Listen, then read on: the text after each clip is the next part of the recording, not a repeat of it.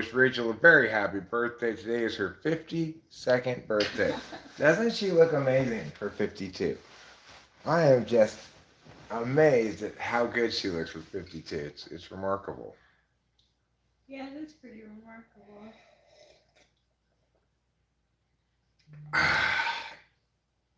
So, made a little trip out to Oakland today.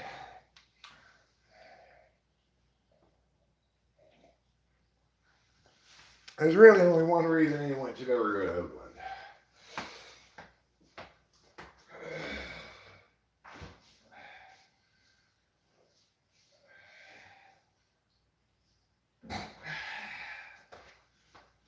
And that is for mushroom tea. Well, for mushrooms.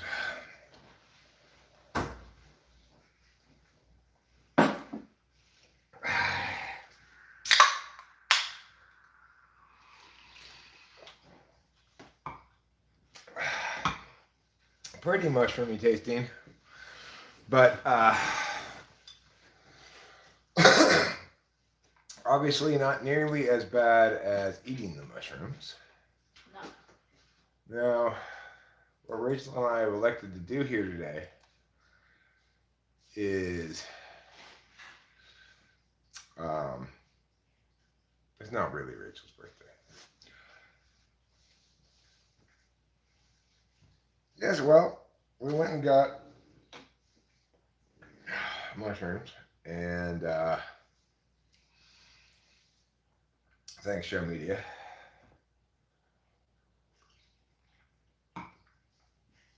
And we just drank the tea just now. I just drank it. And we made the tea out of a ½ ounce of mushrooms. So we're going to each drink a ¼ ounce of them. Which is a fairly large dose, I guess. For most people, for a lot of people, it would be a large dose. For me and Rachel, you know, we are old heads. We do a lot of mushrooms, so it's not so much of a big deal, probably, for us. It has been a while since we've done them, which is nice. That's how you get you get to trip hard instead of too gentle. Is you make sure you left like a full week between the last time you did them. And it's been at least that long, I think. I'm pretty sure. Maybe even longer than a week. So, I'm expecting good things for today from these mushrooms that were called Cambodian. That's their strain name or whatever you want to call it. Cambodian. I got a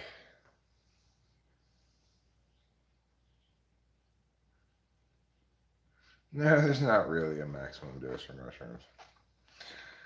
The thing is, if you eat them on a clean head and you eat a whole bunch of them, you'll trip really hard, you know. This is probably the most I've done today on this clean of a head, maybe ever. But you know, a clean head for me is still dirty compared to somebody with a real clean head. Thank you, Winston's mom. Hi, Show Media. And one thing I wanted to do on stream, Rachel, could you hand me that box? Sure thing. First, actually, do you have that other thing still down here? Or do you take it upstairs? I have it. Oh, it's down here still? Yeah. Let's bust that thing out first. Yes. So, somebody whose name rhymes with Schminston Schmom was kind enough to send us a couple of gifts. Yes. She sent this for Rachel. Yes, thank you so much, Winston's mom. I was going to email you, but I figured that telling you on a live stream would be easier. And I thought it was strawberries, so I didn't have my glasses on. She informed me, no, it's peonies. Because Rachel had mentioned she likes the smell of peonies. Isn't that Yeah. one of the nice of It's very Winston's mom? sweet. Yes. Now, there's another box that I haven't opened yet. That's also probably from Winston's mom. I'm almost sure. And cause, well, it is because she's the only one who mails things to host Eric. Peonies. Peonies is not a fancy way of saying penis. It is instead a kind of flower. This is the box. Let's see what Winston's mom got host Eric for his 38th birthday. I decided that Rachel and I are going to switch ages. I'm 38, she's 52. Yeah. Probably accurate. Yeah. Spiritually. Spiritually, yeah.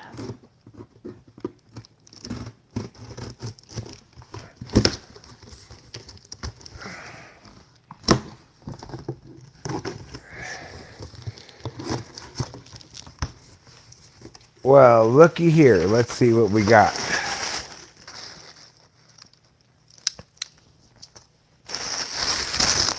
I do believe. Oh, yes.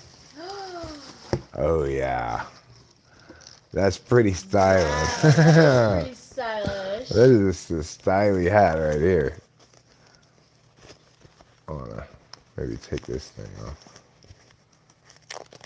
There. It comes right off.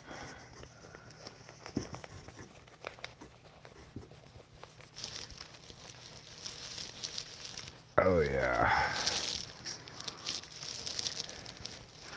You could call it a cowboy hat. You could call it a Oktoberfest hat. An Oktoberfest for sure. Or a combination. Yeah, there's no head in this hat. It came without a head. I'm supposed to provide my own head. Wow, that'll provide a lot of shade. I could go, with this hat too, I could go up to people and pretend to be a ranger. You could. How you folks doing today? Ranger.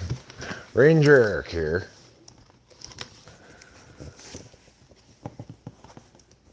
I look like Clint Eastwood ready to direct his next flick. Well, I was wearing this hat earlier today.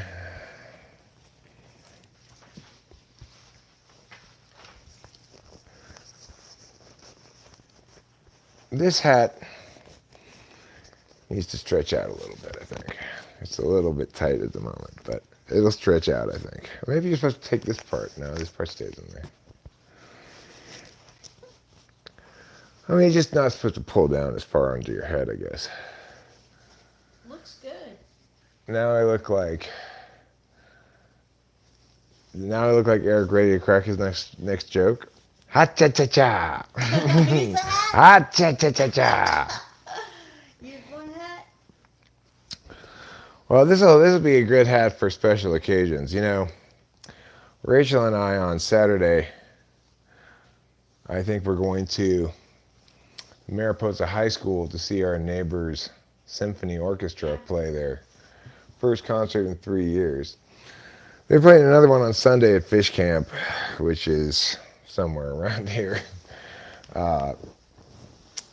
And, you know, they play some of their concerts at Yosemite Park, even outside.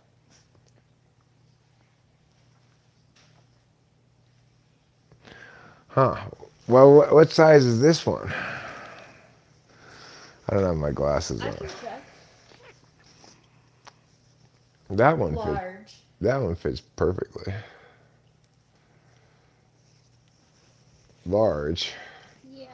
Is that a hat size? It says large. Or L. Maybe just L inside. Do you want me to see if it says numbers? It's fine. Whatever. There is a gift receipt included. Thank you, Winston's mom. And I will. I mean, it doesn't. It like fits. It doesn't pull down as much as I expect it to. But it may just be the style of hat. Maybe I need a 7.5. I don't know. I almost bought a pair of shoes the other day. Yeah. Yesterday, I guess that was. Mm-hmm. We went into town, and yep, Rachel turned 52 today, Ruben. She turned 52. So we're back to being 14 years apart now, because I'm only 38, of course. What's like a rhyme with 52? 52 and... Thrifty poo. Yeah.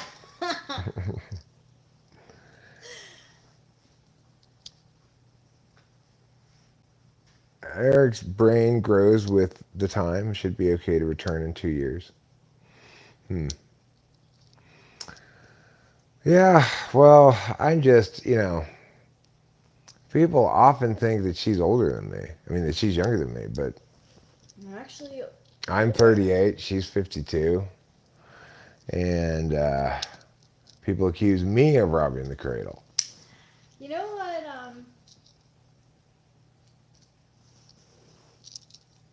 your 52nd is sneaking up on you too, Rubenar? Look at that, we can celebrate together. Yeah. So it always makes me feel better when I hear about a couple in like celebrity town that has like some years apart from them.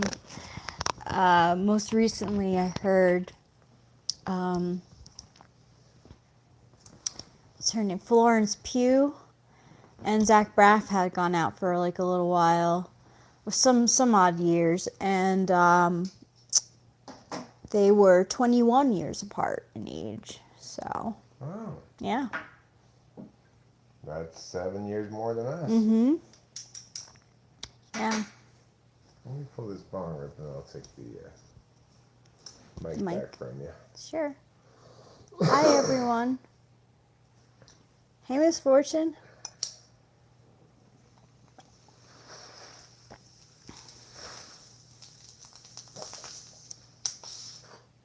I mean,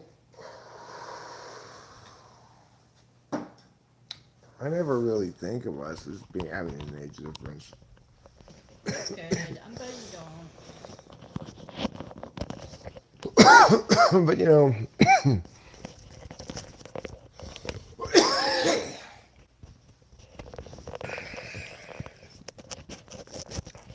I'm kind of that way in general. I'm very egalitarian. I tend to treat everybody the same. Mm-hmm, you do. You come from a very neutral space. Yeah.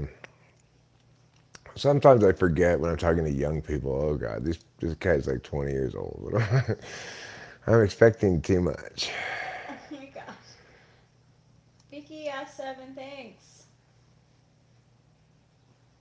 Where did you go? Where did it go? Oh, there it is. There it is. It's actually host Eric. Yeah. Vicky, a 7X, I cannot tell a lie. It's actually my 52nd birthday. Rachel's not 52. She's younger than that. Yeah. She's one half of a gay couple. Mm-hmm. I'm the other half of the gay couple. Yeah. We're one of those Hollywood couples that get the name like Rich Eric. Rich Eric? Yeah. I like that. Like Brangelina. Yeah, like Brangelina and Bennifer.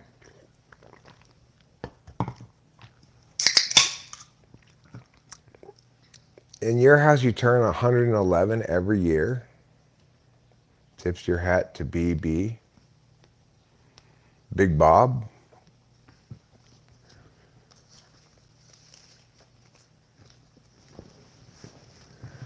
Yes, it is my birthday, Eliana Diaz.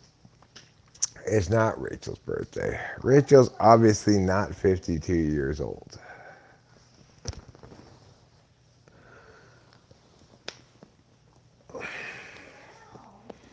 That would be very surprising if Rachel were 52.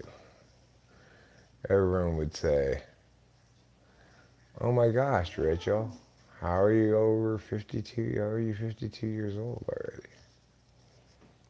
Go Q10. You guys are making me regret my title. It's not really Rachel's birthday, obviously.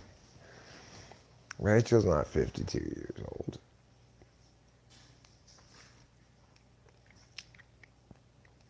Yes, it's my 38th birthday.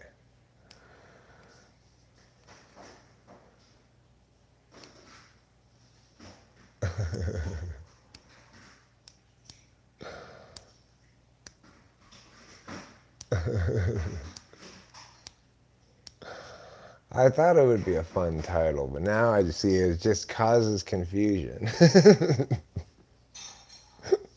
Thanks. Thank you for the congratulations on the new hat. Winston's mom, thank you very much for this lovely hat. These are all the hats you sent me are just beautiful hats.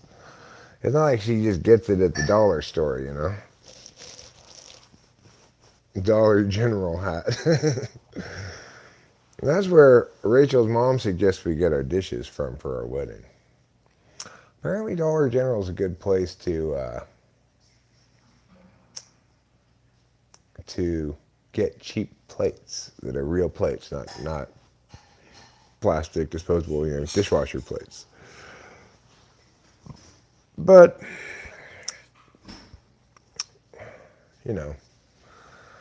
that's a very ESTJ suggestion, right? You know what you should do for your wedding? You should get your plates at Dollar General. I was thinking about that on the ride today, actually. I mean, it's not like it's a bad idea inherently or anything. No. It's just it's very FE8, super unconscious about FE, because people don't want to remember about their wedding day. I got a deal on plates at Dollar General. That's not the key thing you want to take away from your wedding day. No.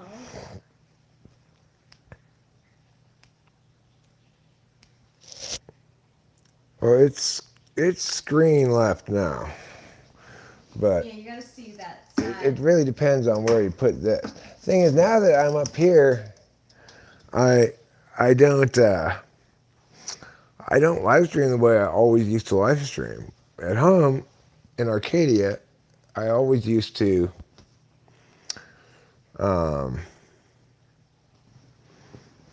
use the computer with the little camera that comes with it. And that was because in Arcadia, I could smoke where I was streaming. Mainly, I smoked in the back house, which is where we streamed. Now that I'm home here, well, I don't want to smoke cigarettes inside the house. It's like I'll smoke cigarettes inside my dad's house, but not inside my house. It was the back house. It was the back house. Life was miserable. Anyways, like, fuck it.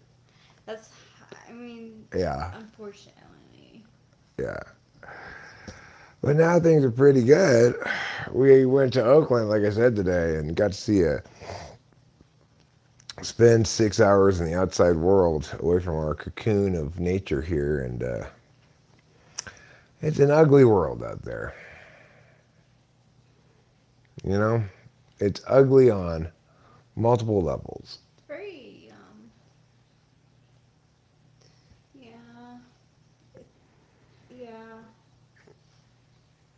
She has to spank me 52 times, Bobby. Oh. That's what happens on your birthday. It's a good thing you patted tush. Yeah.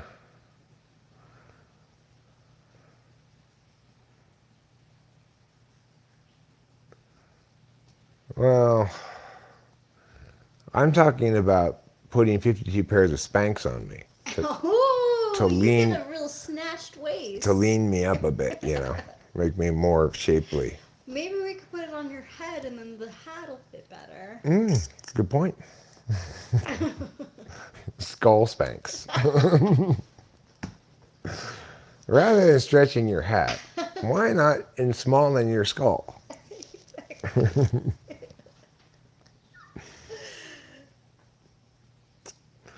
So yeah, we boiled a half ounce of mushrooms called Cambodian, and we split it. So we took a quarter. It's tea. It's not quite. I suspect it's not. You don't quite get as strong as you do if you eat it, but Depends. Some 2 times ago, I was like, she was my client in a typing session. That's how I met her. But I knew her from the comments and stuff before then. I appreciated her comments. She always commented on my music, which I appreciated. that's how we met. And then I was like, "Hey, girl, sup?" And she was like, "Not much." It went down like that. Yeah. Yeah.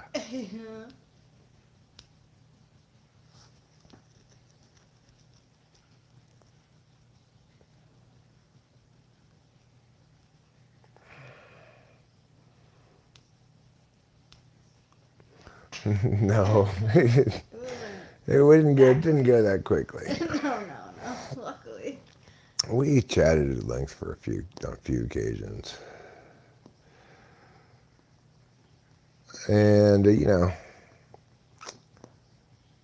it was a rough and tumble beginning for any relationship to have,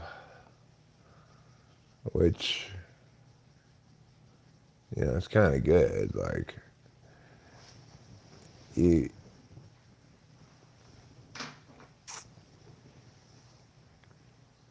it's like everything now, from now until the end, will just be just less crazy and difficult than before now and to the beginning. Yeah. Yeah, that was as challenging circumstances as people can have a relationship in, and we pulled it off successfully. So Yeah. I've kind of gotten over. I still have insecurities, but I've gotten over but there's someone better out there for you. Like phase. you still haven't gotten over it. You're my dream woman, Rachel. There's nobody out there better for me. You know, I take into account the time invested already too. It's significant. Thank you. It means a lot to me. Here we are again at the magical convergence, all the special famous people. Yeah. Yeah, here we are again. And as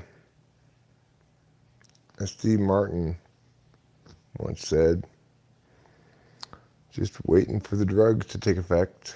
I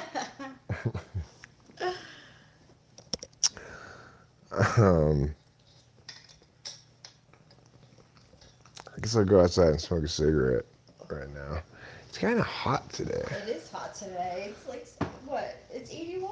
I don't feel mushroom cold with it this warm outside. I wonder if I'll feel mushroom cold outside when it's 80 degrees.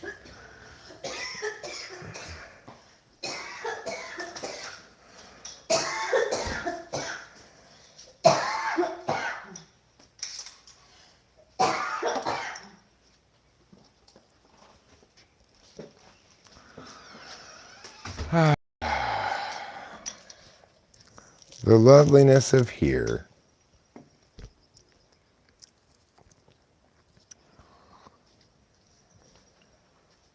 After a day out in the ugly, unkempt, humanity overrun nightmare of a megapolis that is California. It's beautiful to be back here in this little cocoon in the middle of California, which has got these got just wilderness on three sides. Yeah.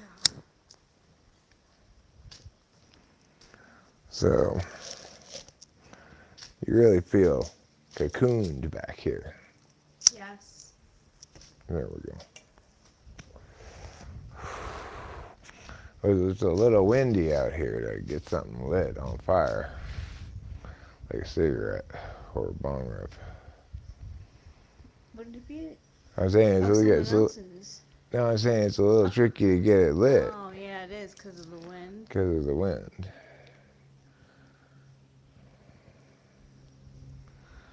Ah, I can't believe I left the fan and the window open. I can. Yeah, you can, of course. You know me.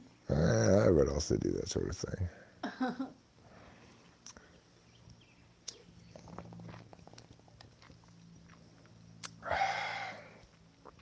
You see that like mud up there on the corner of the window? Yeah.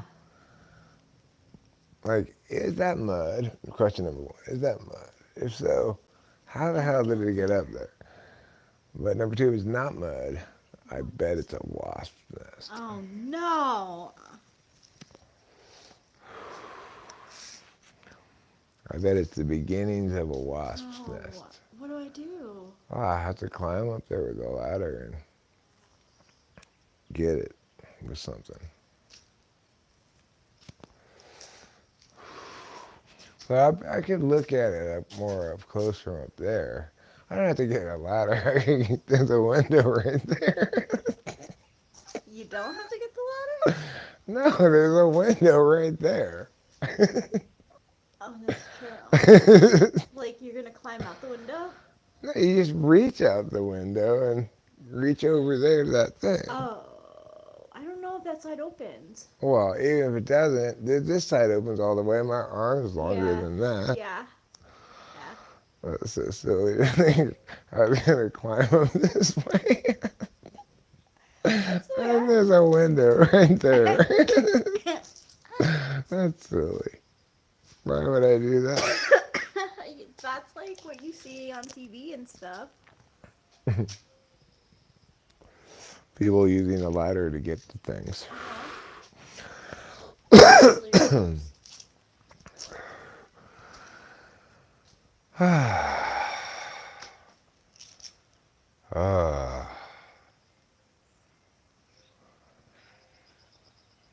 I'm feeling all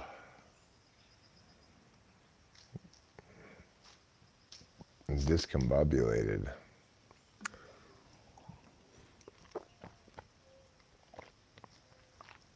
You get something in your eye? My allergies, I think. You got your allergies in your eye? Yeah. Well, we have Benadryl, you know. That's true. You ready to go back inside? Yes. Are you? Yes. Could you open the door?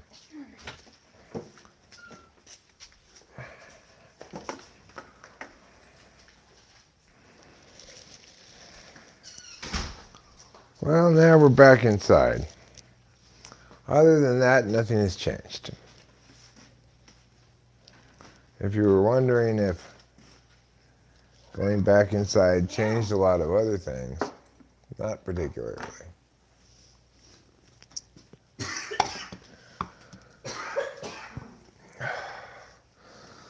Now I feel a little bit cold.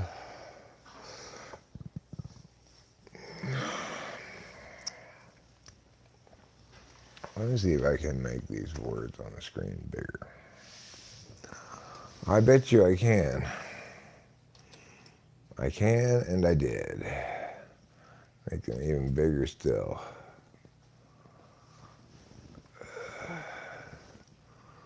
Let's see. Reach out the window and grab yourself a fistful of mud. It's good advice. It's not even a fistful's worth of a fistful's worth of mud. That's like a quarter's or $50 worth.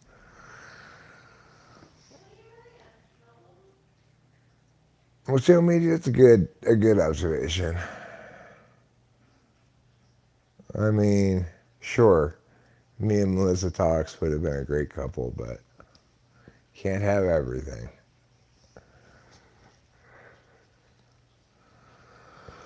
Ruben, we'll leave that up to you. You can be the one who marries Melissa Talks.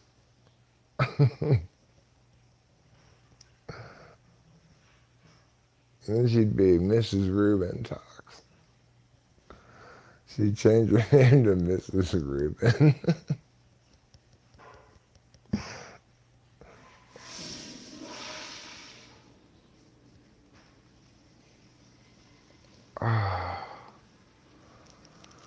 I got the drug sweats.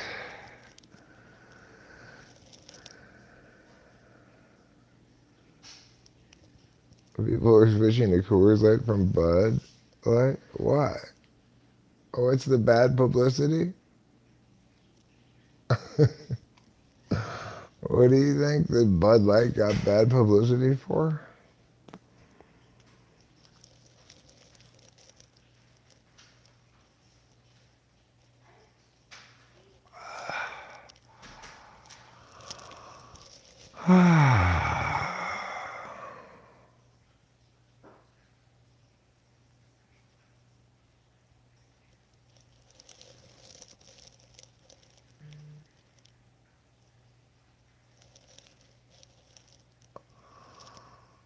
I'm constantly surprised that people will stop partaking of something they like just to make a political statement.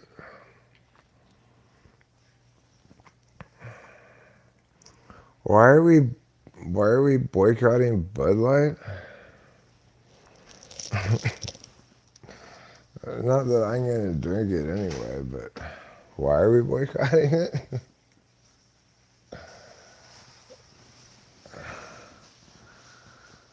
Because they did something bad or whatever.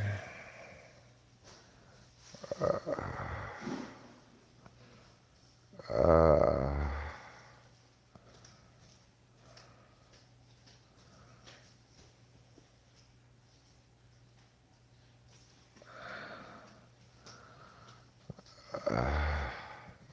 I had the drug sweats. I'm feeling all serotonin-y. Wow, Yeah. that's good.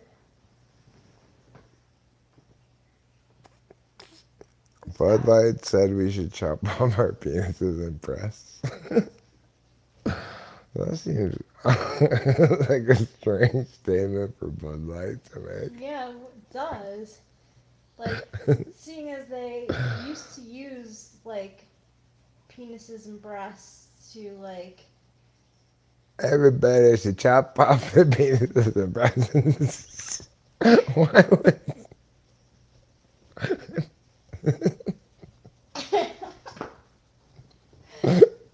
Why would Budweiser issue a public statement that says everybody should chop off their penises and breasts?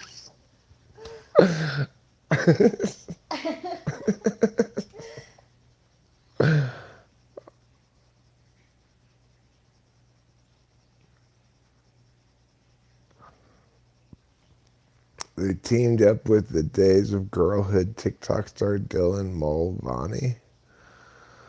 I don't know anything about that. So, it doesn't matter to me. I'm not going to drink any Bud Light in either circumstance, so even if I were ever going to drink alcohol, it certainly wouldn't be Bud Light. it's like a college kid's drink. That is so gross. It's like water. Bud Light. I'd rather drink Coors Light than Bud Light. I don't like Coors Light either. But I guess they're both about as bad as light beer from Miller. Yeah. They're all about the same badness.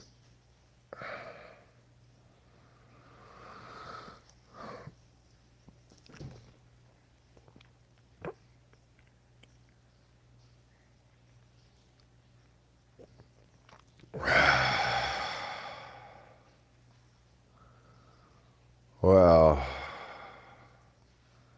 anyways, I have on occasion gotten Coors non-alcoholic beer called Coors Edge because it gives you an edge over people who are drinking regular beers. I guess that's what they're thinking. But then what are they telling their main customer base? They're saying to them, you're losing your edge. Oh.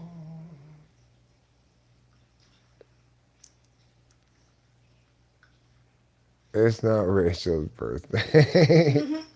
I regret that title. I thought it would be a funny title, but everybody thinks it's Rachel's birthday. No, it's my birthday. I'm 52. Why, Rachel's not 52, obviously. That's why it's got a question mark. Rachel's 52 years old today? Question mark, exclamation point. It is Eric's birthday, Carrot. So. Yeah, it's my birthday. I'm 52 years old today. The wrong word in that sentence is Rachel. It should be replaced with Eric.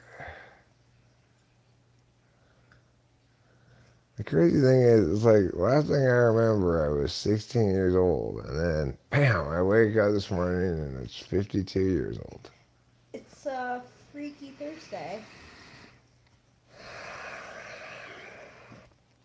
You want her skincare if that was the case? Yeah, well. Yeah. Yeah, there aren't very many 52-year-olds look like Rachel. I'm not going to look like Rachel, when you're 52? two. Well, you do age very gently. Compared to me, I age with massive wrinkles and crevices. Your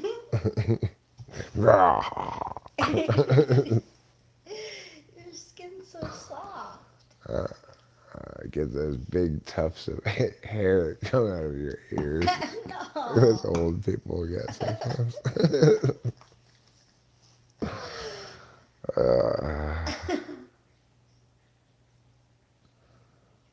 I'm just settling, letting the mushrooms settle. You know, you gotta let the mushrooms settle for a bit. Let your system get accustomed to having a lot of mushrooms in them. Now that Mommy and Daddy are home, you should play nice too. Now that we're here, there's nothing for, I mean, when we're not here, there's nothing for trouble to be jealous about. Yeah, he gets very jealous.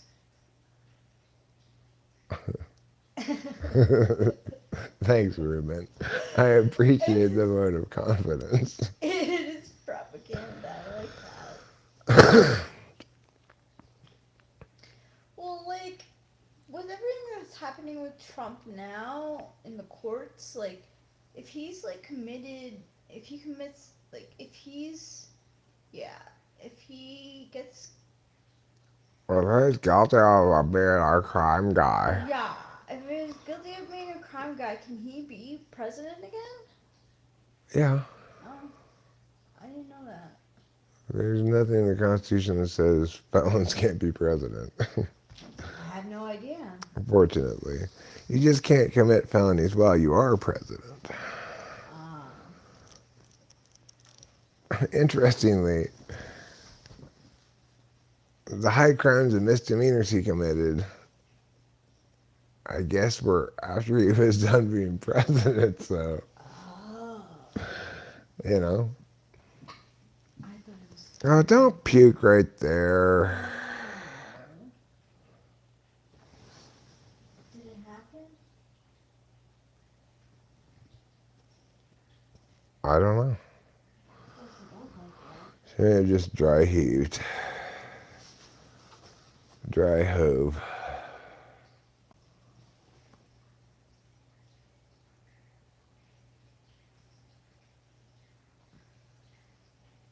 YouTube video titles would never lie to you. This one didn't lie to you. It had a question mark and an exclamation point, not a period. Therefore, it should have been read as an excited question. Questions can't be lies because they're not statements. Did you go to the store? How could that be a lie? You know, it's not possible for a question to be a lie. Who's dividing his own fan base? I think Trump said he spoke ill of a part of Florida. Oh, well. I still think people will vote for him. Trump hates everybody. Trump hates everybody who's not rabid Trump fans. But Florida, like Florida, I'm pretty sure voted for him. There's some part of Florida probably that doesn't like him. Yeah. He probably wanted to specifically talk shit about that part of Florida. He got wind. I got wind that you guys here in this part of Florida aren't down with me, so fuck off. Totally what he would do. Yeah. Let's put on this Rangers game. I'm very mushroomy, and I also don't have any amphetamines. Mm-hmm. So it actually feels a little bit taxing to even talk right now. I just want to sit here and watch the Rangers play for a second. So you guys just chat among yourselves for a second, all right?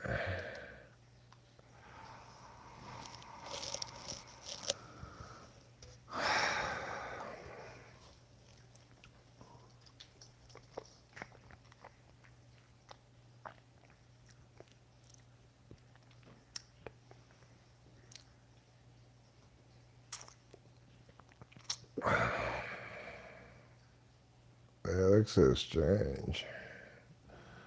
It looks like when they're all going around like that, it looks like they're all a bunch of lines. like they're all stripes everywhere. See how many stripes there are? Yeah, like on them, on the players. Yeah. Yeah. There's a lot of stripes. A lot of stripes.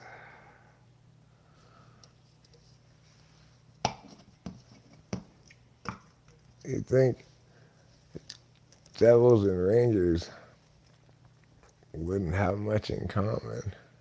But one thing they have in common is their fondness for stripes.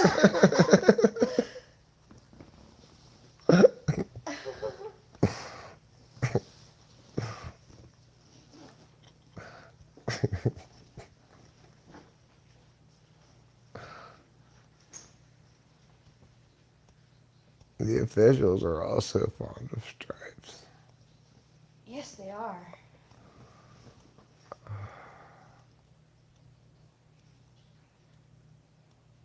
Unbelievably, I actually feel a little bit cold. It's not cold in here, though, is it? I don't think so. I wonder what temperature it is.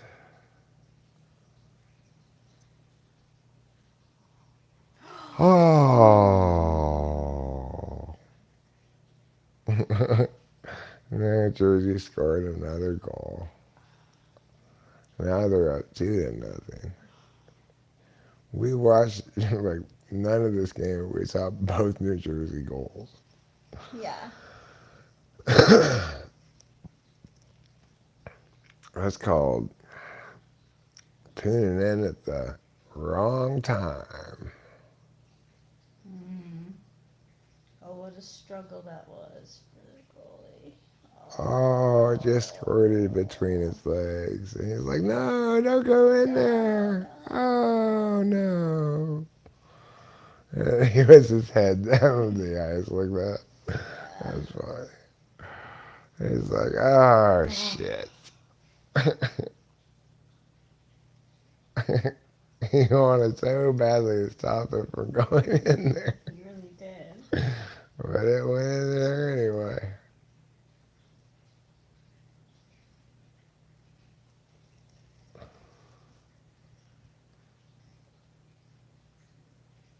Let's go, Rangers. Yeah. Did they score? Oh, No. they didn't. They're just fighting. They're just fighting. So I think the goalie covered up the puck. Frustrating. Well, it's a makes for a face-off, and New Jersey's half of the ice, but it was right there. They just had to push it in the goal. Instead, he just hit it right into his glove. That's not where you should have hit it. Hockey's funny. Hockey's I consistently find myself watching random hockey games over other sports, strangely, because I've never been a hockey fan.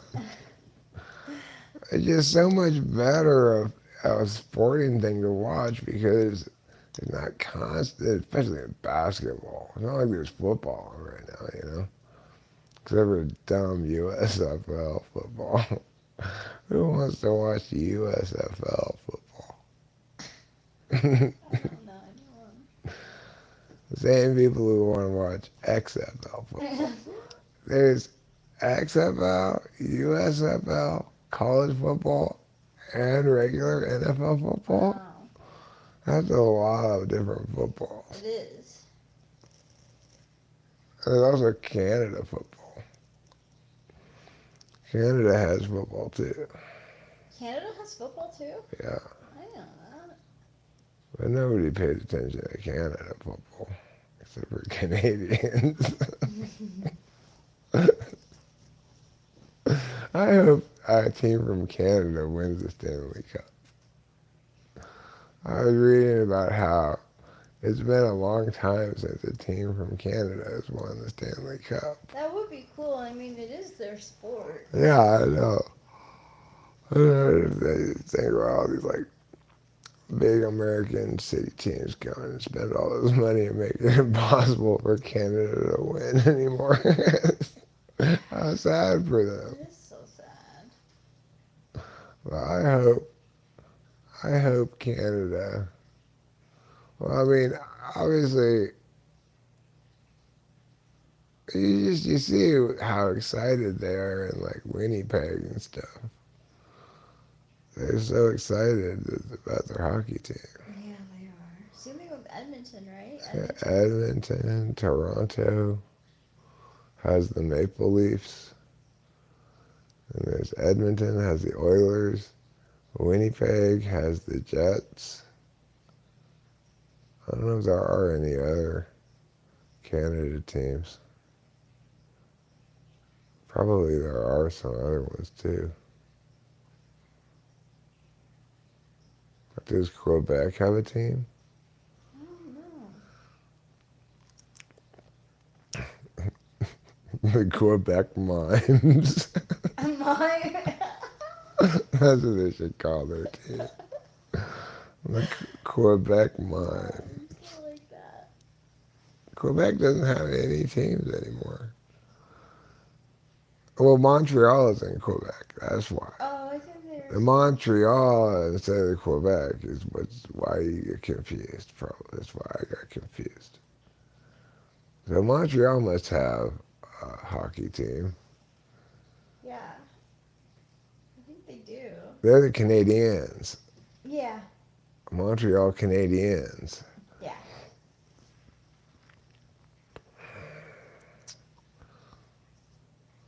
So I guess Quebec does still have a team. It's just not called Quebec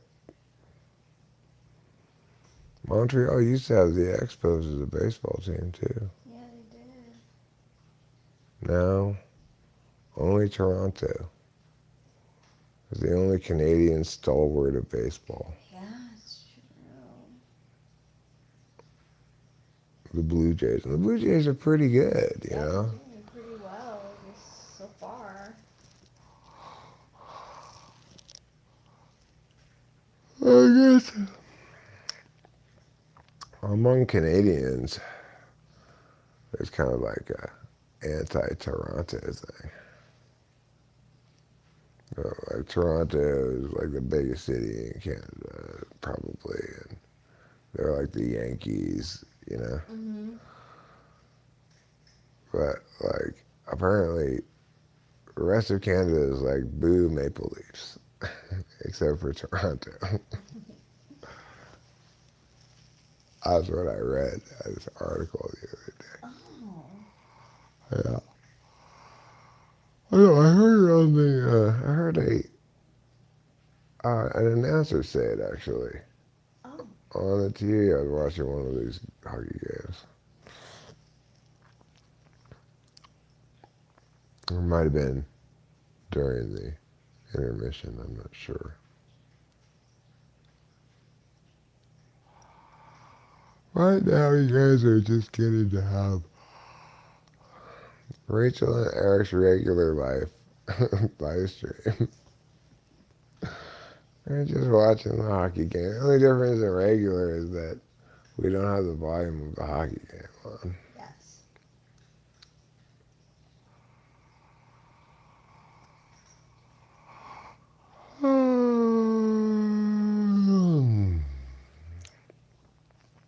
And also, I'm probably a little bit more yawny than usual.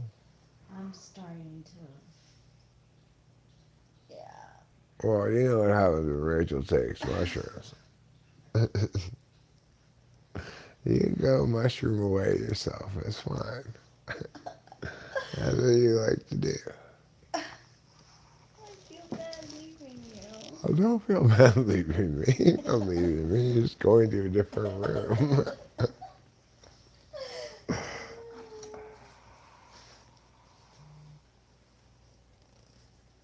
I'll be listening to.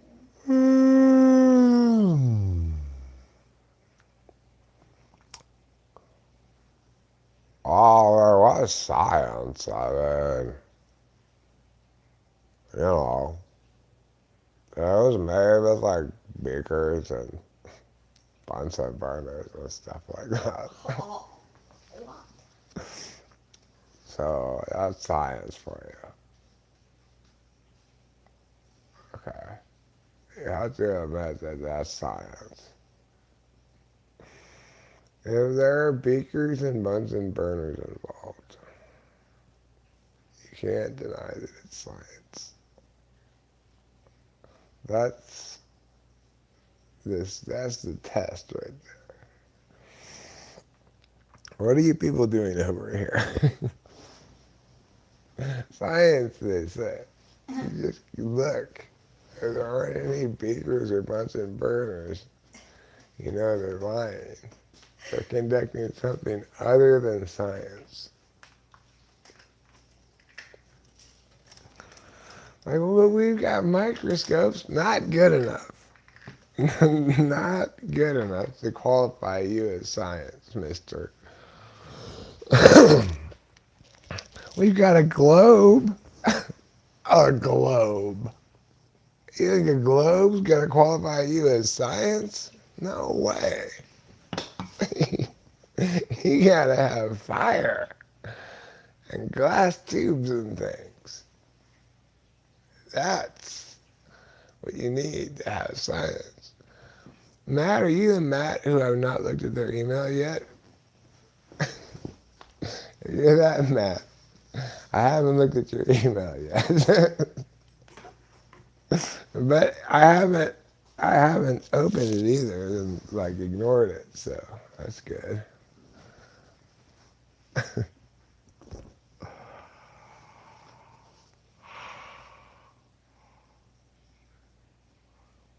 You need a couple on INTPs. You need a couple of people on top of some INTPs. INTPs have it roughing up already. Okay, do not need to have a couple of people put on top of them.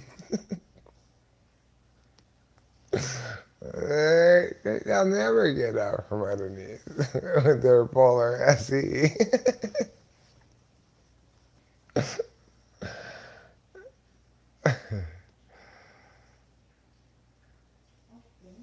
I haven't looked at it, but I haven't not looked at it either. Exactly. Exactly. It's in my pending things to look at pile. Things that I plan to look at. Not things I just throw away, right? Those are the two categories of things. Things that I plan to look at and things that I just throw away. Or it's something from Delilah. Those are the three possibilities. I look at Delilah's stuff right away. Delilah never communicates with me unless there's a good reason to. What she did today, she called me to say happy birthday. I was faintly annoyed by it. I was like, what are you calling me for no reason for?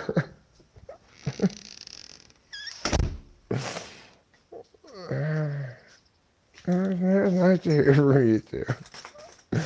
It wasn't to hear from her and everything, but we were in the middle of listening to something, I think.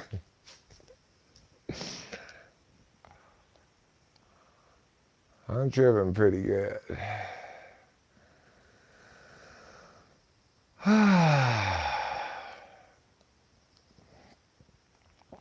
Yeah, I'm tripping pretty good now. That's good.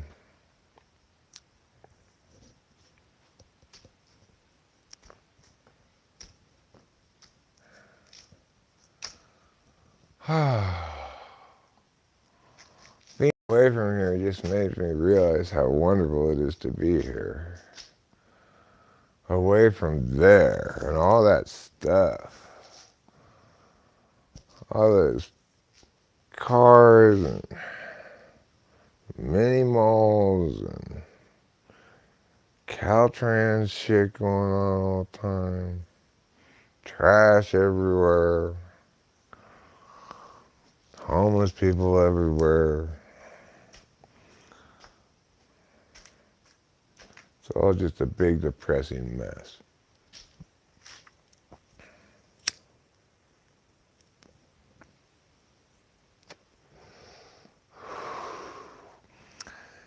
Here, cocooned against nature is the opposite of a big depressing mess. Here, I get the newspaper, and I'm delighted to read about my neighbor's upcoming symphonic performance. You know, that's so much better than other place.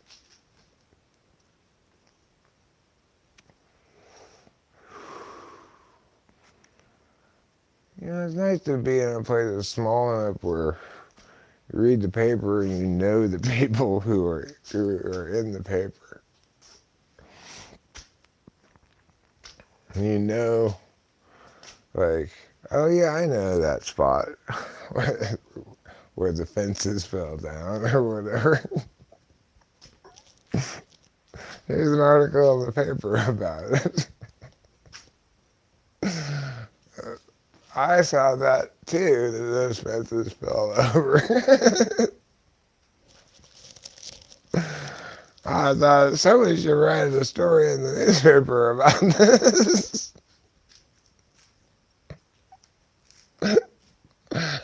I didn't really think that. But I'm glad somebody did. I don't know if they wrote a story about that or not. That's not the point. That's just an example, okay? That's just a hypothetical example. I don't think the newspaper actually wrote a story about those fences that fell over that I'm talking about. Rachel and I drive by and we say, well, they still haven't fixed their fences.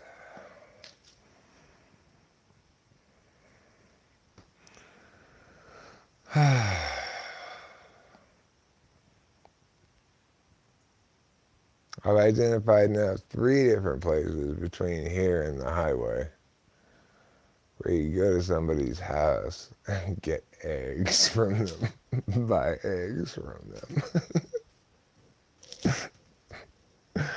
I don't know if we're ever going to do it, but we might do it. You know, we might say, fuck it. Let's go buy some eggs from those people right there. We don't eat a lot of eggs. If we ate a lot of eggs, we'd be a lot more likely to buy them from those people. We don't even really buy them from the store.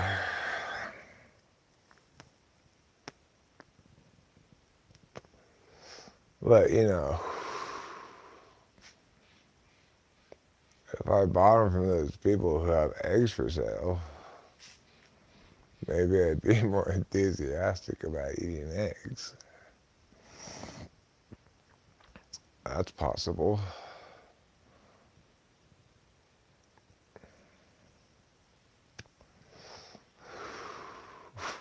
I've even mused some about us getting chickens. And I remember it. Eric, you do not want chickens. Chickens are a big pain in the ass.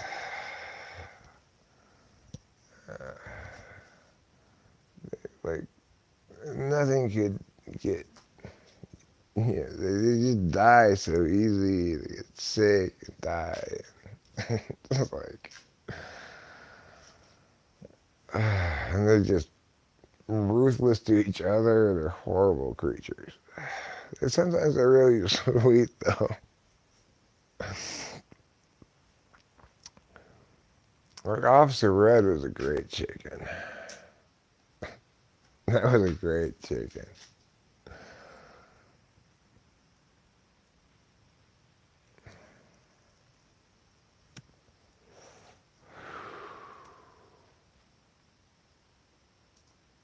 Rest in peace, Officer Red. Like so many others, you are now dead.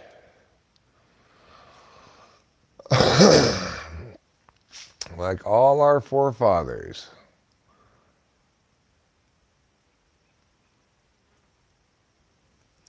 Like all the billions and billions of people who came before us. You're dead.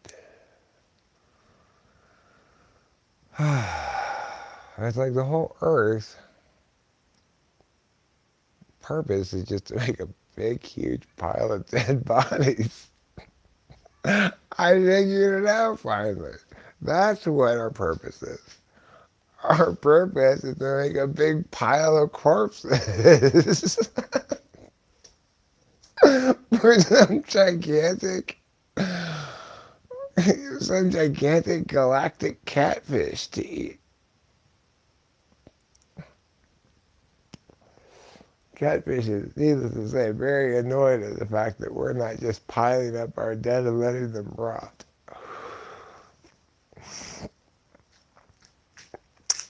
That's the only reason why we've avoided being eaten by the catfish for so long. It is because, contrary to the catfish's expectations, we didn't just throw our dead bodies in a big pile and let them rot.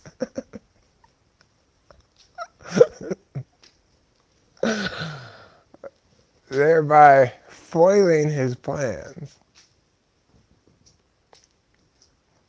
We didn't even know we were up against such an adversary. But yet we managed to accidentally foil his plans. How fortunate for us.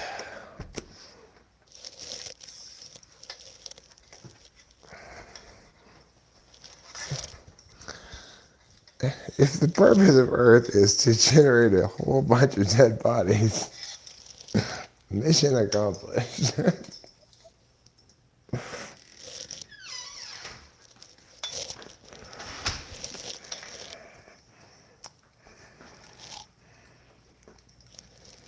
Now,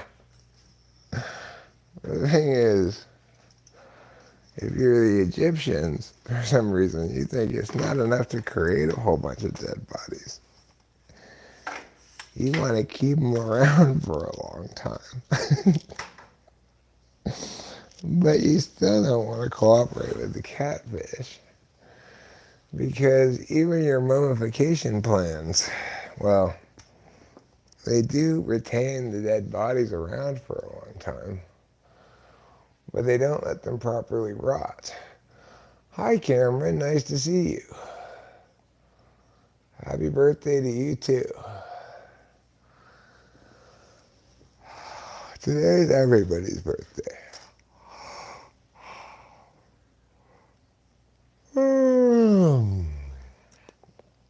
Including me. Which is why well, not why, but, and incidentally, I split a half ounce of mushrooms with Rachel.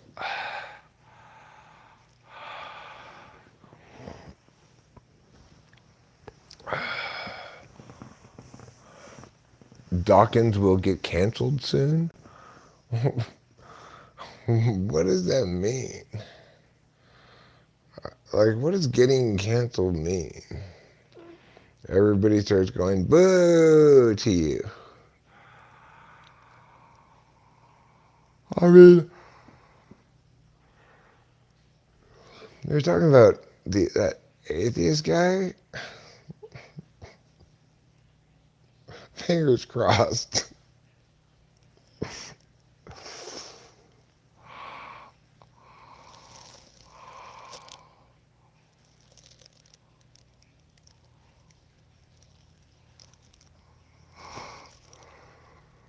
I'm a dead body processing plant. I've eaten 10,000 dead animals. That's a good point. I guess humans then are a big problem if the goal of the planet is to pile up dead bodies because we keep eating them. And then when we die, we don't even let anybody eat us. We just burn ourselves into ashes.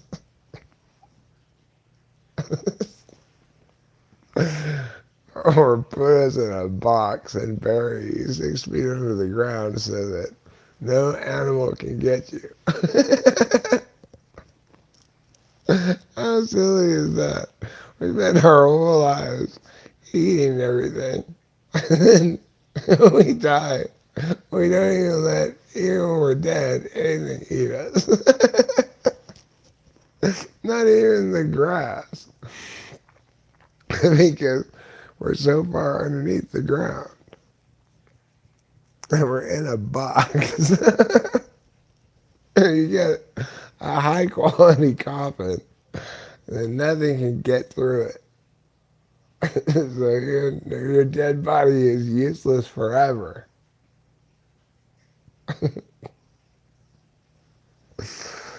No, nature. I will only take. I will never give back of myself to you.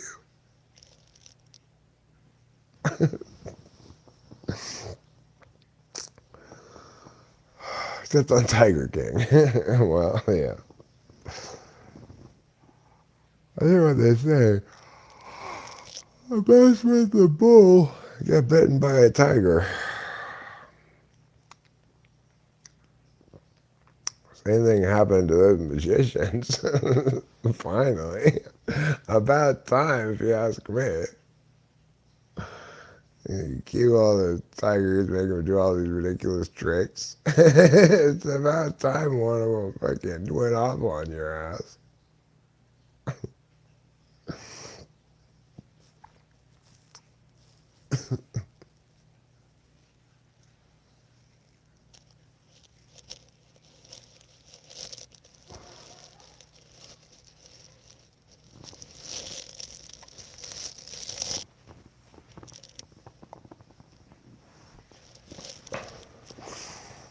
Well, the Rangers are down 3-0 now. I guess there ain't no cure for the summertime blues, just like the song says.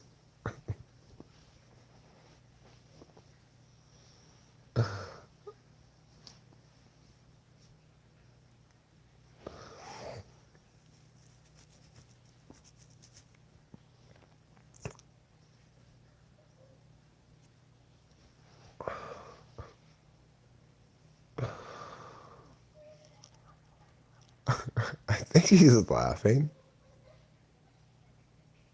I think she's laughing at something upstairs. Is that the sound of her laughing, or is she? Are you okay, Rachel? Oh yeah, okay, she's fine. She's just like, nothing, it's fine. I just heard these sounds. I wasn't sure if you were crying or what. Oh my gosh, I'm laughing. What are you laughing about? For some reason, I'm like picturing a tiger giving us the courage.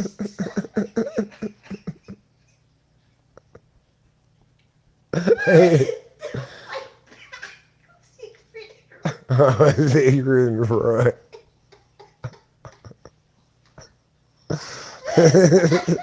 That's just making you laugh so much. It's thinking of Siegfried being mauled by a tiger.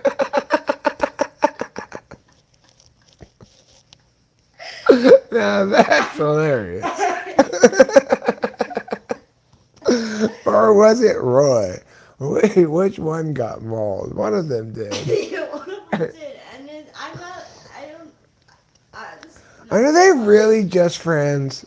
That's the question.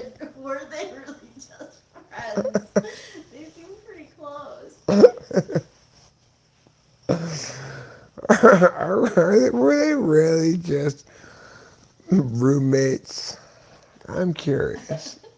Roommates who shared a passion for tigers. Oh my god. No, being mauled by anything is not funny. No, it is kind of funny though. Because you're right, they insist on taking these tigers and making them into their spectacles, their stupid ass show. It's absolute justice that one of the tigers eventually goes, "Fuck you!" and mauls the shit out of one of those fucks. You know, it's not. Just leave tigers alone. You let them be out in the wild. You don't need to have them as your cat. Okay, tigers are not cats. No, they're not. You know? Or you insist on bringing them into your house and be like, oh, that's my cat now. Yeah. Good job, tiger, mauling that fucking idiot.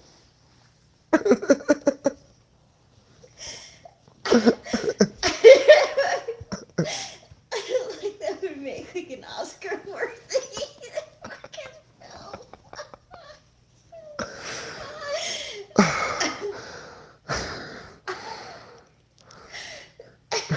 History will regard them as really good friends and roommates. Mr. Bobby says. Okay. Fair enough. Oh, really good friends and roommates. Okay. Tigers are big cats. They just need a more careful approach. All right. All differences are qualitative. None of them are, I mean, all differences are quantitative. There are no qualitative differences. Hmm.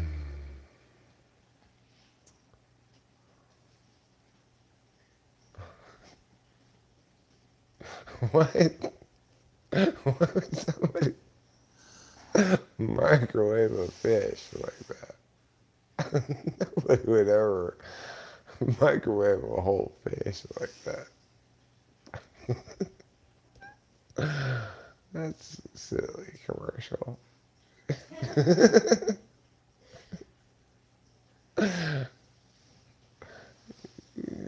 Why would anybody ever even think about microwaving a whole fish? Or any part of a fish? You shouldn't microwave fish. You shouldn't eat fish at all. They're gross. But if you are going to eat them, definitely you shouldn't microwave them.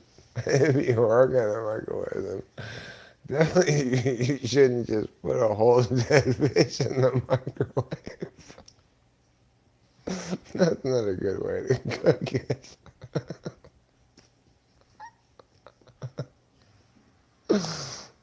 I'm pretty sure. I never attempted it, but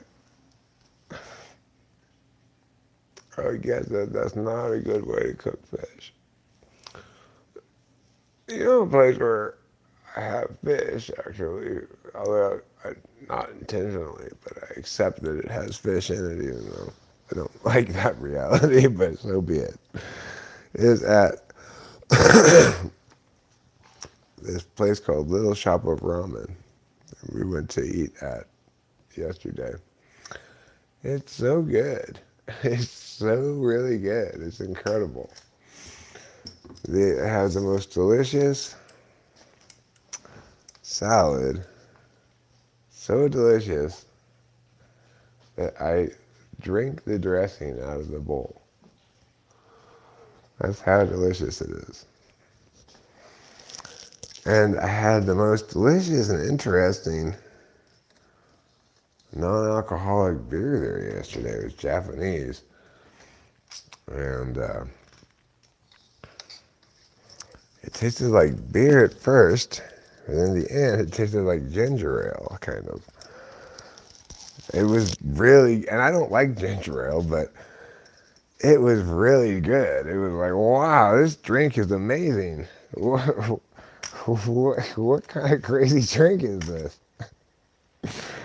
And of course, this is bad PE on Eric's part. You have to go this way. You can't, I don't know why you would even have done that in the first place. What were you even trying to accomplish there? I don't even know. Like, why would I have done that? Anyway, it turns out you can't do it that way, regardless. I don't know why I tried to do it that way, but you can't do it that way. Now, other things you can't do include smoking a cigarette without one, keeping a tiger as a pet without anticipating the likelihood of being mauled by it,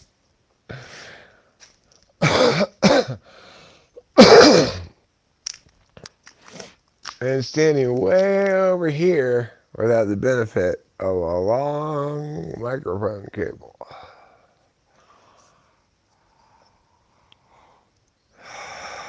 Those are things that aren't possible.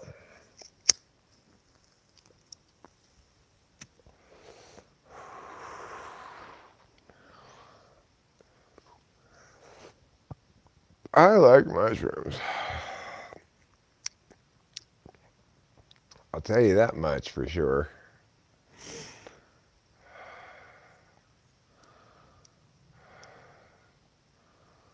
Mushrooms and I are A-okay. I don't have any problem with you, mushrooms. You're welcome over to my house anytime.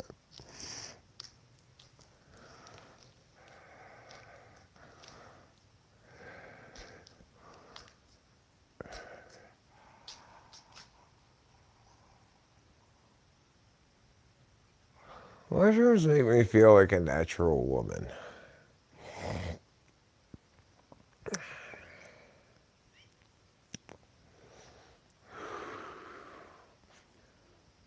I can feel Mother Earth's vulva and uterus, and they're constricting with every breath of me. It's so magical being on mushrooms.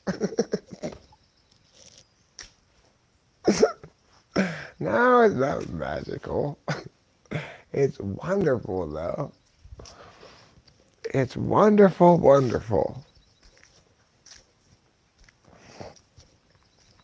I can feel Mother Nature's heart beating in these leaves.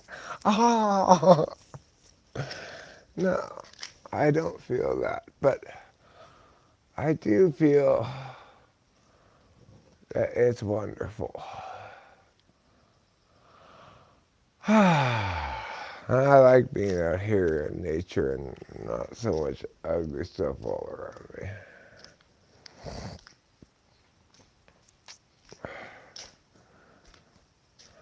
You know, it's like ultimately every bit of ugliness we take in, especially if we're an SI type, it's just a psychic scar. Every bit of ugliness we experience, we just carry it with us. And there's no getting rid of it, you know. This is the thing. You're an SI type. You can't become an NI type and just jettison your experience like ENFJ might tell you. You just gotta move to a healthy spot and gain distance from it. Even then, all those traumatic experiences, small and big alike, you know, it doesn't have to be anything big to be traumatic. Big to anybody else, you know. They'll keep reverberating for the rest of your life. If you're an SI type. I'm not sure if that's the case if you're an NI type, really. In general, I'm jealous of NI types. Except when it comes time for rah-rah. Then I'm glad I'm an SI type. I know how to get comfortable and cozy in bed and stuff, you know. I roll around and go, ah, yeah. That's the good stuff about being an SI type.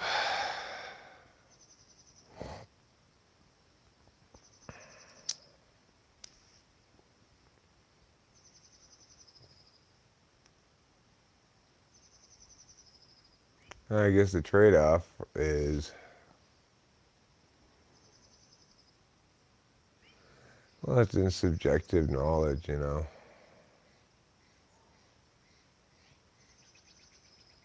How do you know yourself?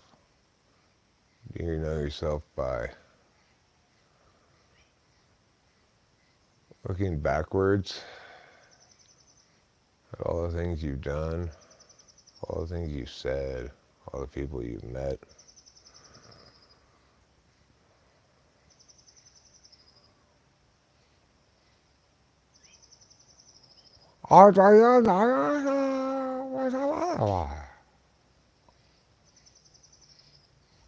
Perhaps by looking externally.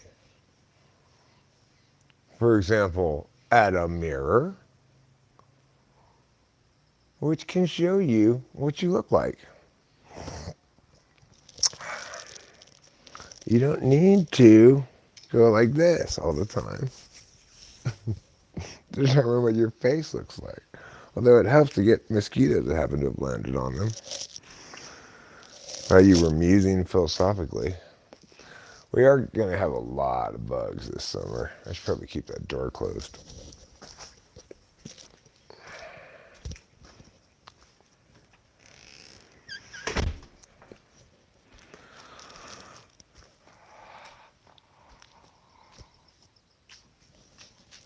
Mosquitoes. That's what inside's for.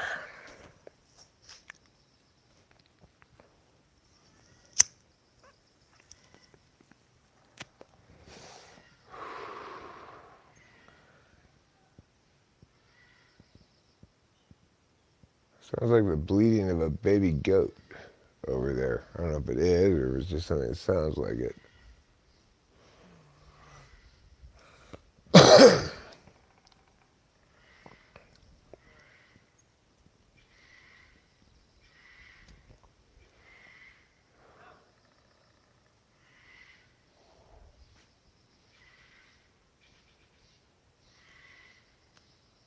Well, some bird is upset about something, it sounds like. I don't know.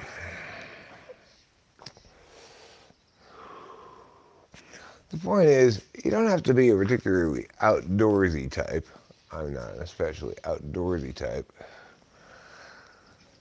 to appreciate living in the outdoors.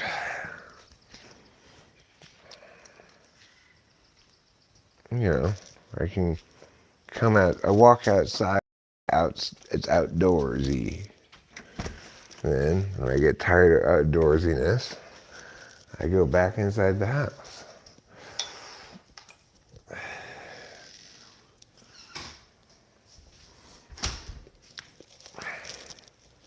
The point is, the important thing is, what's not outside my house is city. There's not city outside, annoying me constantly with his leaf blowers and sirens and helicopters and construction sounds and other annoying things. And peacocks shitting all over my face every morning to wake me up. I told them, can you please come up with another way to wake me up? I have to go outside to smoke, Eureka TV. I mean, you make a compelling argument. Can't you just look out the window, Eric? Well, that is a compelling argument. The answer is no, because I don't want to smoke cigarettes in the house. You may say, Eric, though, but you pull so many bong rips inside your house. Why won't you smoke cigarettes inside your house? Because cigarettes are gross.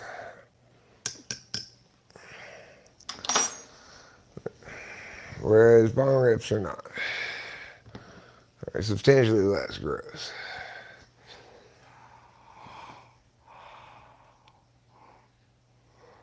It's a whole different creature. If you smoke cigarettes in the house, your whole house becomes a cigarette place. You know, cigarette burns all over everything. Everything smells like cigarettes. Now, I don't smoke. Look, I don't smoke nicotine. I smoke Marlboro Red Shorts, for fuck's sake. Okay? That's the only kind of cigarettes I like. I will make do with another kind of cigarette if I have to. Worst of all, it would be vaping. Ugh. Plus, I like going outside periodically. That's what I realized when I quit smoking for like 5 days. It was like, I miss the excuse to go outside every hour.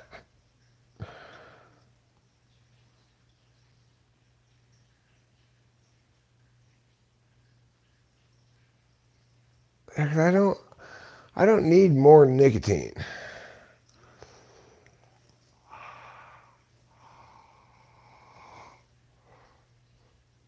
And I don't dislike going outside.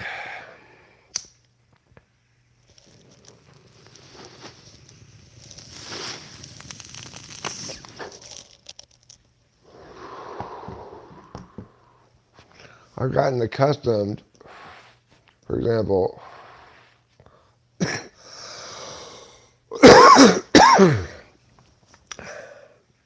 just live streaming like this without needing to constantly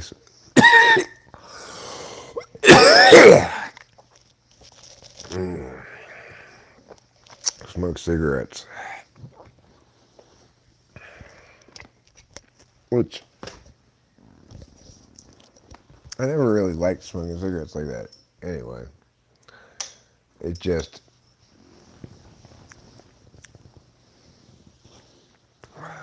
you know,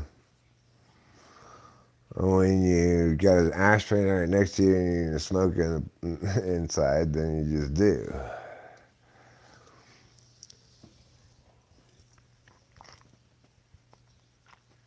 Another thing I like about not smoking inside is doing this.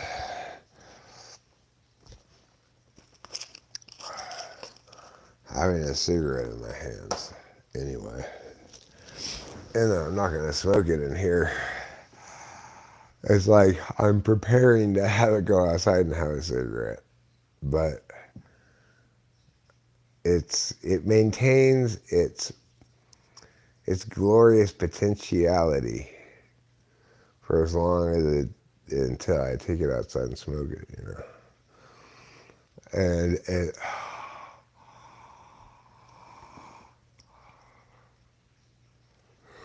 feels the same kind of fidgety thing that cigarettes do if I were smoking inside, you know. Like I started doing this with cigarettes, even when they were lit. I do this with cigarettes fairly often. I used to do it all the time. I don't do it very much anymore, but spin them around like this. It just is a fidgety thing.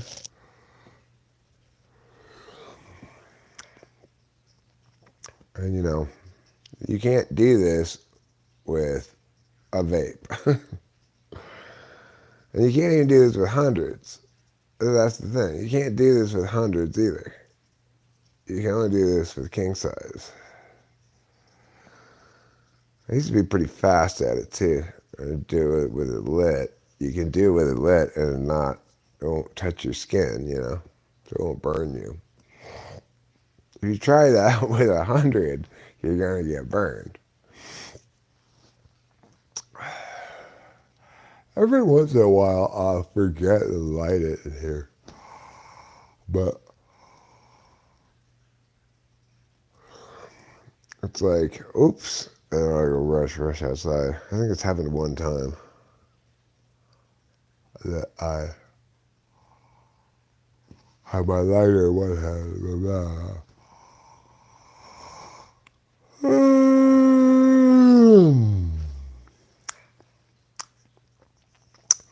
You're gonna have to sell the rest of the smokables to the kids, I guess. Kids love those things.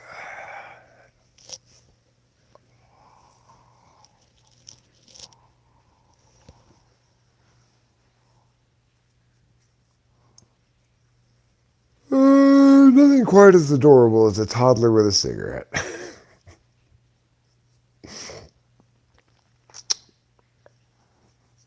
Especially if they're doing this with it. Yeah, that's impressive. It's like that great joke I made up last stream. What do you call Alan Keller juggling 6 dead babies? Impressive.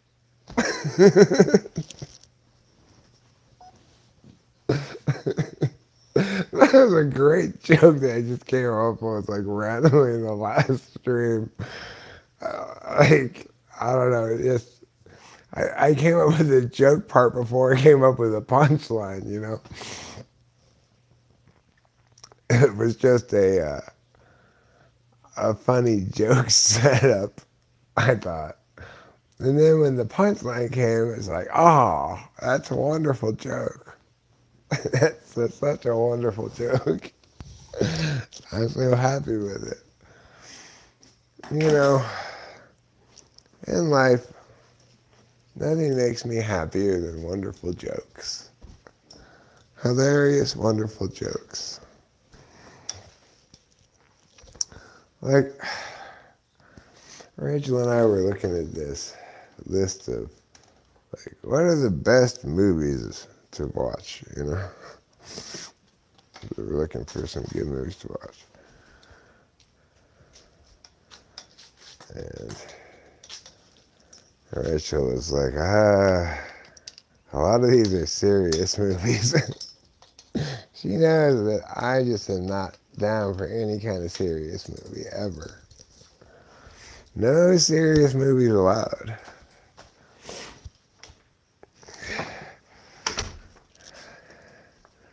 Serious movies are just a good way to put me in a bad mood. They make me feel all serious about things. Oh, war and death and everything.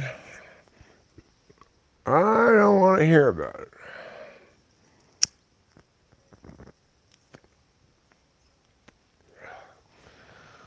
I'm much more in the market for hilarious jokes. And they're hard to come by, let me tell you. There's not that much good comedy out there. When I find it, I cherish it. I cherish it like beef jerky to a pioneer.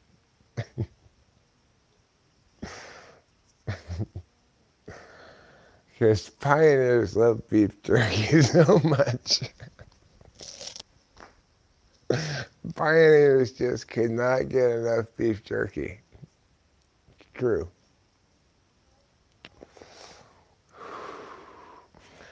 Part of the untold history of pioneers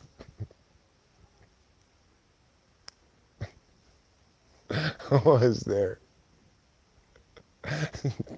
It's not overstating it to call it a lust for beef jerky that the pioneers had. So,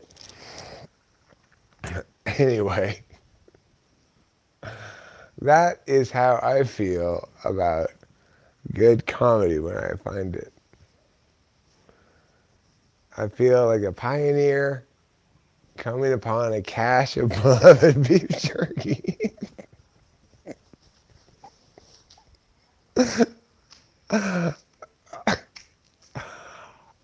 Tar Nation, this be the best beef jerky I ever did eat. And then it just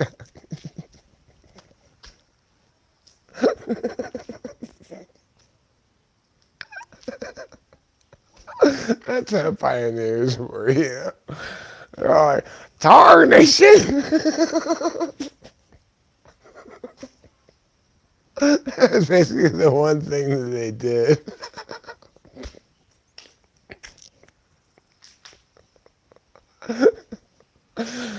Some people said it was an affectation, but I like to think it was completely authentic.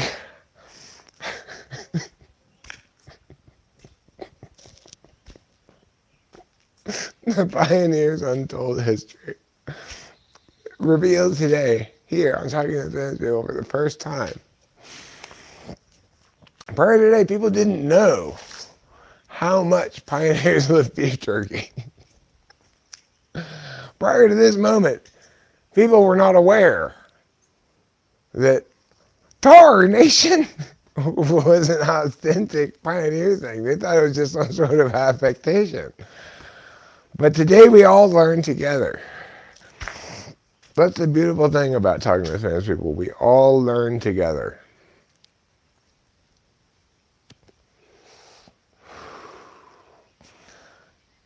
Anyway, hilarious things are a lot less easy to find than sporting events. So I watch a lot of sports, you know.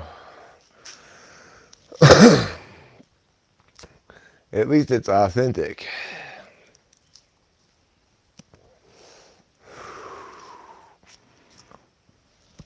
But we've been rewatching BoJack Horseman. Man, that's a rewatchable show, I'll tell you. That's one of the, if not the geniusest show ever. That's the most impressive work of art ever, I think. It's just mind-bogglingly good.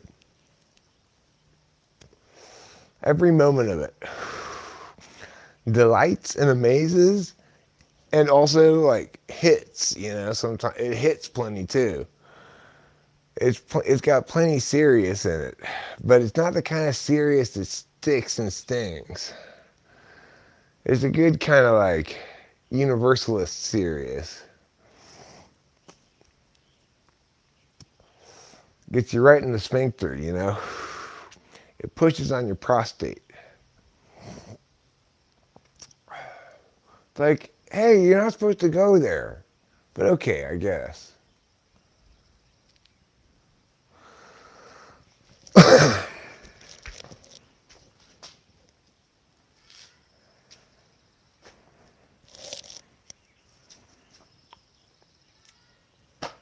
Anyhow, it's a fantastic show.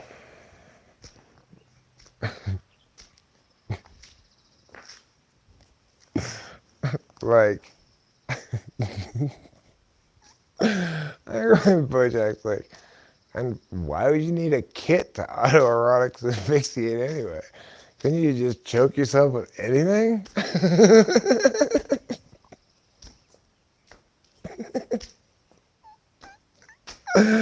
It's fantastic. And then he uses the guy's kit to try to make his girlfriend admit that she loves him by threatening to autoerotically asphyxiate himself.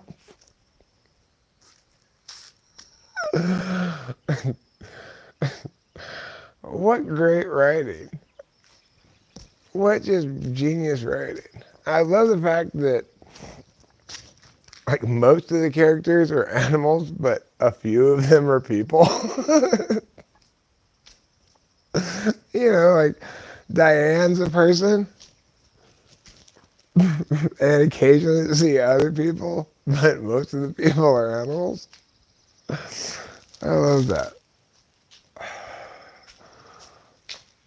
That's really good stuff. Just genius stuff across the board. Like,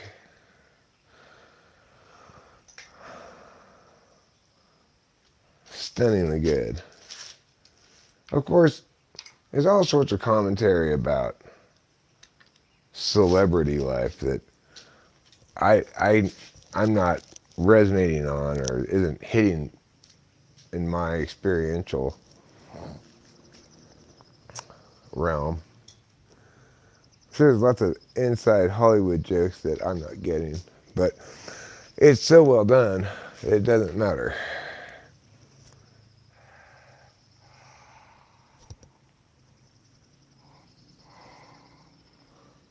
What are those lines?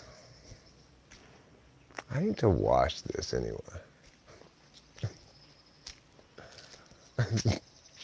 So, you want to hear something funny?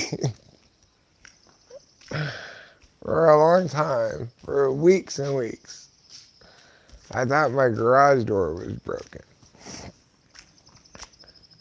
It would go up, but it wouldn't go down. I was like, what the hell? I guess I messed it up when the power was off or something. No. Then the other day I was out here and I thought, wait a second. I bet there's one of those little things that goes, if something curls across it at the bottom, it makes it go back up. And there must be something in front of that thing. Sure enough, it wasn't that there was something in front of it. Is that the two things have to line up so they see each other. And one of them, when I was messing with the generator, I guess I knocked it out of alignment. So anyway, turned out the garage door wasn't half broken. Like I thought it was. A lot of problems around here is like that. It's like, oh no, oh no, there's a huge plumbing problem. We have to replace everything in the upstairs. Oh, it's just this minor little thing.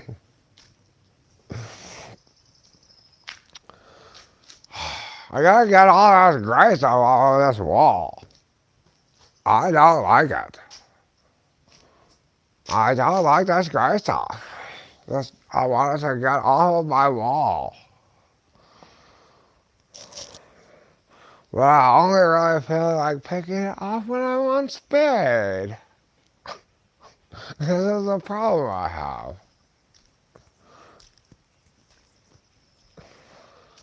Projects I begin on speed. Hey, here's something Eric Tiffany is real thwacked out. Good job. No, but the fact is, I am going to take all this shit off of this wall. It's horrible.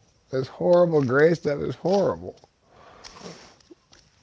It's just, I only really dig picking it off when when I'm really thwacked out. When I'm really thwacked out, it's like, fuck yeah, I love picking this shit off.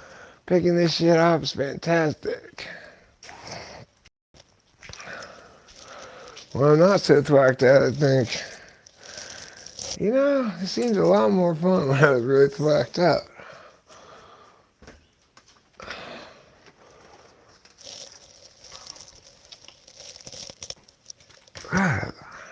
Okay, there's already bugs outside. This is not a good time of day for bugs.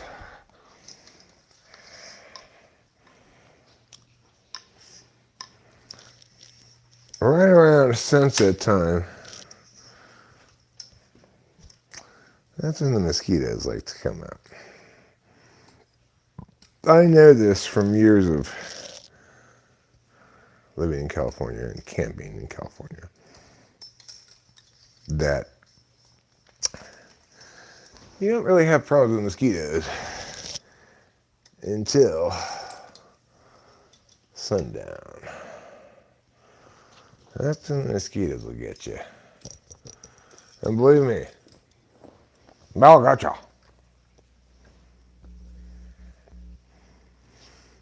The worst time I ever had mosquitoes in California, actually, was not even in the Eras. We're gonna switch you over to shittier audio now, okay? So I want to plug in for a little while. Hopefully you guys can still hear me, just not so vividly.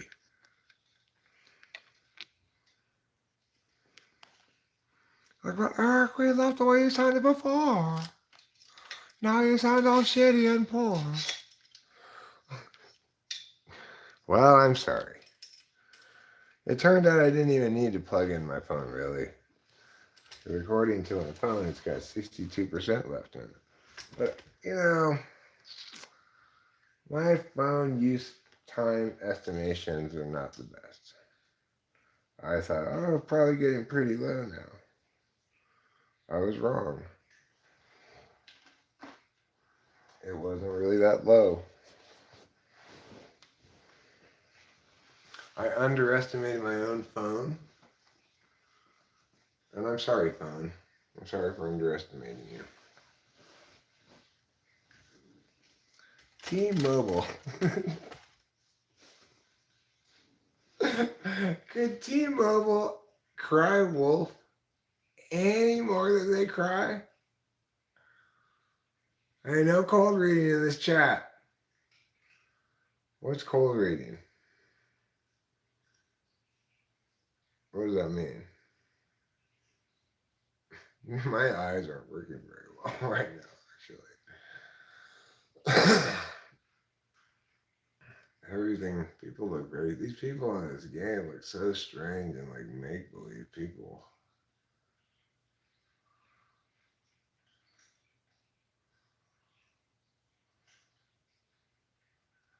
Maybe they are make-believe people.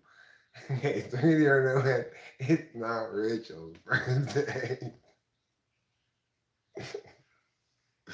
Oh, Eric thought it would be a funny title to say Rachel's turning 52 today. Now, obviously, I'm the one who turned 52 today, not Rachel. If Rachel were 52 years old, she would have to be spending 24 hours a day in oil of Olay. Because oil of Olay, oil of Olay is the only thing that can keep you from gaining any wrinkles. If you want to avoid all wrinkles entirely, then you have to spend all of your life bathing in oil of Olay. See, Eric, it was a mistake, especially having her in the thumbnail. That's what made it so obviously a joke, though, because how in the hell is that woman 52 years old?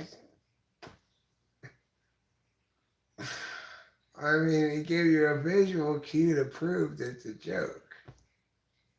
So I don't know. I wasn't trying to be all highbrow with my humor here. You know, I didn't expect so many people to take it literally.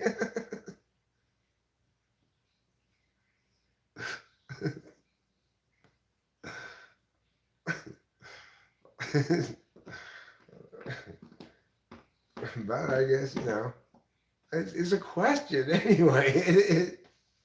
It's a question. It says Rachel 32 today.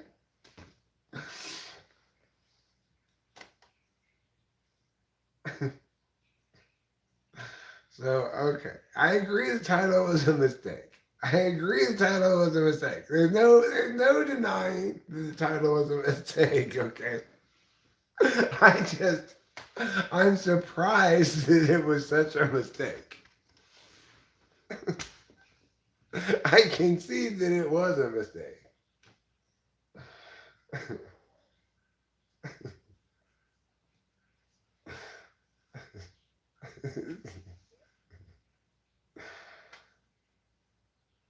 Remember TV psychic John Edwards? Yeah, I remember him.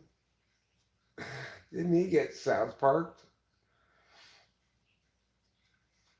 That's the good call, the good kind of canceling. Getting South Parked.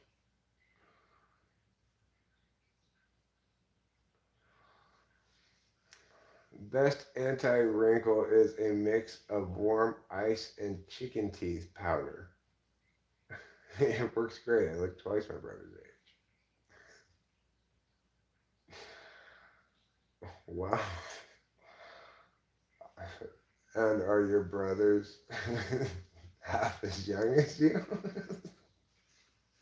I mean, it really, what that means, it could be a good thing if your brothers are like 2 and 3 years old. If you're twice both of their ages, then it'd be 4 plus 6. If you look like you're 10 years old. I think that's a little too young for you to look. I don't know if you want your skin to look like you're like a 10-year-old skin. What age are you going for with your wrinkly-free skin? Are you going for like 20? What do you think what age do you think your skin is least wrinkly? Is like the starting spot.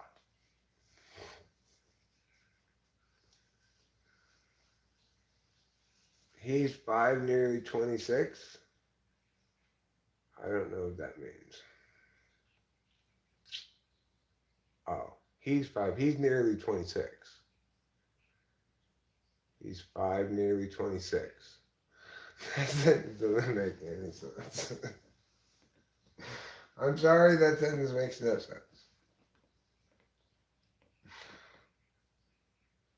Although we live in a world where J-Lo is in her 50s and looks way younger, Eric says, not so obvious. Well, Does she really look way younger? Or are we just getting very selective shots of what she looks like? The chances are she looks like somebody who's got a lot of work done. It's rare that people get work done that it doesn't look like it.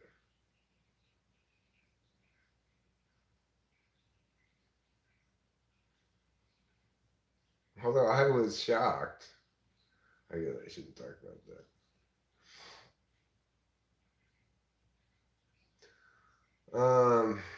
Anyway.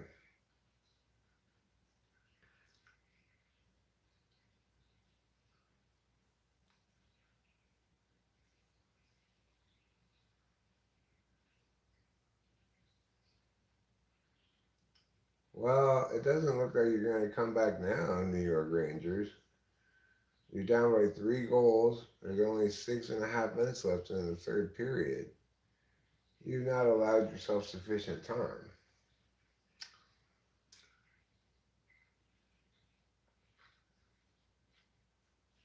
Oh my God, there's a big fight going on or something.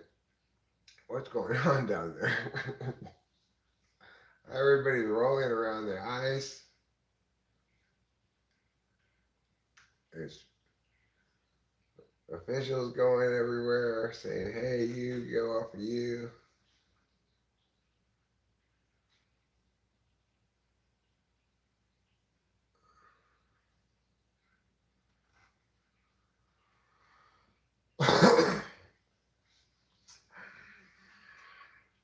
I haven't seen Spider-Man 3, I don't think. To me, there'll always only be one real Spider-Man. And there'll always only be one moment in all the Spider universe. And that will be the moment when Kirsten Dunst goes like this to Tobey Maguire. That's the only moment worth remembering in all the Spider-Man movies, in the whole the Spider universe.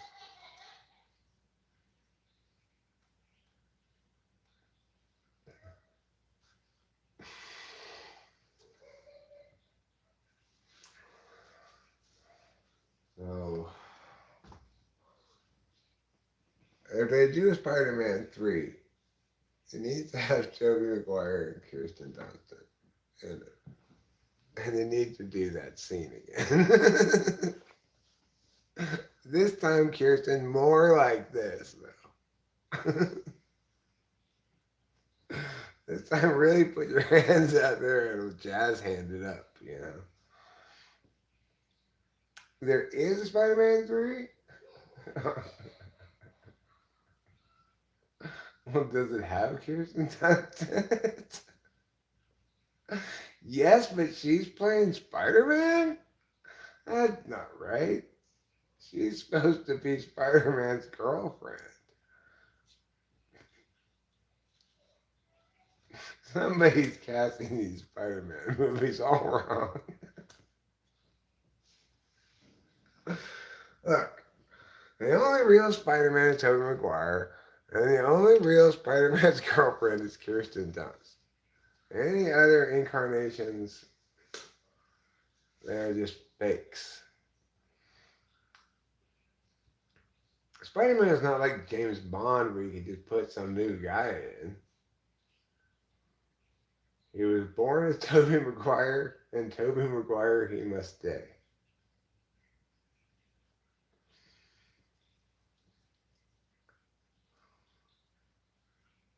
Kirsten's now Spider-Man's mother? Well, that's an awkward relationship. First she was his girlfriend, and now she's his mother? How in the world does that happen? You mean his baby mama, maybe? Do they have kids?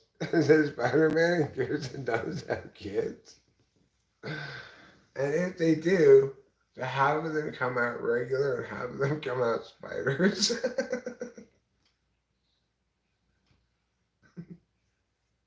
I hope so. I hope she has a litter of. Kirsten Dunst has a litter of 6, 3 human babies and 3 human-sized spiders, which the doctors have to kill immediately because you can't have spiders in the maternity ward. They might bite the babies.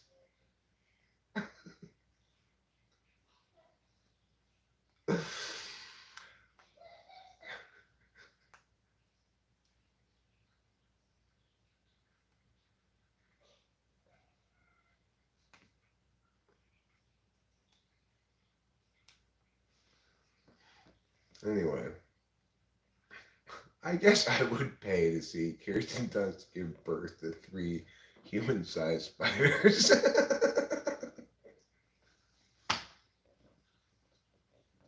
Is that Spider-Man 3?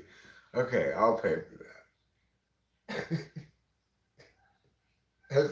While she's giving birth to them, though, she needs to be going like this.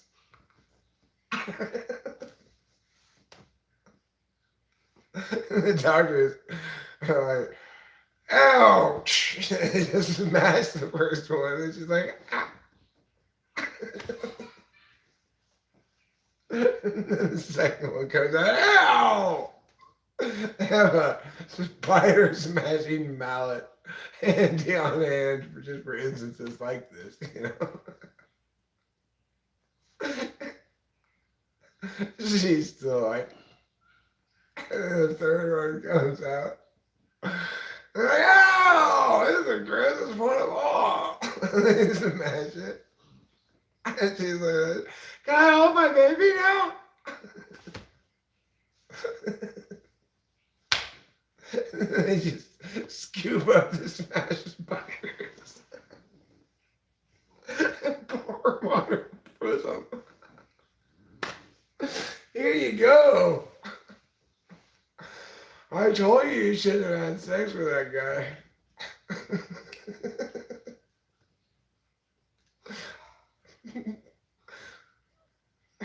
You want to let these dead spiders try to suckle your nipple, go for it. But I don't think they're very thirsty.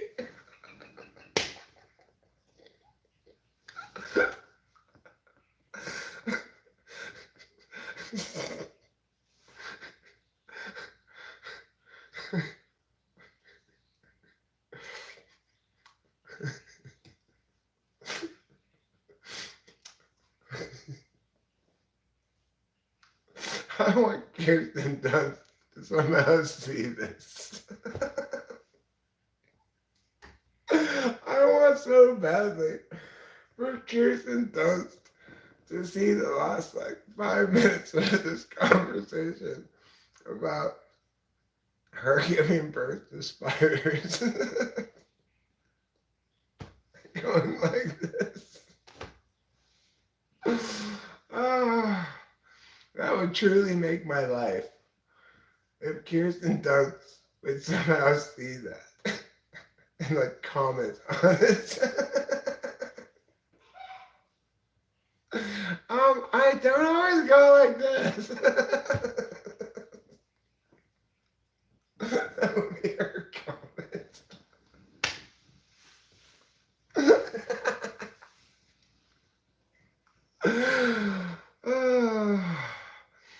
Kirsten Dunst, that would be a great comment for you to leave.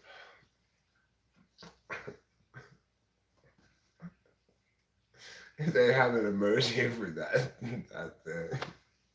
They should have a picture, an emoji called Kirsten Dunst. They're just like that. And then she could put, I don't always do, and then put that picture. Signed, Kirsten Dunst.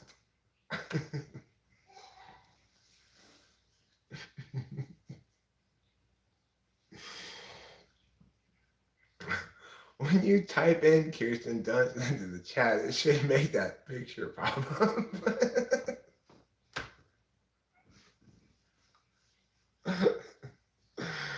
I think that would be fantastic.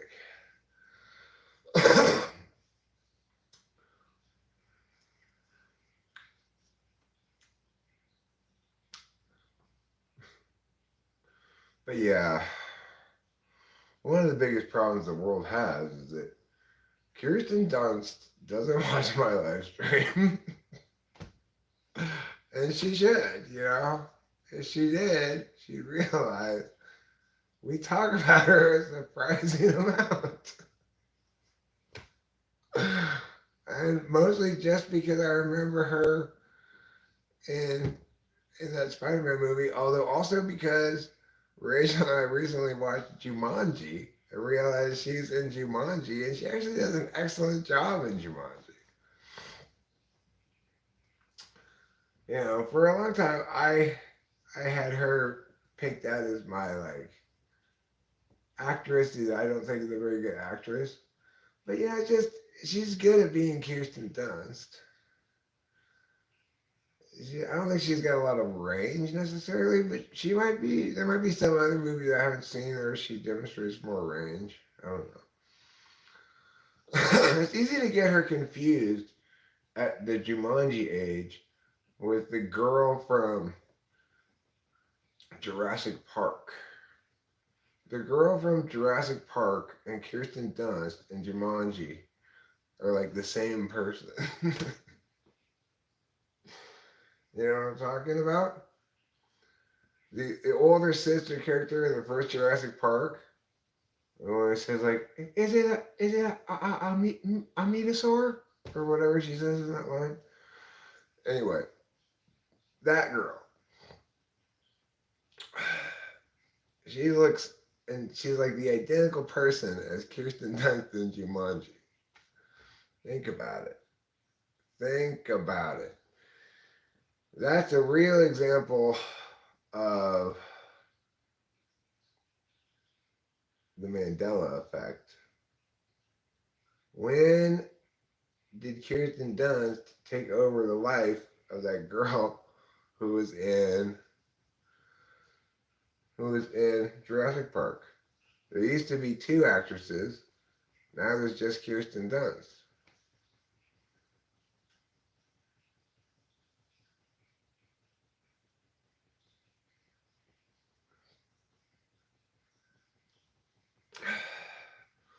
I'm just saying Kirsten Dunst took over the life of that other girl.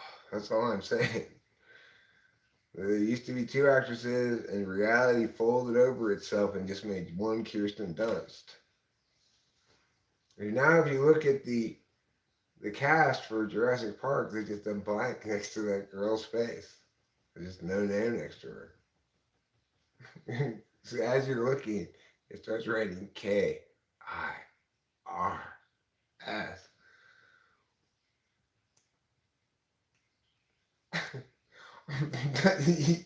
You cannot tell me that really was Kirsten Dunst in Jurassic Park, was it? Was Kirsten Dunst in Jurassic Park? No, that had to be a different girl than Kirsten Dunst, right? It was Kirsten Dunst in Jurassic Park? Who? Okay, now I'm gonna have to Google it. She actually was in Jurassic Park? Oh, well, that's why she seems like the same girl.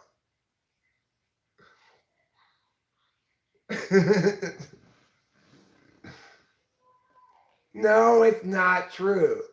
Ariana Clarice Richards is the girl in Jurassic Park.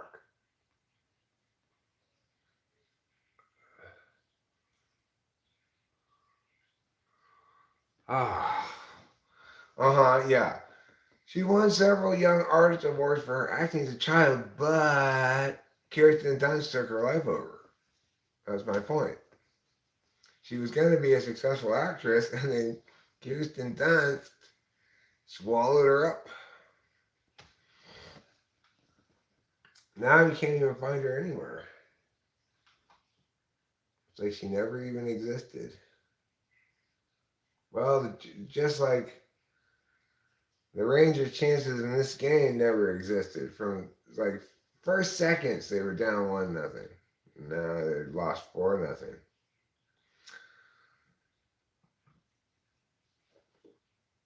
Oh, New Jersey, you really are the Devils today. Well, win some, you lose some, I guess. It's in a 5-game series. Somebody's gonna have to be behind 3-2 if there's five. Otherwise it's gonna be 4-1, and then it's over. So the Rangers behind 3-2. Well, after 5 games, someone has to be behind 3-2. They can still come back and win Game 6 at home, and then Game 7 on the road back here in New Jersey. We could do that, no problem. I have lots of faith in them, even though they lost 4-0 today to New Jersey. Unfortunately for them, the amount of faith that I have in them has zero impact on their competency, play, or anything else. It can't be that all the sports are over already. What's going on? Oh, it's freaking NFL draft day. Could it be anything lamer than draft coverage? Like, okay, enough already. Covering the draft, like, oh, who's he gonna pick? It's like, it's so far removed from actual football. How can you possibly make that big of a deal out of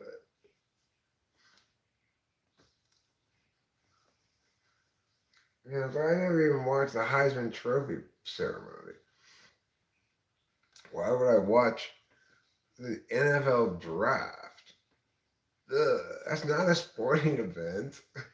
That's like backroom administration stuff. They should. They should draft Kirsten Dunst in the first round. I agree. Whoever they are. Whoever has the first pick of the draft, they should draft Kirsten Dunst. Whoever the second pick, they should draft Tobey Maguire. And then they should make them kiss.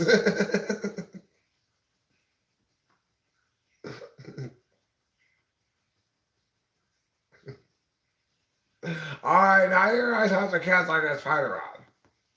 You're all gonna hang upside down.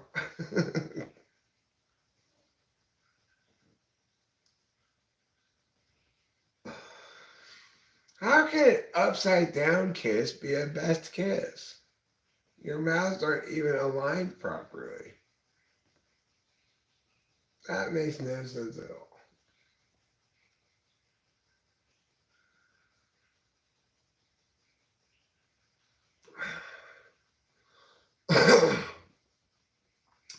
You know what makes more sense is Kirsten Dunst's enthusiasm to receive it because it was Spider-Man, right? It's like, oh my God, Spider-Man's gonna kiss me.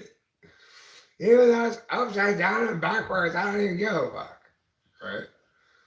But you still can't call that best kiss. It's upside down and backwards. That's not how you kiss people. If she had known it was just Tobey Maguire the whole time, she wouldn't have been nearly so enthusiastic about it. Oh, it's just you? I thought I was kissing Spider-Man. It turns out it's just you, Tobey Maguire. You're just a guy who likes to play poker too much.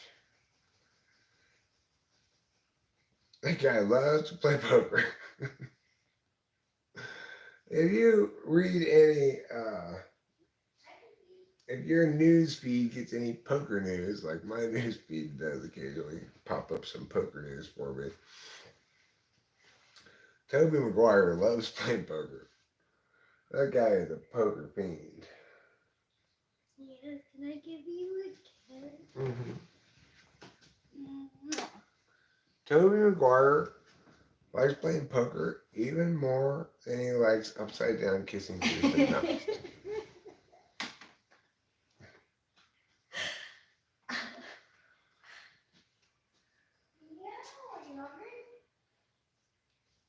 I haven't seen Molly's game, but now I want to.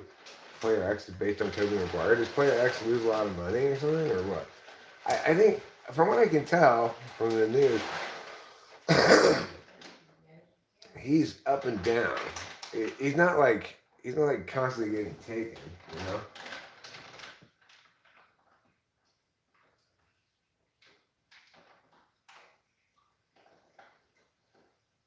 He's not a terrible poker player like me, you know. I guess you're an actor. It helps to be an actor, probably, or the same skills that help you to be a good actor probably help you to be a good poker player.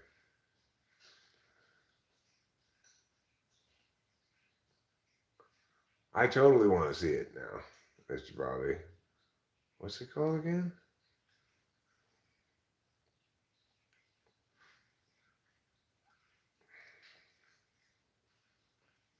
Well, that's not, now I mean, I want to see it so bad that I'm gonna go. Like, it's the first thing I'm gonna do when I'm done streaming here. They're gonna watch this thing. It's that I like poker movies for sure. There just aren't very many good ones. Molly's Game 2017.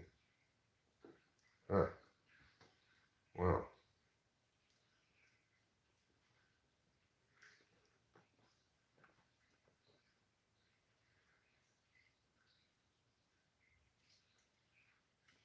I'll have to check it out. Oh, chords. Why do you always get tangled? What is it about you that makes you constantly want to tangle up?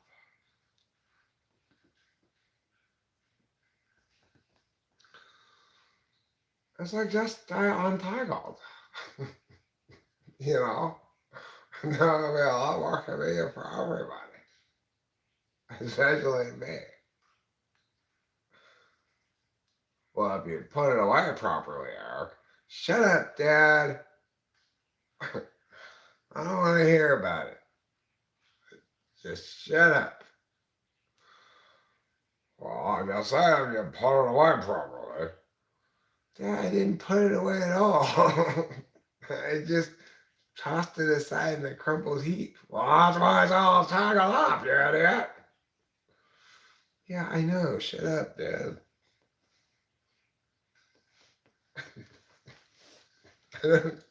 That may be the case, but I'm still complaining about it.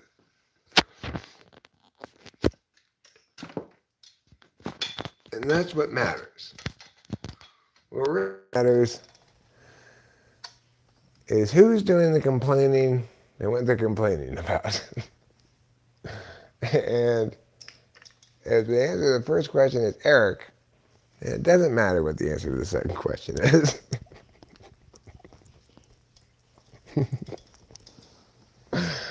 Everybody should listen.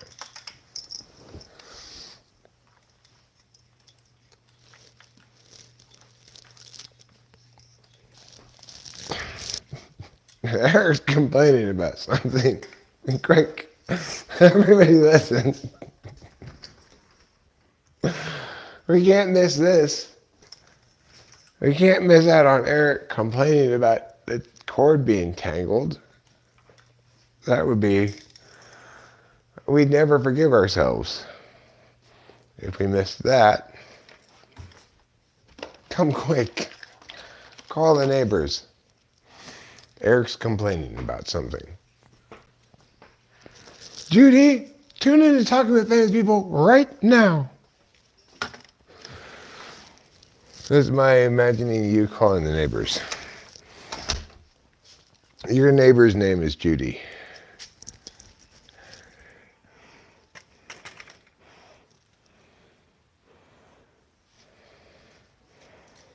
And her biggest problem is that she's not currently already tuned into Talking with Famous People.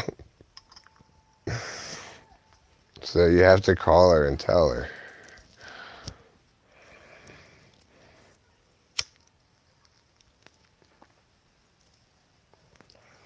I guess I should tell all my neighbors to tune in too. Hey everybody! You should be watching Taco Festival right now. What are you doing? Stop talking to your children over there. You go on YouTube right now.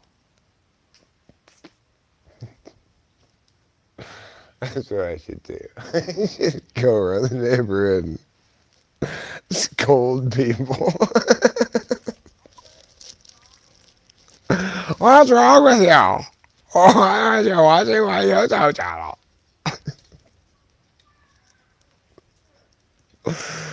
That would go over well.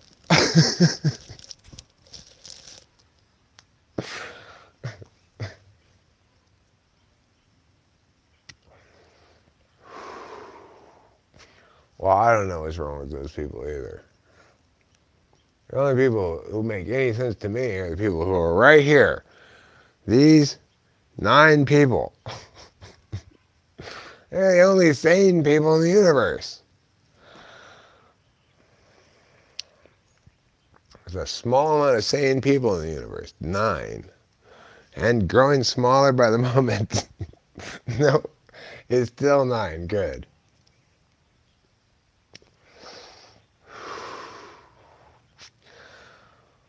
We have to rebuild civilization. So it was just 9 people.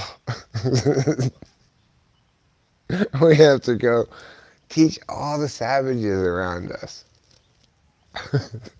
We have to Christianize the savages. We have to Christianize the savages with typology, though.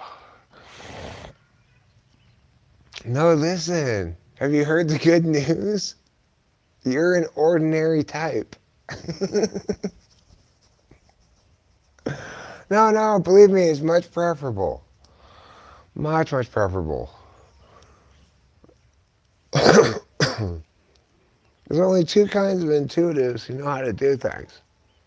The least intuitive kinds. ENTJ? Well, I wouldn't say that about ENFJ, though. ENFJ is good. They're really blessed. They get SE third. They're still intuitives. They do some great shit. Of course, they have no idea who they are at all, but that's not such a bad sacrifice to make.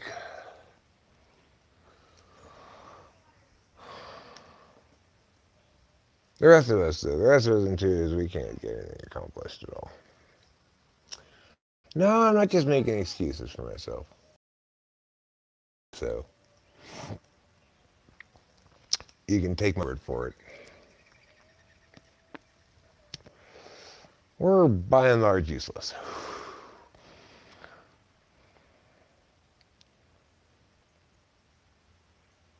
And burdened constantly by you normal people's expectations to do things and be useful and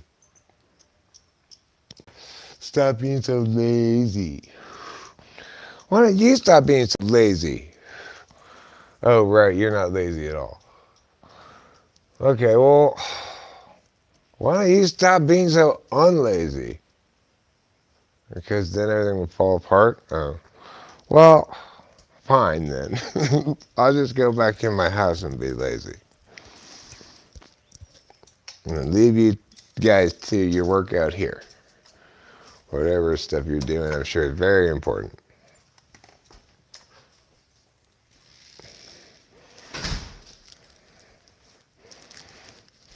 So you win, regular people. You win. I lose. Oh well. Regular people win again and I lose again. Nothing new for me. Nothing new for me at all. That's how it always is. Regular people win and Eric's standing there going, but.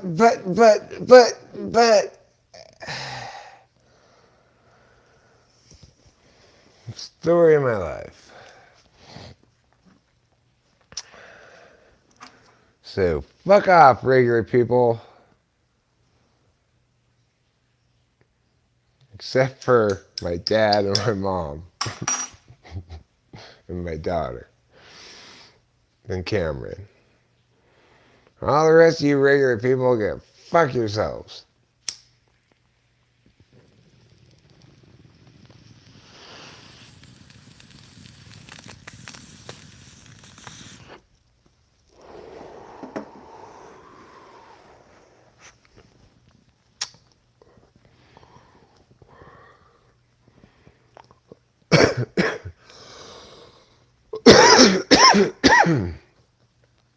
Regular people. The tyranny of regular people.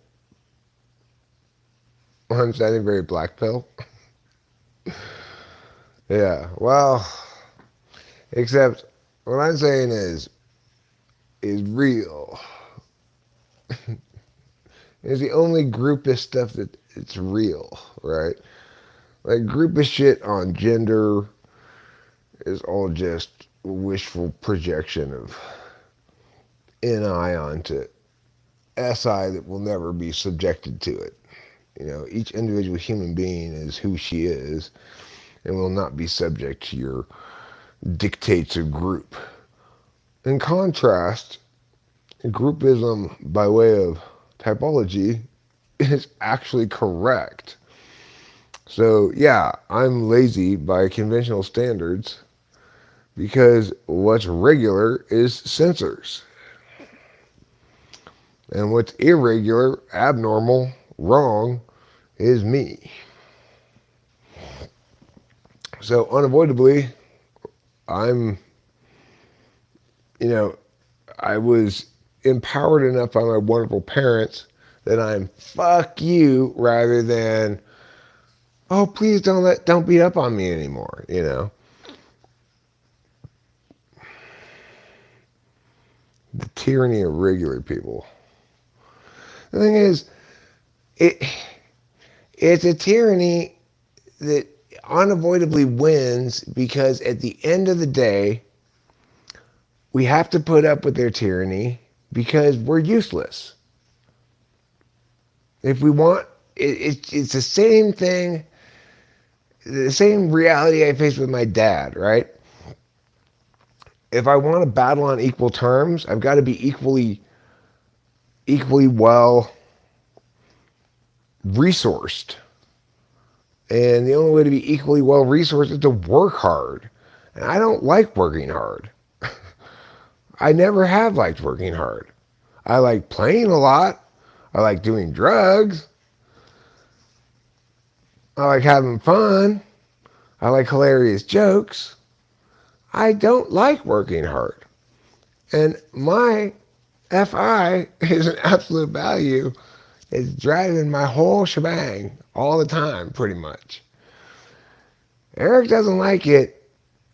Nobody's gonna be happy until Eric's happy. Nobody around Eric will be happy until Eric's happy. That's just how it is. You know? So the thing is, I spent such a long time having to swallow all of that shit for various other reasons. You know, and being defeated on all different sorts of, it's like I was always trying to do battle on too many different fronts concurrently, and I was losing on most of them most of the time. So now here I am in this wonderful bliss of reality where I'm not doing battle against anybody at all.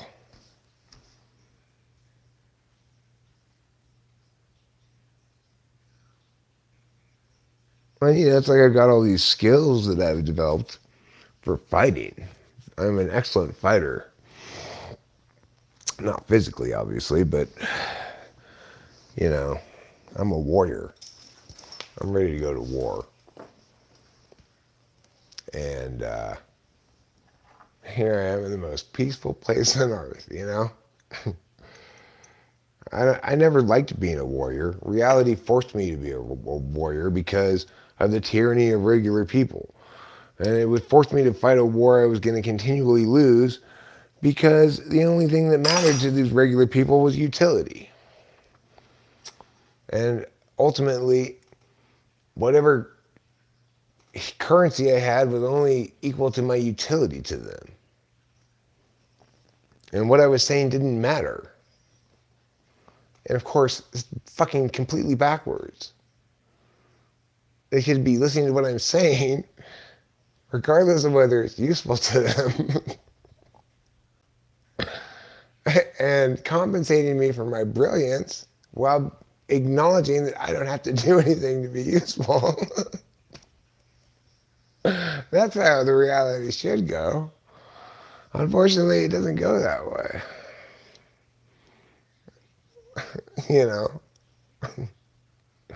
It's the tyranny of utility is what it is.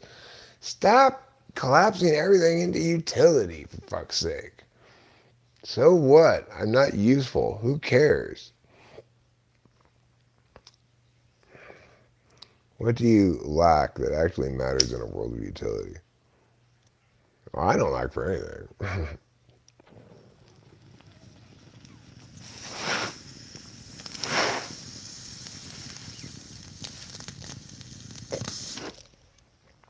But that wasn't always the case.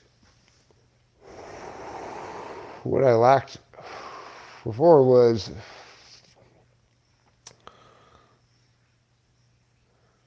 a sense that work accomplished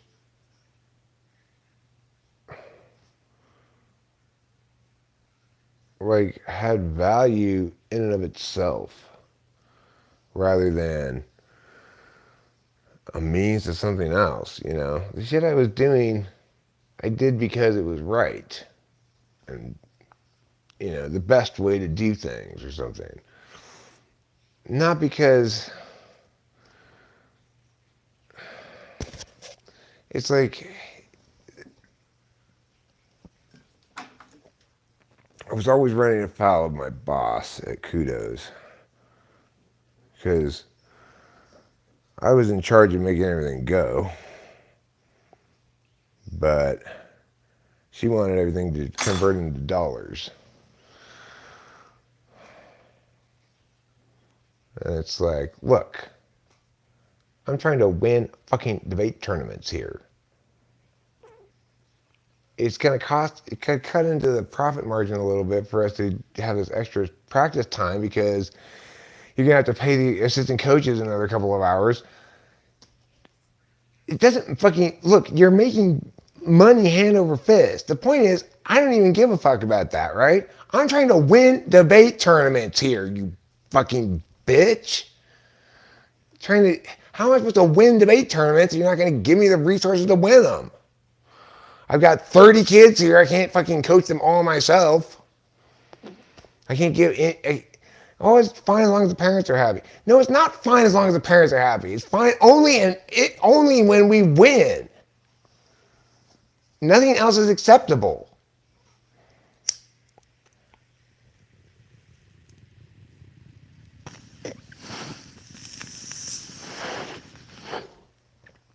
Everything else will be fine if we win consistently all the time.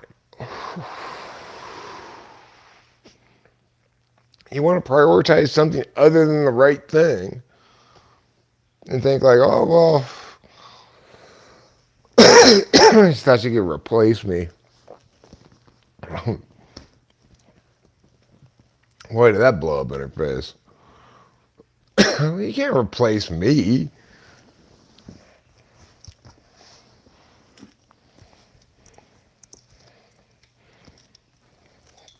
You'll find somebody else who's got a decade's worth of experience winning national championships. He's the program architect of your whole school, your whole business model is predicated on his program architecture. He's the coach that inspires all these kids and who also is the genius who comes up with all the casework that makes them win debate tournaments. And you think, now that you've got his system architecture in place, you can just replace him on some bullshit, breach of contract, trumped up nonsense that was definitely her breaching contract and not any malfeasance on my part. She could just replace me because she's a TE dom and thinks everybody's replaceable. It's all about the systems, right? No, you fucking cunt. It's about individual people. There are superstars in the world. They are different than regular people. You can't replace fucking Nick Saban at Alabama with some random guy and expect everything's fine. We have all the Nick Saban left all of his culture here, so and his habits and his ways. He wrote them all down, so we're fine now. We don't need him anymore. You fucking idiot. Well, bit her in the ass. Well, what bit me in the ass was I told her, she said, the only way you could possibly replace me is if you get Scott Wheeler back here. He had already gone on to bigger and better things, and kudos. He went from my assistant coach to head coach at Peninsula, right? Well, after failing to replace me with regular people, she followed my advice and paid him a shit ton of money to come do part-time coach at Kudos so they'd be good still.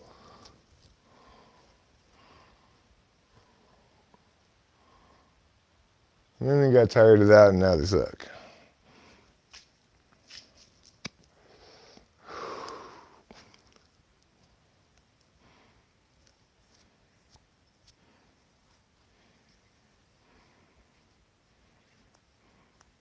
That's shit. Tyranny of regular people. The thing is, that bitch was an ENTJ too. Boy, did she freak out when I proved her wrong on a screen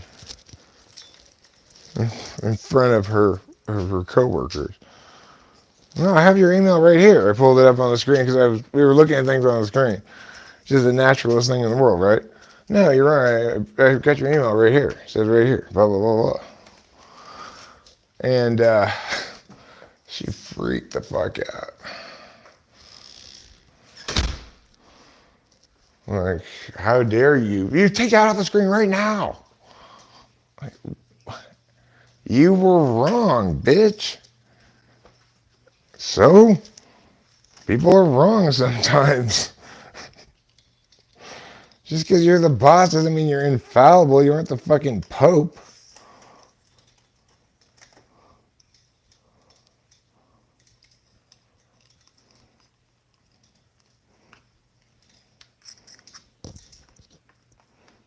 Jesus Christ, woman. I mean, cereal, right?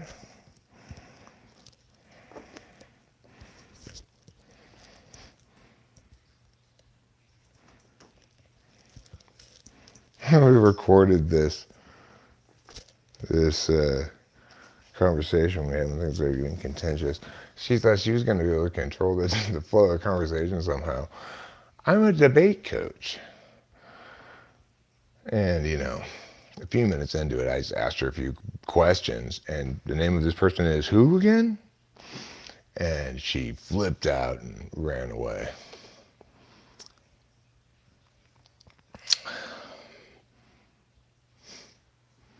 What a horrible person. Anyway, she got hers. In the sense that she learned her lesson. The engine of her business is a passionate coach who cares about winning, nothing else. And a really good one, you know. And it's not something you can just replace. It's not a system you can put into place to replicate with other personnel. You have to have a genius to be a debate coach, somebody who's a genius at argumentation, right? Not a general genius. Like you can't find a genius at astrophysics and expect them to do the work of an argumentationalist.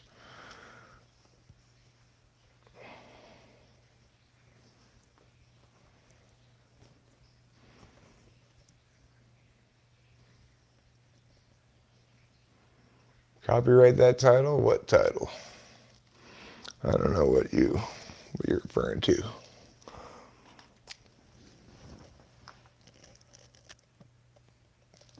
Perry Perry and the Kumquats? Oh, uh, don't worry.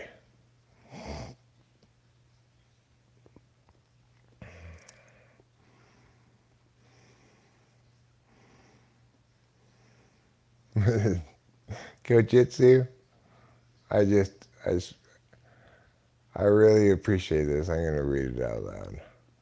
I too was made into a warrior. I played a warrior in World of Warcraft, feeling pressured to fill the role, but I discovered it was not my ninja way. I eventually settled on druid before quitting.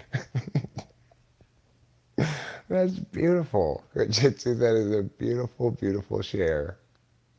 I really appreciate that.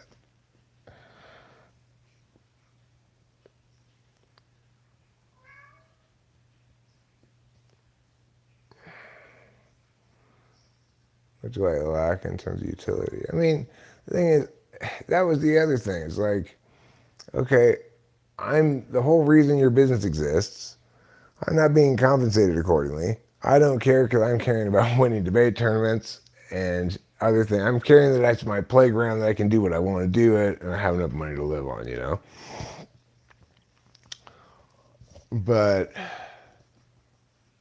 and then, you know, your whole plan is to get me to finish all this body of work that is the architecture for your whole school, and then to fire me and replace me because you don't like my attitude. Without telling me this, of course, you know, in no way am I being informed of this. You know, what a shady person. Anyway, but you know, she was effective at running a business. She marketed well. She marketed the fuck out of me. At a time period where every Chinese person in the San Gabriel Valley knew my face. Everybody with a Chinese last name who received mail in the Arcadia, Temple City, probably San Marino as well, region, knew my face. They got flyers with my face on it in their mailbox.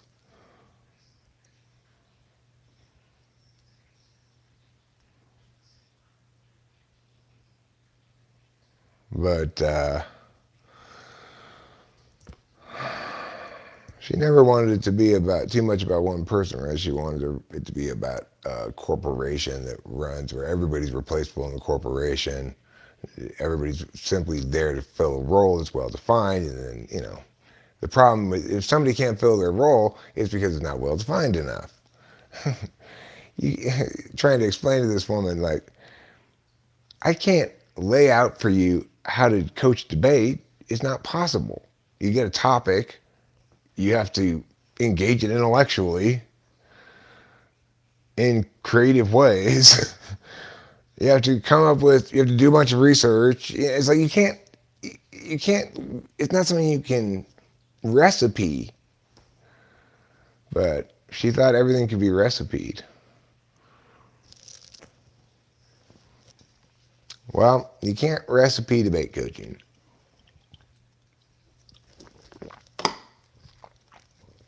After all, the topics are always changing. And if you're a A full-time debate coach, your coaching policy debate topic, which is year-round but constantly evolving, is absolutely subject to topical news events, so you have to keep up to date with all that shit. Everything relevant to the policy topic area, which is broad, and all the possible AFs and all the standard negs on the topic. You have to be familiar with all of that. Plus, you have to do new topics every 2 months for LD. Plus, you have to do new topic every month for PF. That's if you're a full-time, fully functioning debate coach. The idea that you can recipe out how to do that to somebody who's not already a master at it is insane.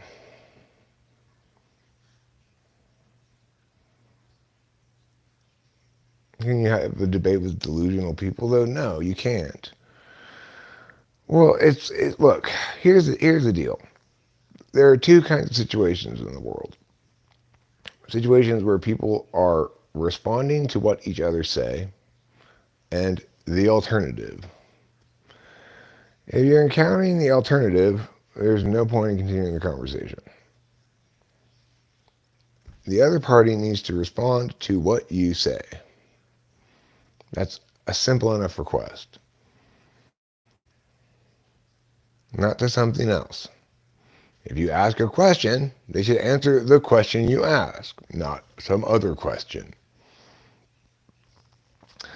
If they can't do that, or won't do that, you should not continue the conversation. That's the basic test right there. And or can you answer the question I ask, not some other question, with an actual answer to the question that I ask. If they fail those tests, then there's no point in talking to them. They don't understand how to use language correctly. I wouldn't call them delusional. I'd call them, very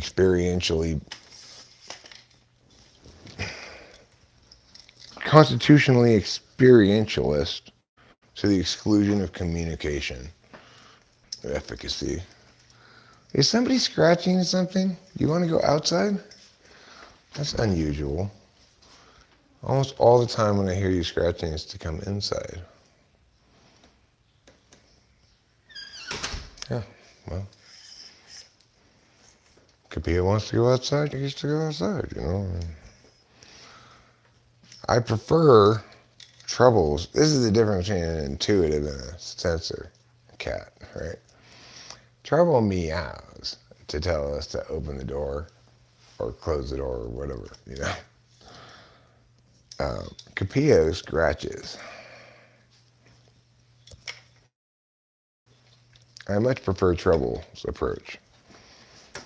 I don't need you to make dirty paw prints all the time on my door to let me know that you want to come inside. Just meow, Oh God. It is not Rachel's birthday. Worst title ever.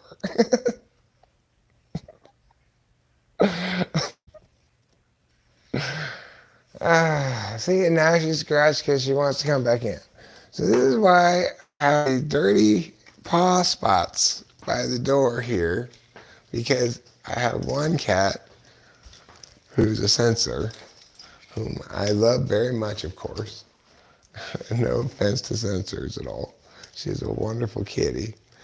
But instead of communicating with me with her mouth by saying meow, she scratches at the door. And what does this cause? What this causes are these horrible marks that I painted over already one time, but to know, it's like, why even bother? You can't really see them right now very clearly in this light. But right along here, she leaves these marks where she scratches to come inside. And what are you going to do? I can't explain to her. No, don't scratch. Meow. Instead. Or I wouldn't want to say to her, why can't you be more like your brother? Because that'd be ontologically assaultive to her.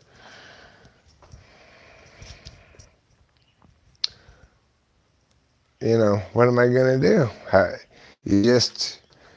That's how she comes inside and goes outside, so I just have to live with it. I can just wish that she meowed like trouble. But you know, if ifs and buts were wishes and nuts, we'd all have a Merry Christmas. So I guess the moral of this story is that we're not having a Merry Christmas. No Merry Christmas for us.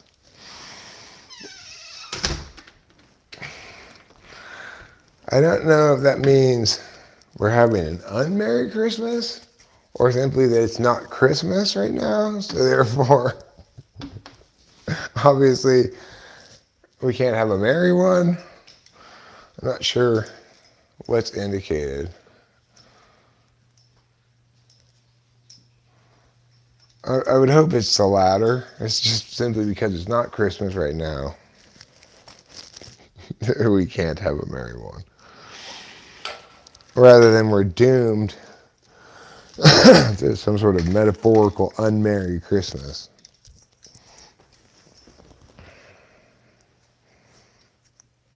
Don't worry. Your Christmas is only metaphorically unmerry.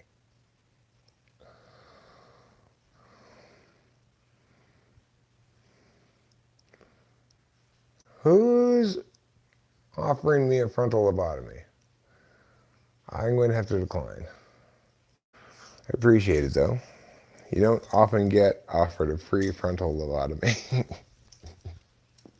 I do recognize what a bargain it is.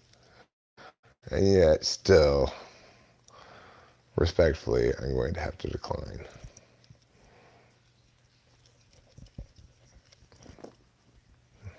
There. I've untangled this cord a little bit. Well, good for him. Club EHP had George Mang on. Guess who I had on? Nobody at all. I had on me and Rachel.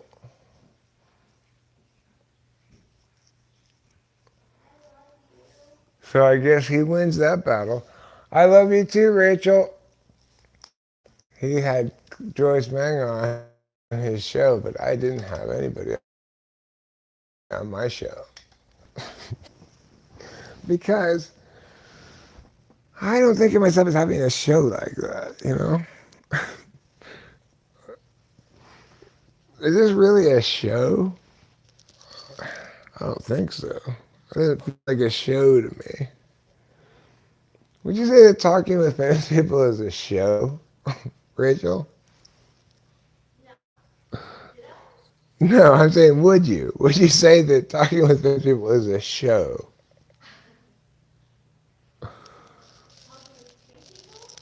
Yeah. Would you say that this right now, for example, what we're doing, is this a show?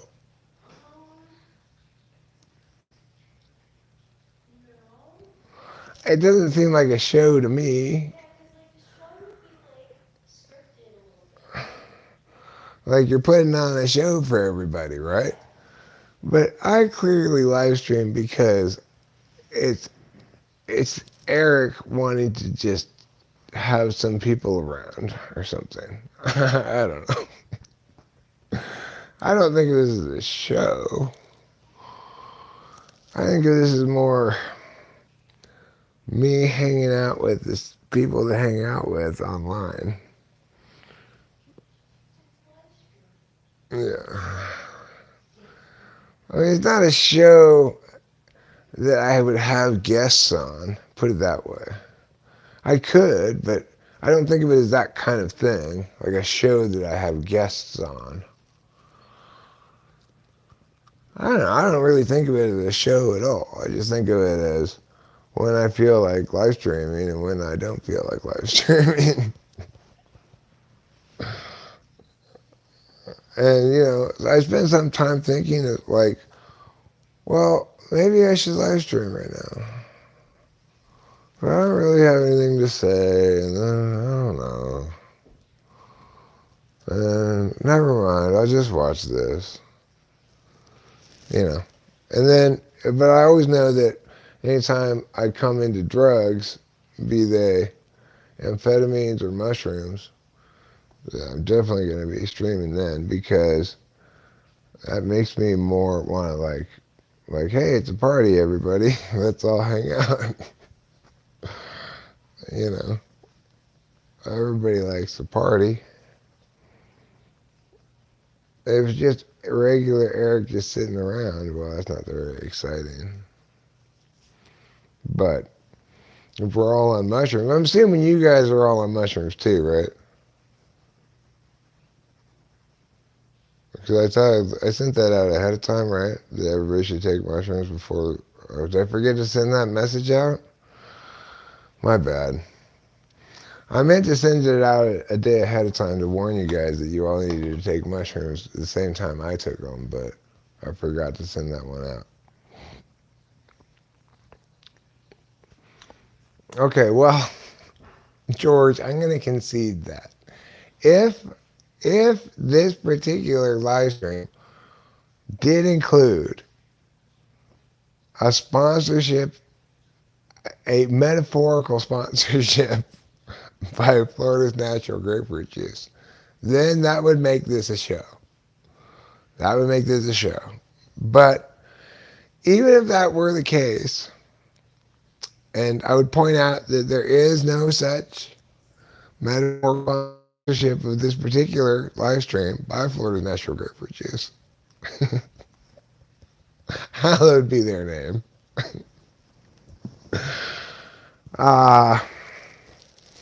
Even if this were a show, it wouldn't be that kind of show, okay? We're not that kind of show. We're a different kind of show. We're the kind of show that doesn't have guests on very much. Or talk about interesting topics or things like that. We don't interview famous people, and we don't talk about interesting topics. And we don't do any of the things that get people viewers, you see. We're not about that around here. We're a different kind of show. We're a special show. The kind of show you just can't find anywhere else, okay? The kind of show that very few people like. But some people do. You people apparently do, so that's pretty good. I appreciate you people a lot. Just think, without you, there wouldn't be anybody here at all. It's true. You can't deny that. Without you people who are here, I'd be alone with Rachel like usual. Which isn't very alone. That's the nice thing about being with Rachel. I never really feel alone. It felt weird to go to LA that one time without her. I prefer being close to her. I mean, I don't need to be like all touchy-feely all the time right there. I just be like outside the house.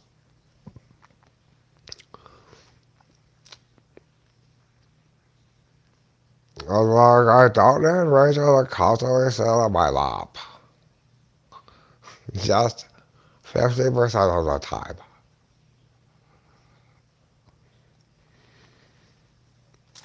Rachel, I don't think Rachel has ever sat on my lap, actually.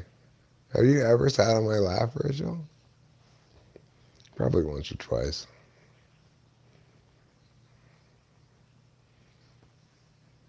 I know I've never sat on your lap.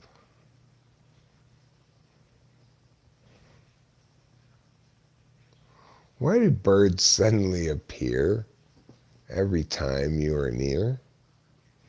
Just like me, they want to be close to you. When the sun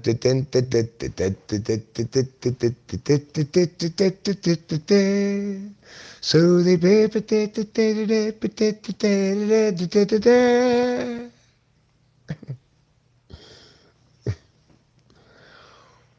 why do birds suddenly appear every time you are near?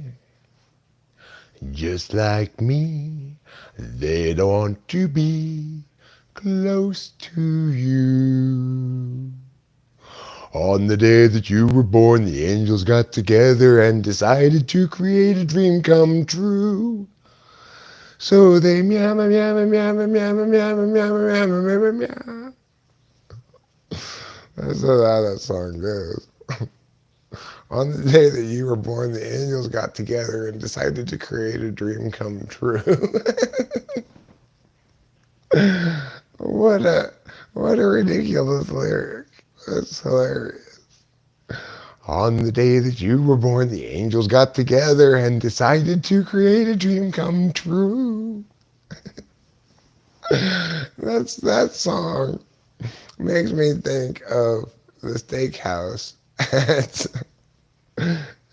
the Madonna Inn. Like that song should be playing at the steakhouse at the Madonna Inn all the time. Just on a continual cycle. Why do birds?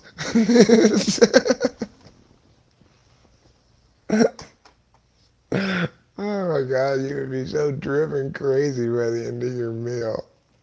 You'd just be like, oh my God, will you please turn this song off?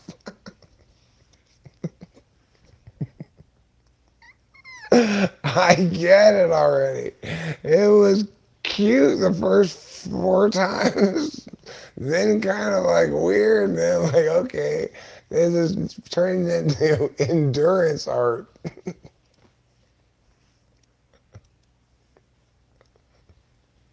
Why do birds?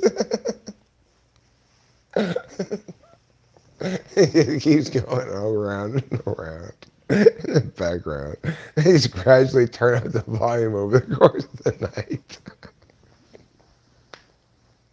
Like you're eating your dessert and it's just like, on the day that you were born.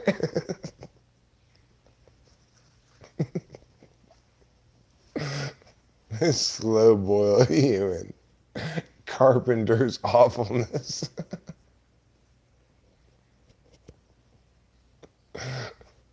It's not like it's a bad song. I mean, it's obviously not a bad song. I can sing the whole thing practically, right? It's very, it has a very distinct identity and everything. It's just so sappy. It's in the Sappiness Hall of Fame.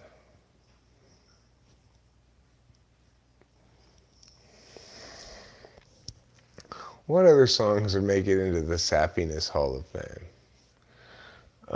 Well, "'Cause I'm Your Lady" and "You're My Man" by Celine Dion. I think that makes it into the Sappiness Hall of Fame. "You Are the Wind Beneath My Wings" obviously makes it into the Sappiness Hall of Fame.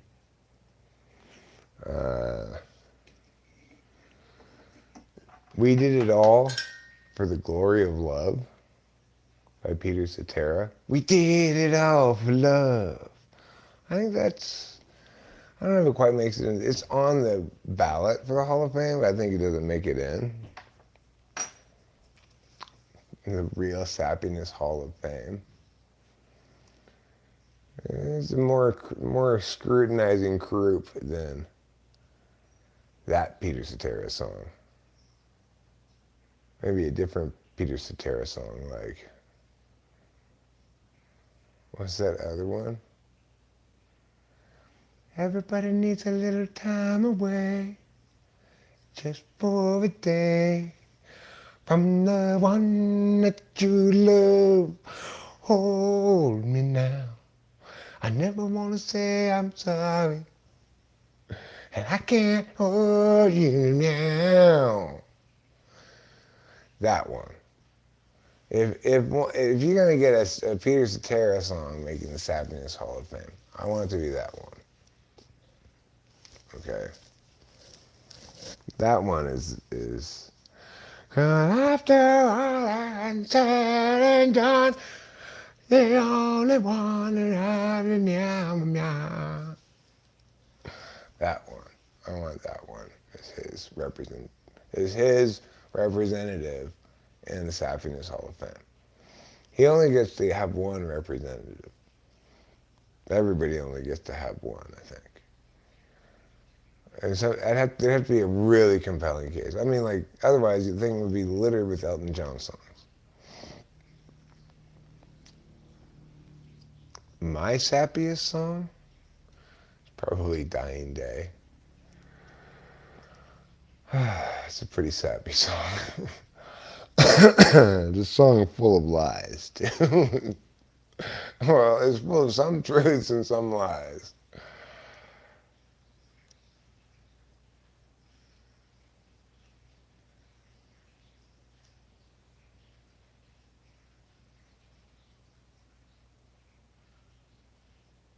Are we in love or are we just friends? Is this the beginning or is it the end?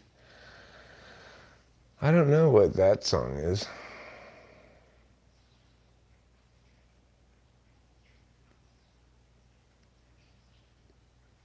Do I like any songs from the group Bread? I don't know their music. I like their name, though.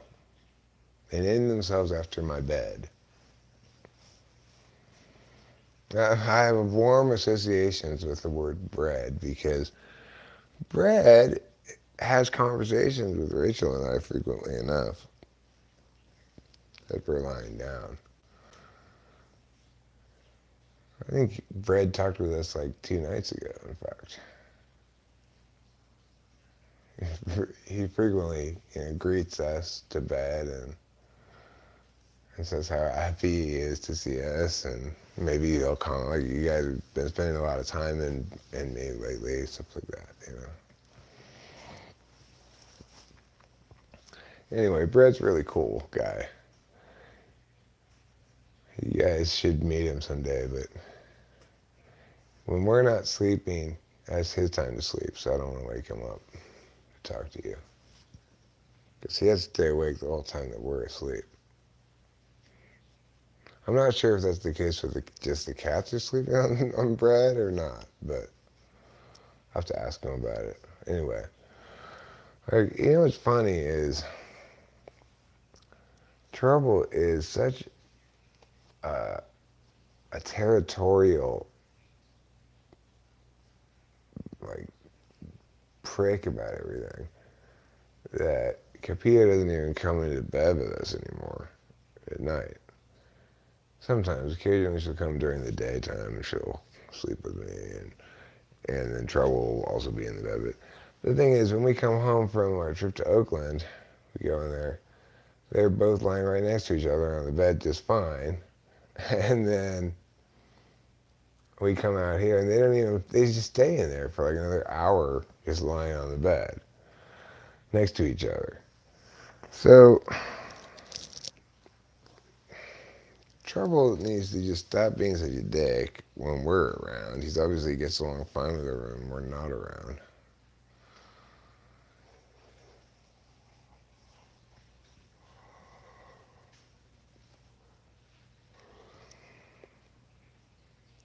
He's just really jealous or territorial or whatever you want to call it. He follows me like a dog everywhere. Like, not right now. Now he's outside, but usually, every time I go to the bathroom, he has to come sit right by my feet. I never pee standing up.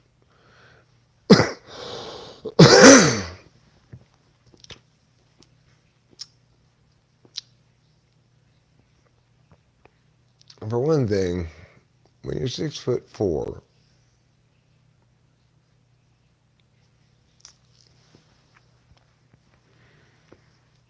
and your toilet's fairly low, as two of our toilets are, you're gonna miss some. It's a long way down there. But that's not why I sit down, though.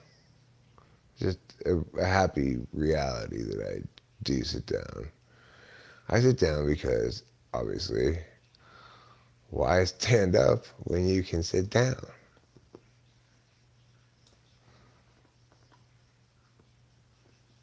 That just seems like somebody exerting unnecessary effort to me. Now, I won't go sit down in toilets that aren't in my house, obviously. I wouldn't sit down. It is a horrible, horrible day indeed if I have to poop out in the world.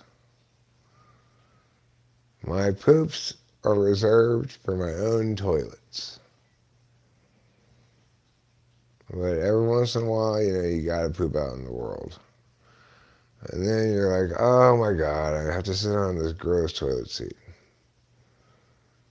I have to put down a bunch of whatever to make sure it's not that gross. But other than that, out in the world, I will not sit down, obviously. I will stand up and pee. Preferably not even in a bathroom.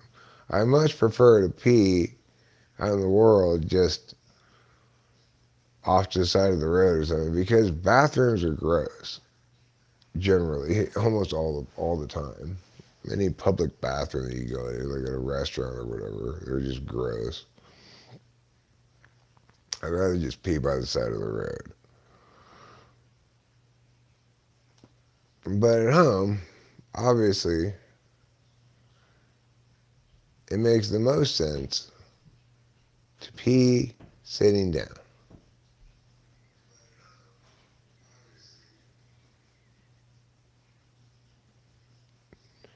Your butt cheeks are used to that particular seat.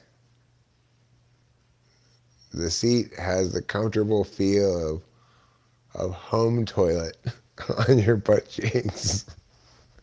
So you might as well just sit down and take your time.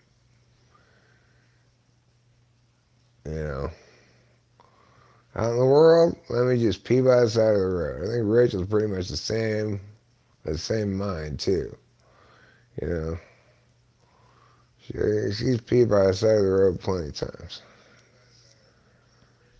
It's probably more sanitary than going into one of those bathrooms. You just open the door, that blocks her view from people from one side. I'll stand on the other side so they can't see her from the other side. She just pee right there, no problem.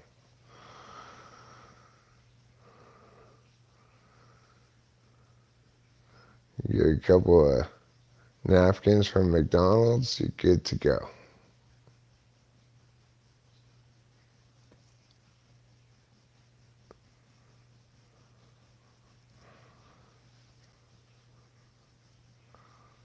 It's better, it's more efficient, it's better. There's a lot of reasons why it's better to just pee by the side of the road. If you're in a place where there's some like wildernessy stuff, some like grass areas, obviously if you're driving like in a residential neighborhood, don't just pull over and pee on someone's house. No, I don't mean that. I mean, by the side of the road where there's just random bushes. just bushes and just like fields or orchards or whatever. You just go where there's a tree you could go behind and pee, you know.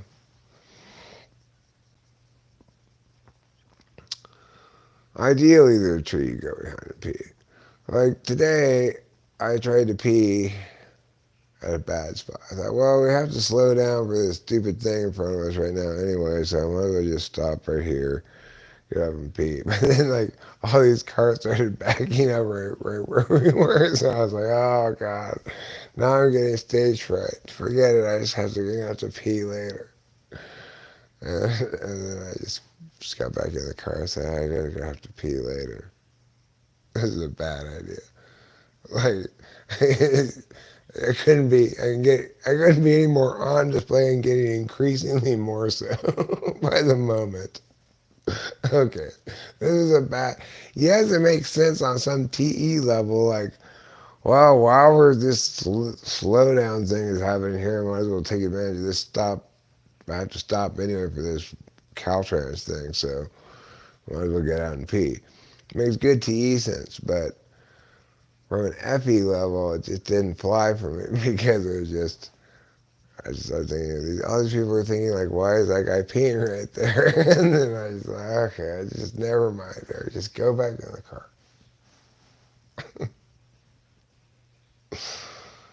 So then I got out of the car later and peed when there wasn't so many people around, obviously. It was a better place to pee. And that's when TE gets you in. TE and FE come into conflict, right? On TE level, it makes perfectly good sense. I got to stop right now anyway because of this dumb Caltrans stuff. I might as well just pull over here to the side of the road and pee. When I get back in line, there will be a few more cars in front of me, but it's like nobody's going anywhere right now, you know? So, but I didn't account for the fact that obviously we were just the beginning of the back of the line. More cars were going to come and make it even more longer line. And then there'd be even more people looking at me pee. So, and that was the story of how I didn't pee and then peed later. So I hope you enjoyed it.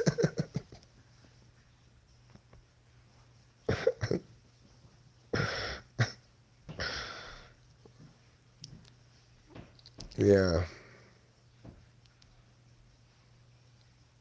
it was a memorable occasion for me. The time I got out of the car, it was a lovely spot too. It was also apparently some like county service road thing. I got first I got out to pee. At least I parked over to the side, and then this the first thing that happened is this truck didn't get in line like the cars, but turned down this road that I was on. It was like I saw on it like county meow meow meow. I'm like, oh, I guess this is some kind of county services road, and but it was gorgeous. There was like a little stream trickling by. It was the butterflies and wildflowers everywhere, you know. But it would have been normally a great place to pee, except I just picked the wrong time to pee there, is the thing. Under normal circumstances, I'll just pull over right there on this little service road. Great place to pee. Almost zero chance a county truck's going to drive by right when you pull over to pee because, you know, Mariposa doesn't have that many county trucks doing that much stuff, right? Well, anyway, I still have a memory of the scenery to take away as my gift of my trip to that spot, even though I don't have the memory of successfully peeing, which would have made the memory complete. And you know what the worst part about it is? I don't remember even where it was that I did stop to pee. It wasn't that much later. I pulled over and peed. I cannot remember where it was or or what it looked like at all. I wonder if Rachel remembers. Do you remember where I stopped to pee eventually? Rachel? This message will get up to her upstairs eventually, I suspect. Oh, good. I love it when Rachel doesn't finish her drinks. It means I don't have to make a trip to the fridge.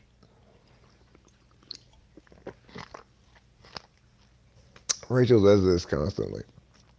She takes like one sip off of a drink and just leaves the rest of the drink right there, which is great because otherwise I'd have to get up to go to the fridge like twice as often.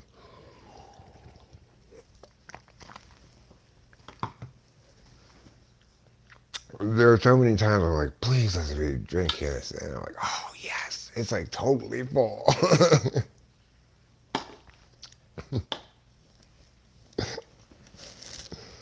It's always a happy moment. Rachel and I are big drink drinkers.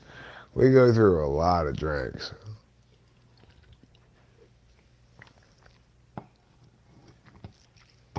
Oh, that's right.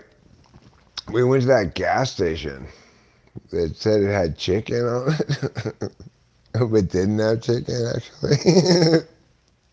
Because when I came out of the bathroom, first of all, when I went in there to go to the bathroom, there was like I think there was two ladies who worked there. They were both outside smoking cigarettes. And they stayed outside smoking cigarettes even when I went in there to go to the bathroom. I guess I could just tell by my general demeanor that I was going to the bathroom. I'm not sure. But then when I came out of the bathroom, there were these like several construction workers, guys, who were at the chicken restaurant half of the thing, saying, hey, we want to order chicken here. And the same lady was outside said, well, I'm actually the chef here, and it's going to be like at least 20 minutes. Or we got this chickens over here already made. I was like, okay, we're not getting chicken here.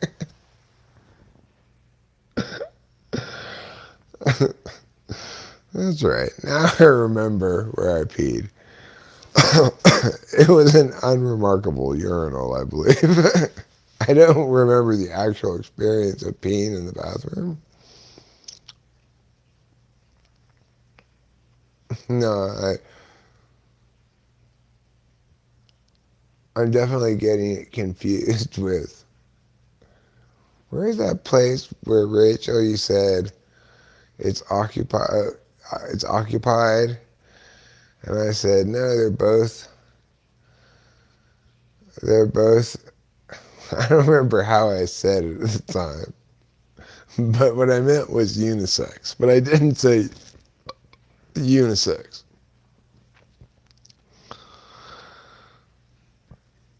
That was a different place we stopped. That was where we got food. That was Jack in the Box. So I don't remember the bathroom. I don't remember the actual bathroom experience at the gas station. I just remember walking into the gas station, going into the bathroom, coming out of the bathroom, but I can't visualize distinctly what the urinal is there because I get it confused with the urinal and the Jack in the Box. I can't tell you what the difference might be. So for those of you who are wanting specific memories on the urinal at the gas station, well, I'm unfortunately going to be unable to provide those. That's the limits of my fourth slot SI. I can't remember that detail, unfortunately. Boy, I wish I could.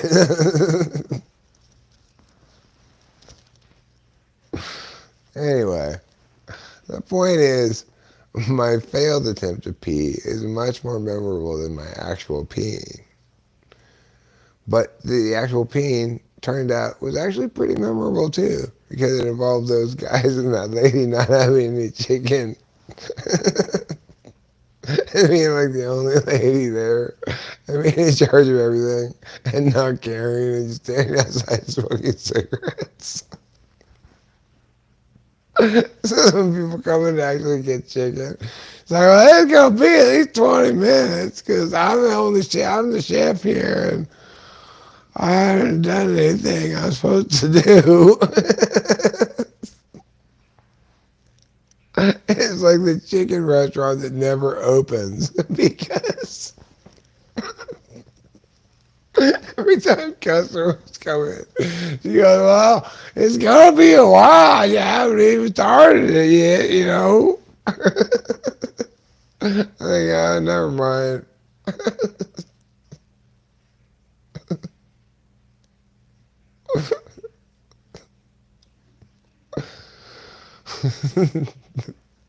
Chester's Chicken, the restaurant that never opens. I guess, out in the middle of BF nowhere, which is where this gas station was, you take what you can get as far as employees go, you know. I don't know where that place was we stopped. It was in the middle of nowhere. It was like a Valero gas. Seems like there's a lot of Valero gases around here. I never saw those things really in LA, but no, there was one actually in Arcadia near where we used to live. Now that I think about it. No, I mean, I didn't have a problem with it. I was just going pee there. They didn't object to me going pee there. I put some gas in the car, and I had said to Rachel when we pulled in, hey, maybe we get chicken here. When I get out of the bathroom, I was just like, we were just, there was no, I didn't think I said anything at all, but it just was like, I had put that from my mind as a possibility by then. We were off to Jack in the Box, where we had delicious breakfast. Why did we go to Jack in the Box instead of McDonald's, you might ask? Well, because it was 11 o'clock in the morning, and we wanted Jack in the Box breakfast and not McDonald's lunch. So, it's like McDonald's needs to stop with that shit. Just all breakfast should be all day long. Just like Jack in the Box. Of course, don't imitate Jack in the Box in any other way, McDonald's. Jack in the Box. Oh my God. Is there a corporation that could do a worse job of mixing sodas than Jack in the Box? I don't think so. Consistently, like every Jack in the Box, their sodas are terrible. How is that the case? Is it, do they have somebody who has like no taste buds on their committee of decision making who said, yes, like this, yeah, like this is the mix I want? Or are they each independently making the sodas badly? I do not know how this could possibly be the case that literally every time I go to Jack in the Box, the Coke tastes terrible. I just won't get Coke there at all anymore. I just get orange juice for the breakfast. Might as well, if you're gonna order a Coke from Jack in the Box, as soon as you drive through, as soon as you drive in for the get it window, you should put it into the trash can they have over there that is like for throw away your old shit, right? Just put your new Coke right in there because it's useless. You can't even drink it. Don't even taste it if you get it from Jack in the Box. Trust me. I've had enough experiences to know. You do not even need to taste it to know if you get a Coke from Jack in the Box, it's terrible. It probably tastes like that blue shark taste that they use to clean the clean the soda machines. Ugh. You can only reliably get Coke from McDonald's, In-N-Out. In-N-Out, I think, is even more reliable than McDonald's, frankly. We don't have any In-N-Outs around here. That is a shame, you know. There's no denying that that's a shame. For us to go In-N-Out, we'd probably have to go all the way to Fresno, or nearly, I would guess. But you know where else you can get good Coke? Right here at home. And I'm going to teach you how right now. You might think, Eric, you can't have a good Coke just from drinking out of a can of Coke. That's not good. You're right. That's not good. That's called adequate at best, okay? That's not a good Coke. Adequate at best is not the kind of land that this conquistador is in any mood to conquer. No.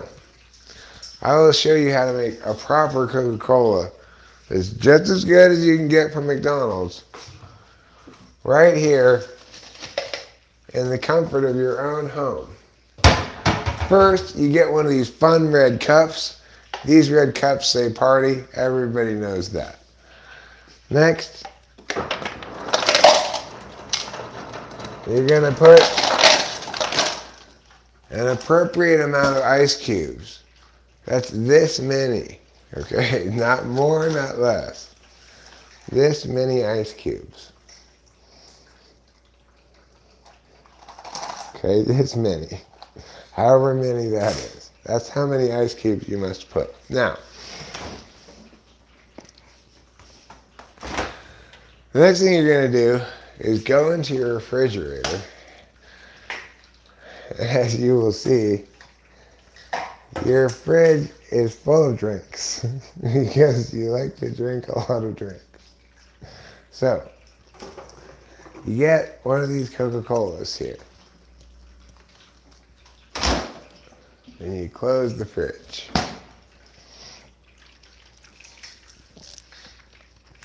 Now let's go back to this cup. You thought, what does this cup have to do with anything, Eric? Well, I'll show you right now.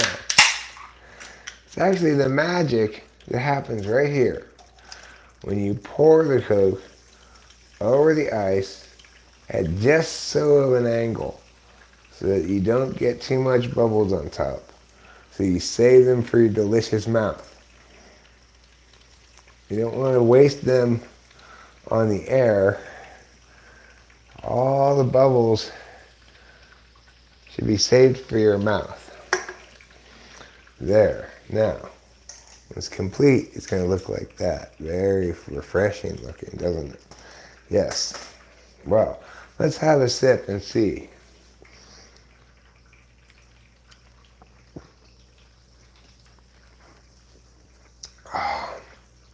It's every bit as good as any Coke you can get from McDonald's or In-N-Out. Right here in the comfort of my own home.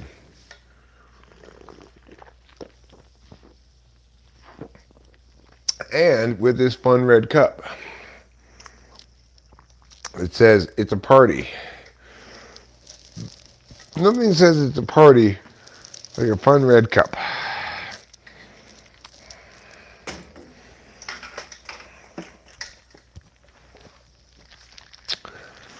Which, incidentally, is also the color of Coca-Cola.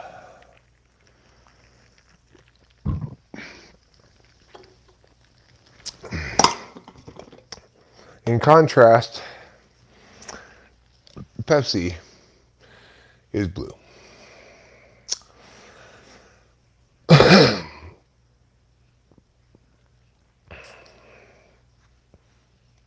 You should be writing this down. Yes, you should, Carrot. It's important stuff.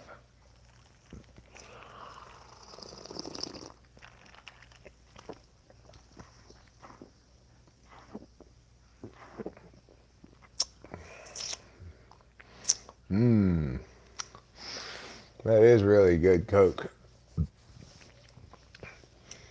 I must say.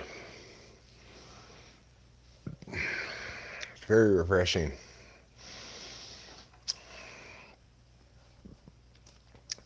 You will never get a Coke anywhere close to this good at Jack in the Box. I can promise you that. Just zero chance of you ever getting a Coke to taste anywhere close to that good at Jack in the Box. So just Jack in the Box know their purpose, right? It's like you go to Jack in the Box when you want breakfast food. Because they have the best breakfast food. And they have it whenever, most importantly. But I like their breakfast food the best anyway. I like Ultimate Breakfast Sandwich. I like Supreme Crust Sandwich. Whatever they call it, Supreme Crescent or whatever. I think it's Burger King actually calls them Chris Sandwich. But regardless, I like their breakfast food. And their orange juice, well, they don't make that in-house, all right? They just had to give you a bottle of orange juice that you might just get at the gas station, So they can't fuck that up. Their coffee's usually fine. But unlike McDonald's, they make you put your own creams in. It's like, okay. The reason everybody gets coffee at McDonald's is because they put the cream in for you. Now I have to stop here, like after I drive away from your drive-thru, a little bit away, I have to stop and I gotta open up each of these creamers, I gotta put it in the coffee, put the lid back on. I know I'm gonna spill it on myself in the process, guaranteed, because you filled the coffee all the way up to the top, because you're Jack in the Box. Jack in the Box is the CVS of fast food restaurants. Oh, CVS.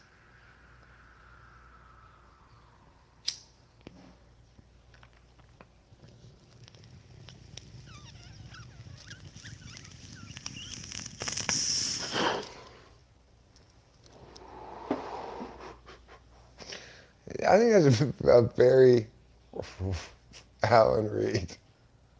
I hope you're joking.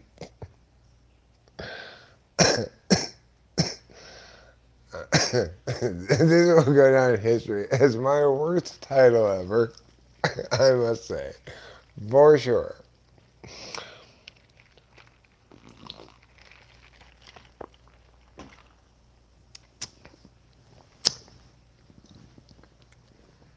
No, I'm 52 years old today, obviously, not Rachel.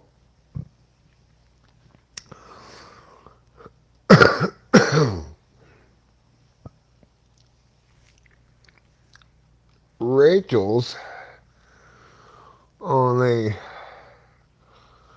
38 years old. Rachel's upstairs. She's mushrooming, which is a form of cocooning that she does when she's on mushrooms. She likes to cocoon in her room and mushroom her balloons. Then periodically she'll come downstairs and say, I love you, and kiss me, and then she'll go back upstairs.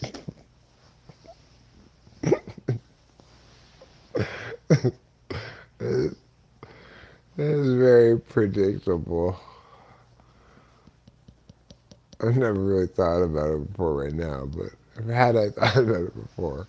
So this is the normal routine when Rachel and I do mushrooms. We start off live streaming side by side. Then she goes up upstairs and listens to the live stream and participates in the chat. And then periodically, a couple times, she'll come down and she'll say, I love you. And she'll kiss me. And then she'll go back upstairs.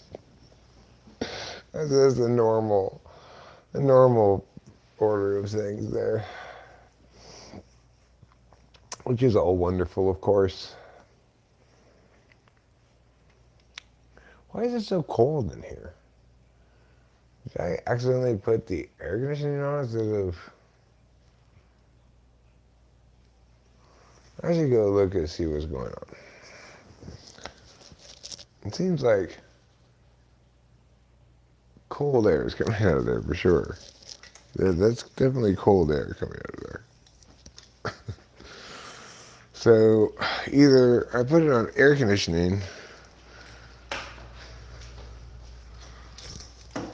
or the heater's broken again. I changed it. Oh, you put it on the air conditioning? Yeah, just for my room because it was a little bit stuffy. That's fine. Do you mind if we have it off? Yeah, let's just turn it off completely. Yeah. That's fine, yeah. Okay, yeah.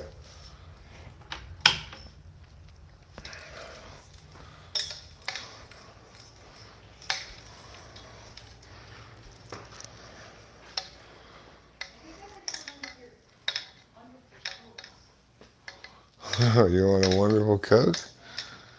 Okay, well, all you have to do is carefully follow all the instructions I said. Was that TE? That was imitation of TE. That was Good. making fun of TE a little bit. I liked it. Making it sound like you're doing something more than pouring Coke into a cup. You know. Oh no, I'm not just pouring Coke into a cup of ice. No.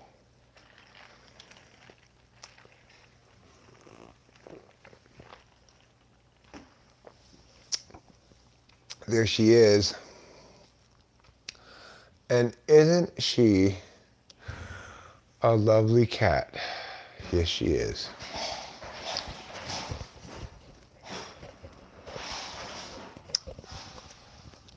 I think what I'm going to do, I'm going to go outside for a cigarette. And I'm going to leave you in the very capable hands of my co-host, Capio. Capio, can I just give you the mic here? Yeah. That's a good kitty. You talk to the people while I gotta smoke a cigarette.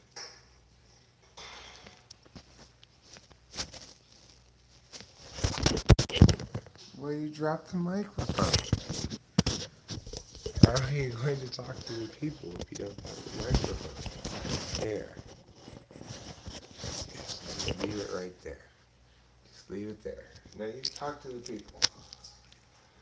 Tell them what you think.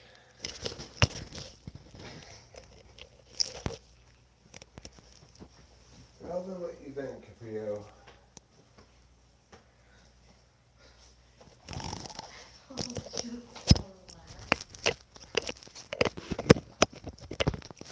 Is she chewing the microphone? Don't chew it. No. Kitty, no. You took this part off. You have to leave this part on. Oh, kitty. You're not going to be a very good host. I'll just clip this on right here. So, there you go. Now, she just needs to start talking, though. She's such a quiet cat. Tell the people what you think, Capio. Don't just sit there mute.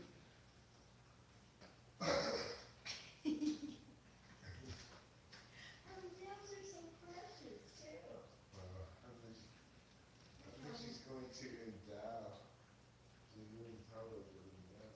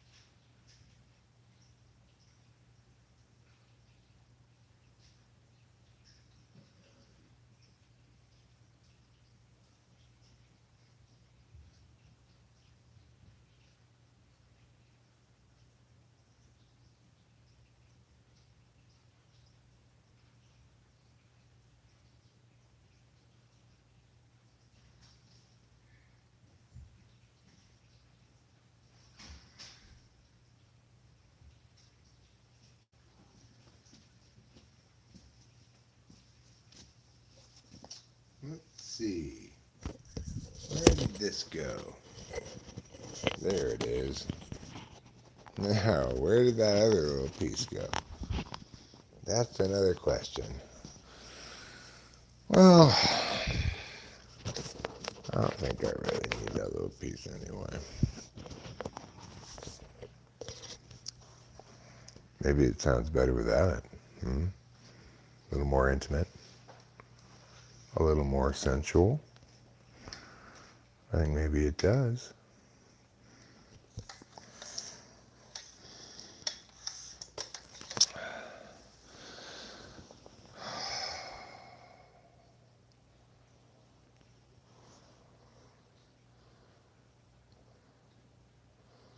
So what I was going to say when I came inside, I had something I was thinking about outside that I wanted to say. Oh, right.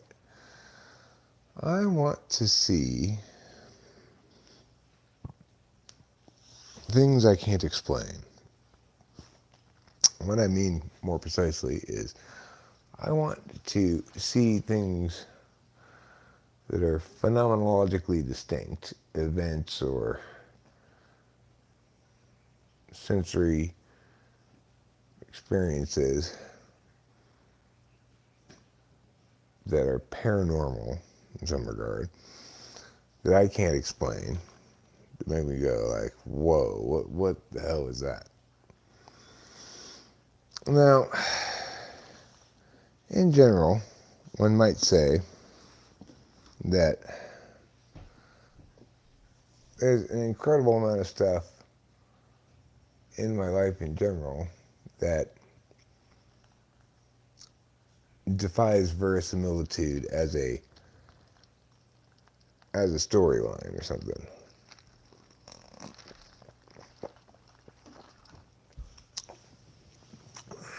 But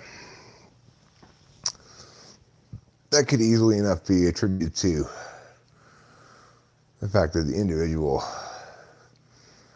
is writing the story. You know, they're the one who's generating the narratives about,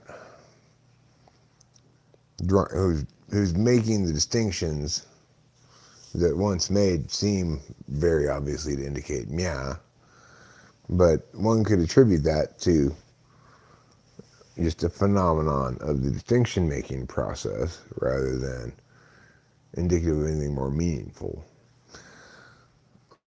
On the other hand, if you were to see things or experience things that you can't explain, quote unquote, phenomenology that is distinct enough as an event that you can process it once passed, you can process it as a setting, stuff that happened within a short period of time, etc. But you can't explain. I want to have those kind of experiences.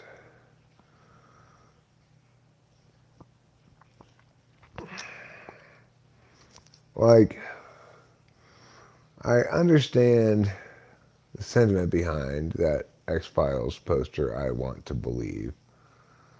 Although I've critiqued it as being wrong. It should say, I want to know. Why would you want to believe? If you're wishing for something, you might not wish to know. But the thing is, what my poster would say is, I want to be confused. I want to be unable to explain some phenomenon that I've witnessed, experienced, and be left perplexed with only the sort of grasping pseudo-explanations of paranormality. I want to have that happen to me. Like, you know, see a UFO up close or something, you know. But there have been some weird things in my life. But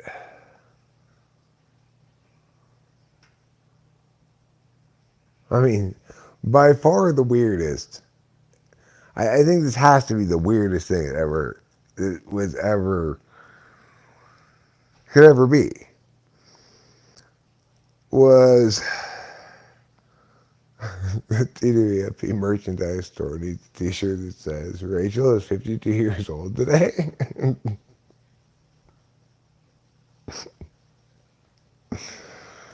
Yeah. Oh, worst title ever. Anyway, um, what was I saying? I was philosophizing about some thing or another. I was yammering about something.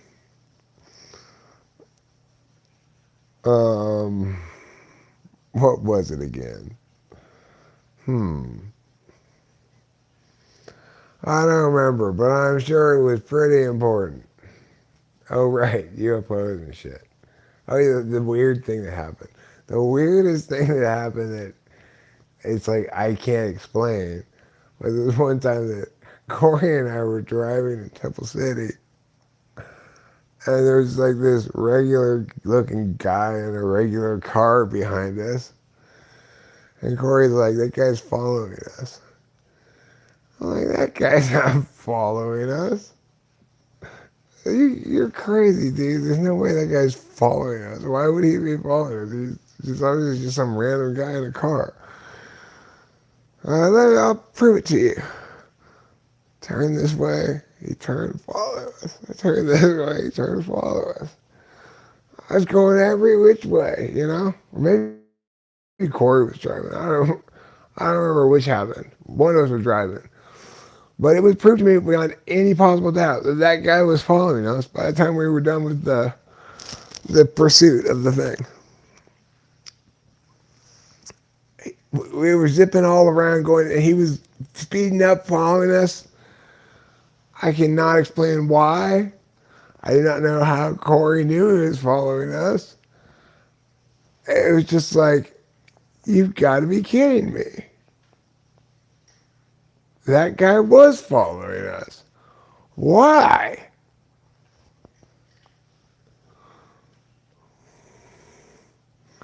It's like the craziest thing that's ever happened to me.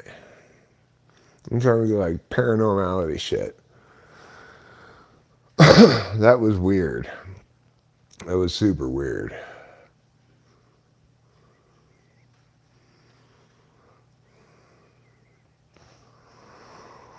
But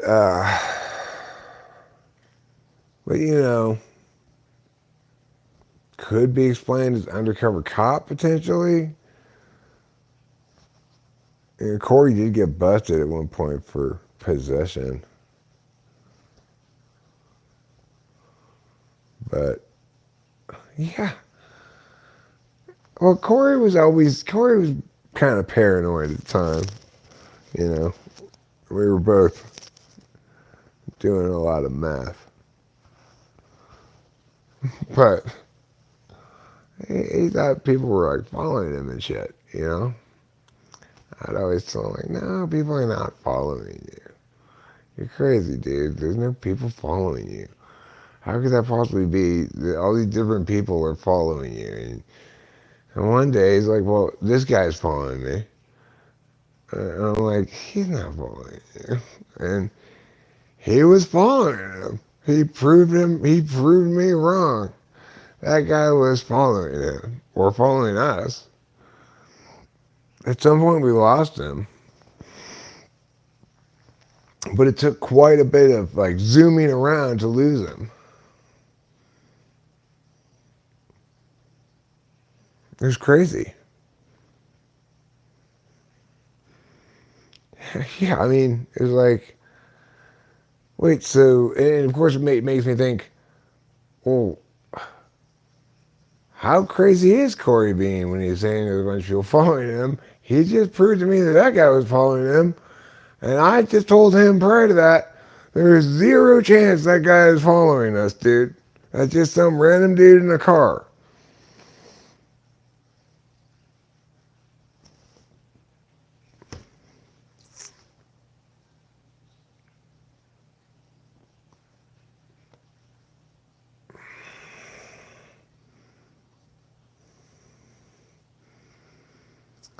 It was a regular guy in a regular car. It didn't look like a cop or anything like that. It just,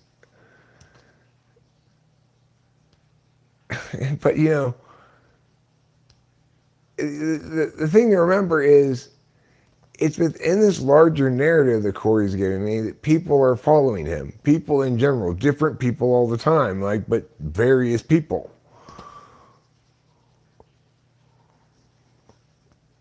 Like occasionally you'll see the same people, that people are like, they'll go to a place and there's like, they're all like staring at him and then they'll all like look away at the same time. They'll be like in communication with each other and stuff like that. I was like, dude, you're fucking nuts, dude. There's no way that shit's going on. It's insane. It makes no sense. How many people would be party to this thing? What would possibly be the purpose? The only party that could conceivably bring this kind of manpower to bear would be like the federal government. If you're talking about these numbers, vast numbers of different people, you know. But then, then there was a day he proved to me that guy was following him. So who knows?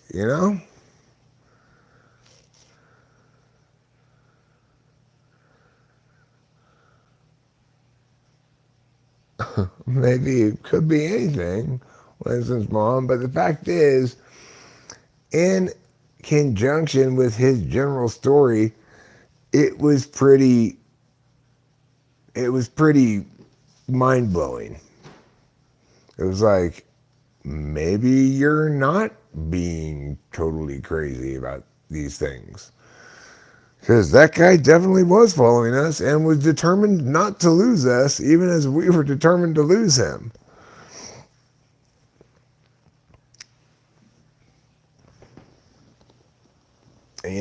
So it's like, it made me really, really question a lot of different things. But at the end of the day, it could potentially be all explained by law enforcement activity, thinking Corey is the center of some kind of operation that he's not the center of, potentially.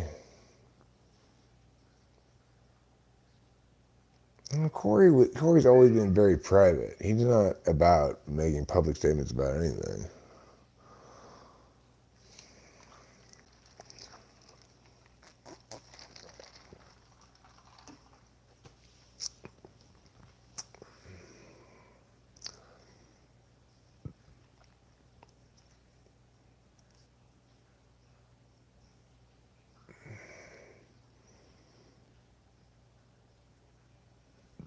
No, he didn't have a good explanation for it either.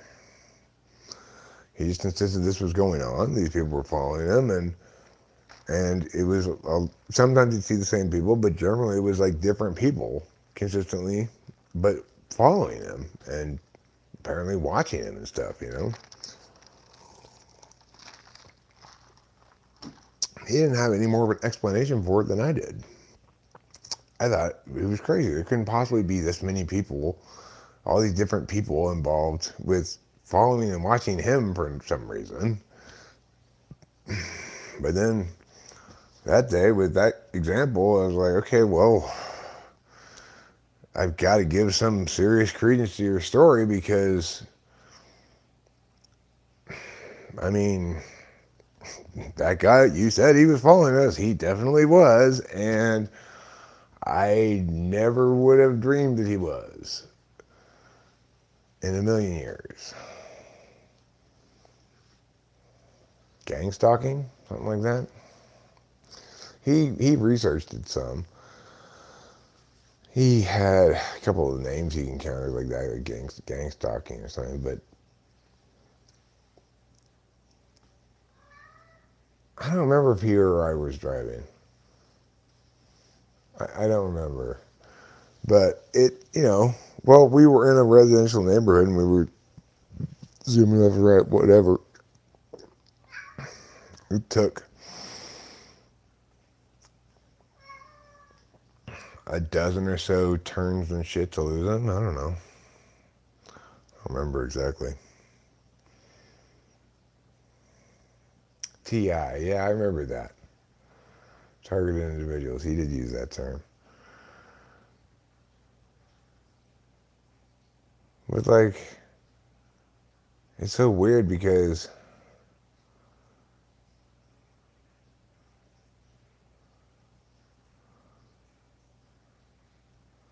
there's no explanation for the purpose of it.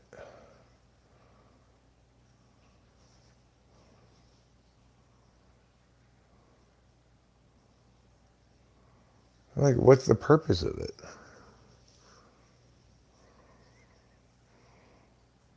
If they were going to gang stalk or target any individual, why wouldn't they do me instead of him? I was very publicly vocal about all kinds of crazy shit. All the time. Why wouldn't they target me?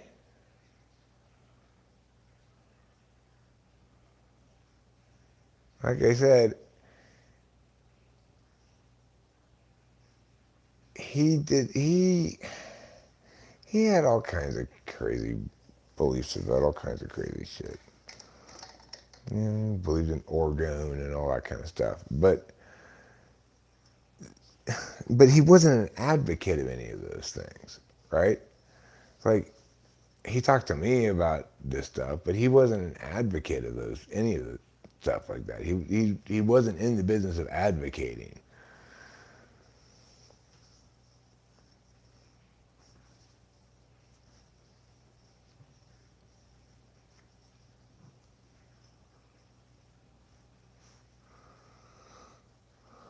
It was Michael Smith.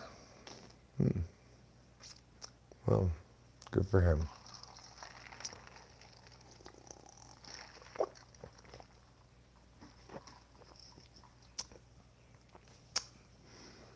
No, I don't say thank God they didn't latch on to me. If all they're doing is watching me and following me around and stuff, they're welcome to. I wanted a paparazzi forever. Where's my paparazzi already? I don't understand why people aren't following me around and watching me as I walk down the street and do stuff. They should be, and they should also be taking notes.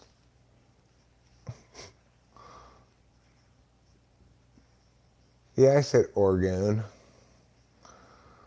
He had his various wacky theories and stuff, but the point is, he didn't advocate any of them.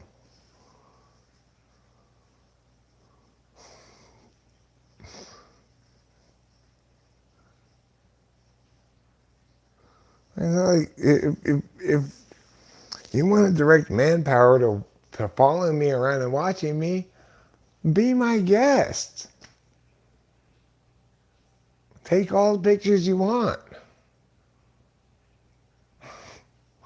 Write down everything I say. Absolutely. Go for it.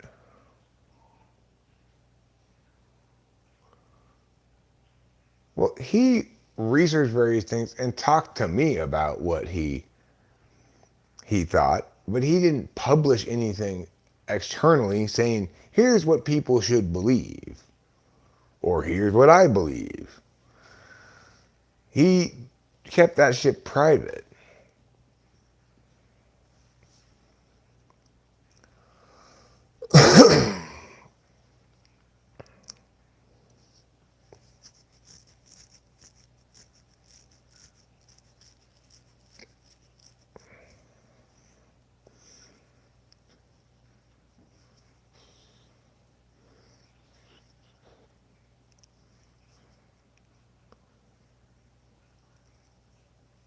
WTF is Club ENTP.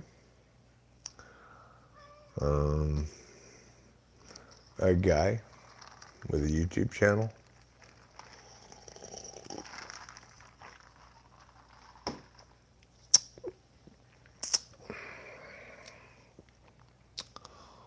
Who apparently still thinks he's an ENTP.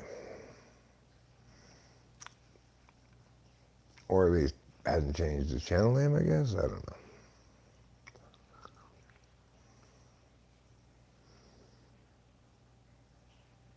No explaining things in this world sometimes.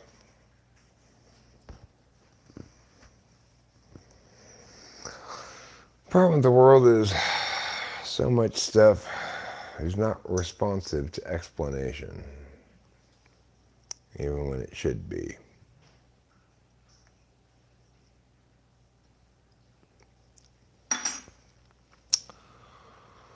Obviously, there are other things in life aren't responsive to explanation and shouldn't be. But when things in life that should be responsive to explanation are not, well,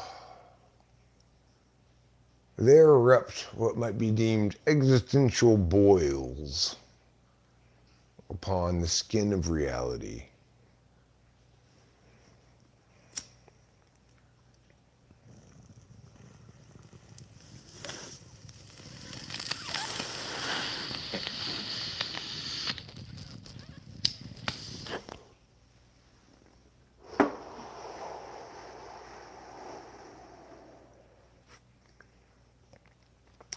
Not gonna lie, you'd make a good government patsy, Eric.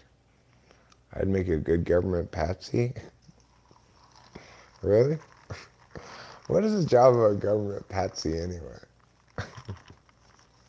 Does it involve patting at all? Does it involve playing patsy? No, that's not what that's called. What's that game called? Meow, meow, meow, meow, meow, meow, meow, meow. What's that called?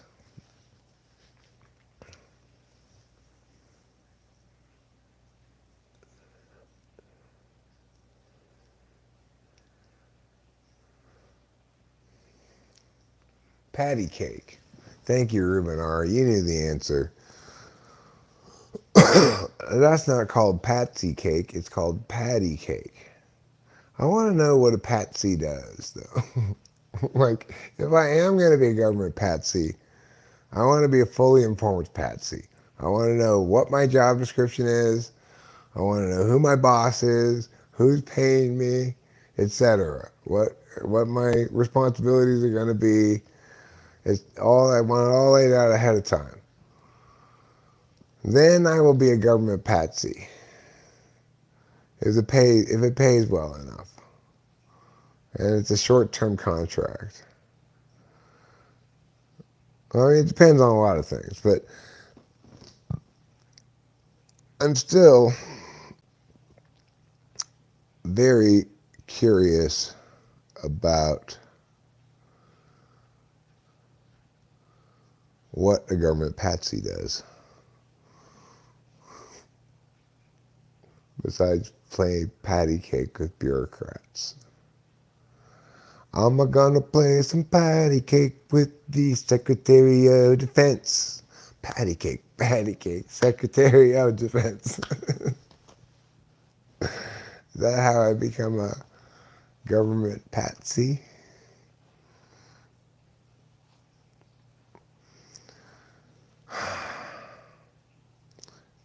He's been obsessed over ChatGPT. Who, the government patsy? That seems like the sort of thing a government patsy would do. Become obsessed over some international spy. Like ChatGPT sounds like I've never heard of any American named ChatGPT before. Sounds Russian to me.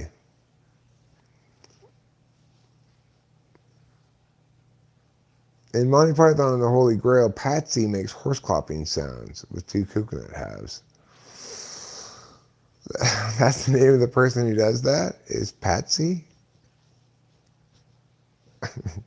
Well, good for him. I'm glad he's named Patsy. I wouldn't want him named anything else. I'm glad he had a job.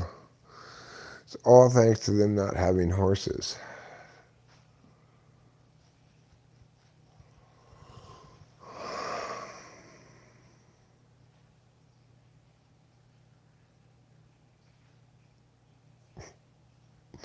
They did that to save money, you know.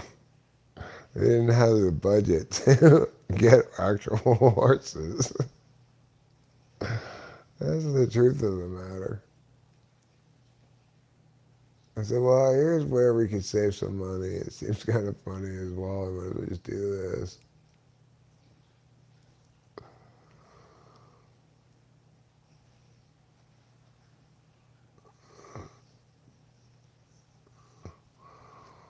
Because, of course, if you're going to film a bunch of stuff on horses, it's a big production. You got to get horses. You got to know how to ride them. Stuff like that.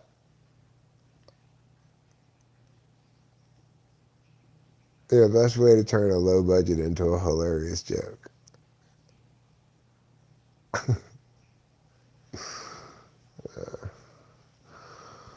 I guess I'm getting kind of tired. I wonder what time it was we drank those mushrooms.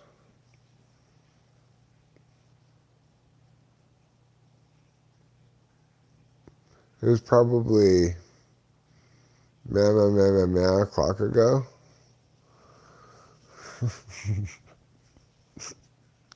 I'm guessing it was like 5 o'clock probably.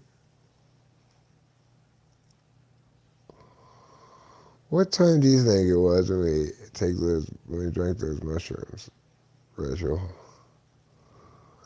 Do you have an opinion? Do you have a thought? Do you have a perspective? Do you have a notion? Do you have a remembrance? Do you have a recollection? I'm thinking it was probably about 5 o'clock. But I don't know. It seemed to coincide with approximately the beginning of this live stream. I think I started the stream before we drank the tea. Oh no! What happened? Oh, I know what happened. It's okay, everybody. No need to panic. The computer went to sleep. Around 5 p.m., yeah. 4 hours and 15 minutes in. Coming down. I tripped pretty hard today, I guess, huh?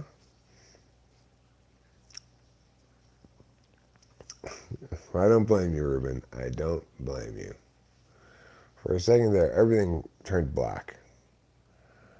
I couldn't see any of the chat. I thought all of you had been demolished in a nuclear war.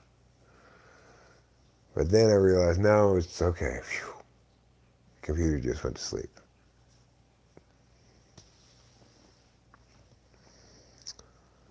So that was a lucky break.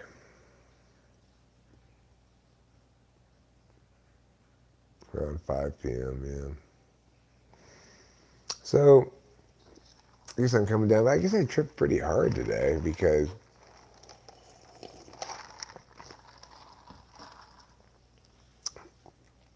I don't really remember the beginning part of it very much.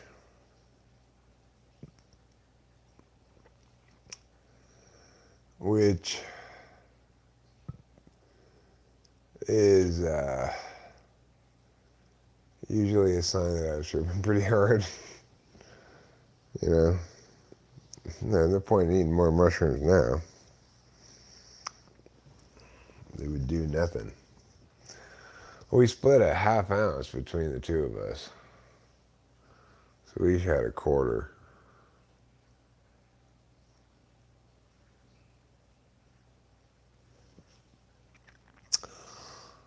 I don't remember that part exactly, Mr. Bobby, but it does sound like something I do. No, it doesn't really sound like something I do. I'm pretty sure my shirt remained on the whole time.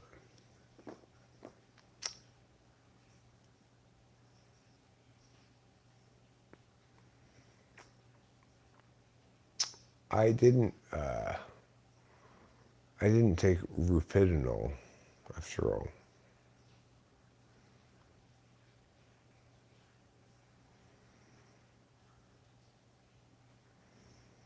Not really remembering the beginning part of the mushroom trip means not really remembering exactly what I talked about. I remember feeling a lot of like, I feel like upheaval at the beginning part. Almost like I was going to puke for a second, but not really. And then it receded, and then I remember being outside and going, okay, I'm tripping pretty hard. And then I don't really remember between there and for a while. I'll have to rewatch the stream and find out what happened, I guess.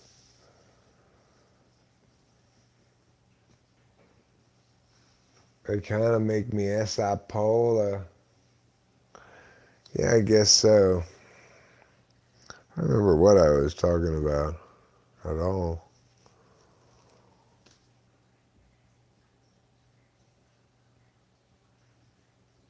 Whatever it was, I'm sure it was very, very important. I hope you all were writing it all down for reference later. Some of the most important things that have ever been spoken were no doubt spoken on this stream. Just because I don't remember what they were should not let you be swayed from their grand significance.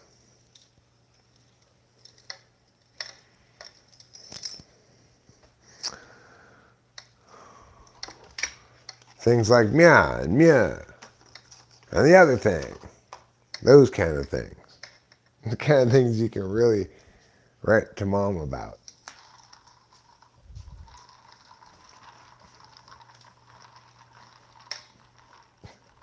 I didn't go on a 20-minute rant about chickens, did I?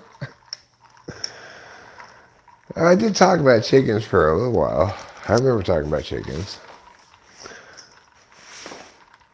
How you shouldn't get chickens. They die so easily, you know.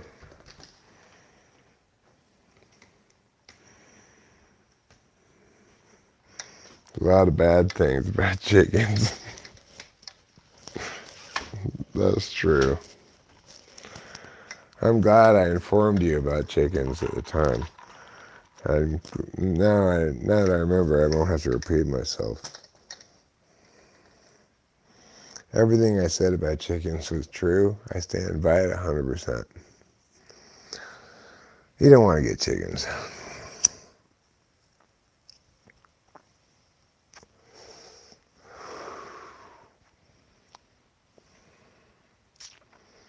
It's not worth it.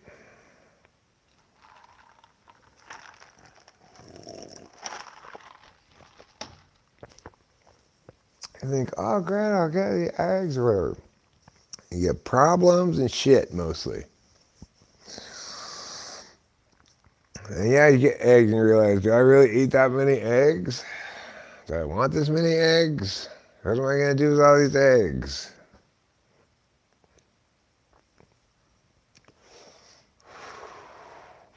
I mean, I guess I could play practical joke on family members and go, oh, I got you with the egg.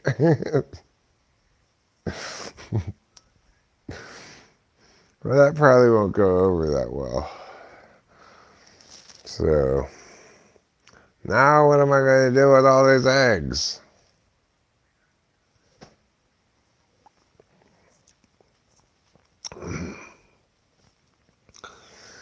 You gotta be somebody like my mom.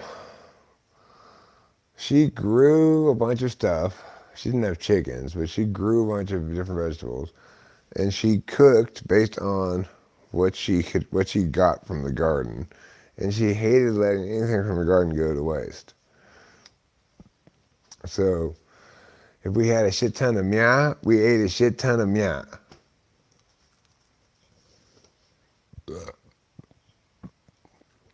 If you're one of those kind of people, then go for it. Have chickens. Otherwise, don't get chickens. Alright. Now listen here, you big ass spiders. You need to catch the flying insects better instead of just walking around the ground all the time, looking like big ass spiders.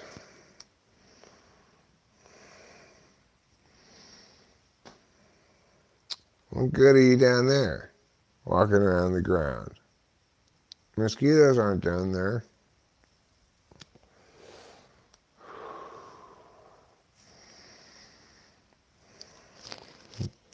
How are you going to do your job?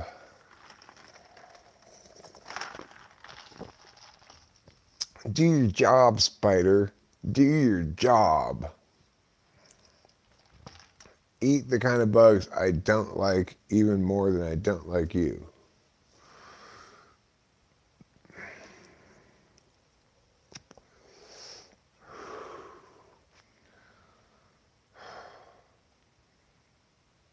It's gotten so that your brethren inside the house,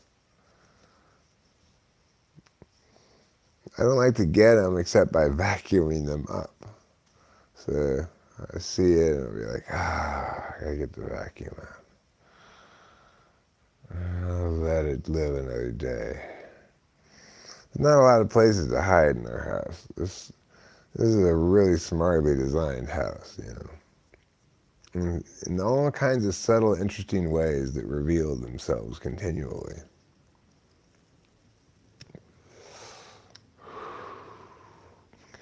It's a delightful place.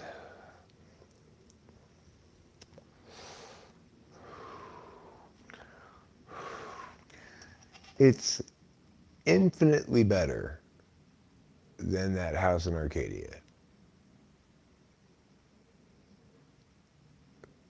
Right now, I actually hear an aircraft overhead, but that is such a rarity. Usually, all I hear is birds and meows and meows. Or at night, I just hear the sound of bugs or whatever. Of course, I also hear the loud neighbors across the street yelling at their kids a lot. But who cares? There's no sirens. I've heard a leaf blower like one time since I've been here.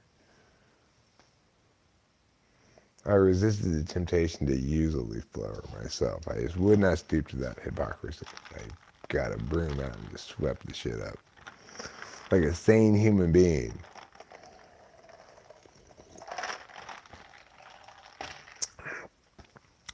Leaf blowers are a deal with the devil. What are you doing? You're just blowing these leaves around. To make all that noise just to blow some leaves around. No. No, no, no. I do not like you, leaf blowers. I do not like you at all. I hate you very much. I don't like sirens. I don't like helicopters. I don't like construction noises.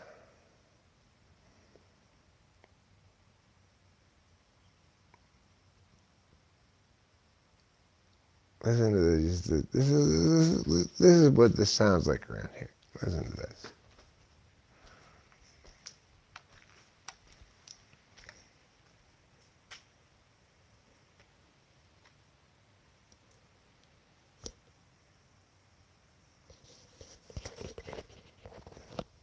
I forgot that the mic is picking up the audio, not the camera. I just hold it over here, I guess.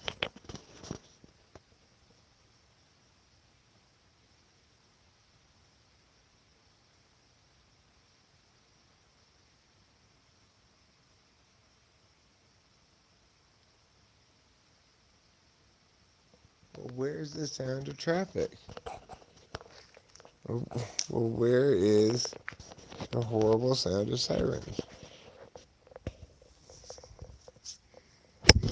Oh.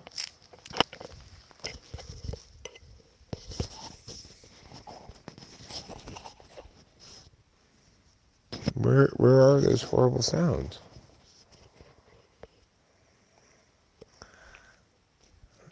There aren't any horrible sounds.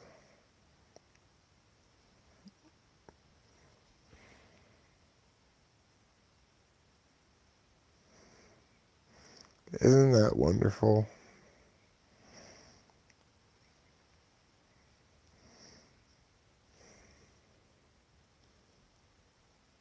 There aren't any horrible sounds.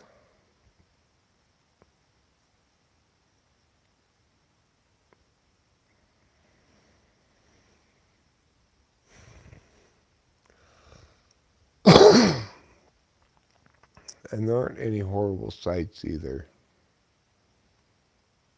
I could handle the horrible sights more than the sounds.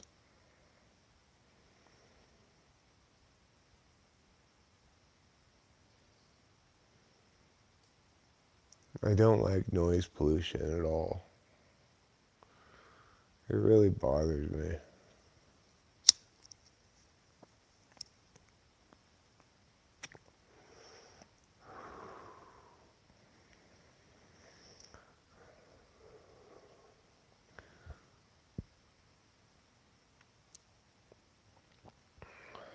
That's why I'm so angry at this stream over here, polluting the audio sphere with its gentle rustlings.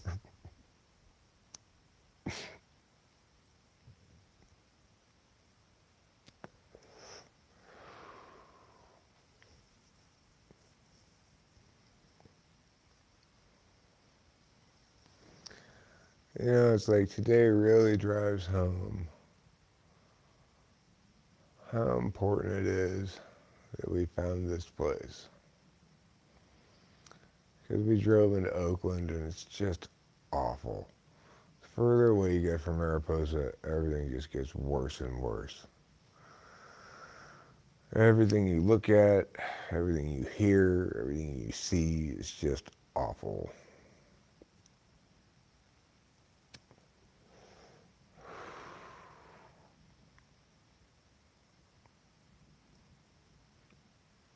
And it's like we're intuitive, so we're not particularly conscious, especially Rachel with her SI unconscious, of how much sensory stuff impacts us.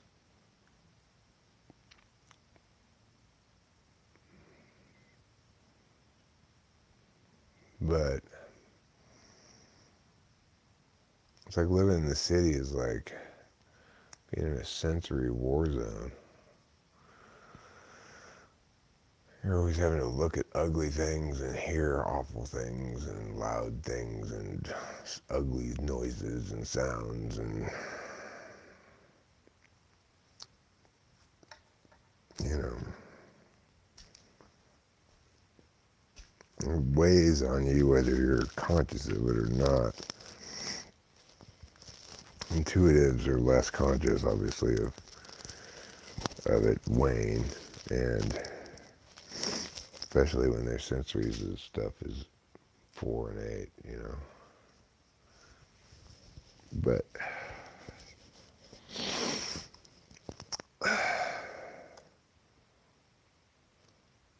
in the absence of that sensory war zone, I feel this just like ease when we got back into Mariposa, and particularly when we got back home, just like, thank God we're back here. We're cocooned away from the world. It's just ugly out there. It's not a pleasant place to visit right now, I'll tell you that.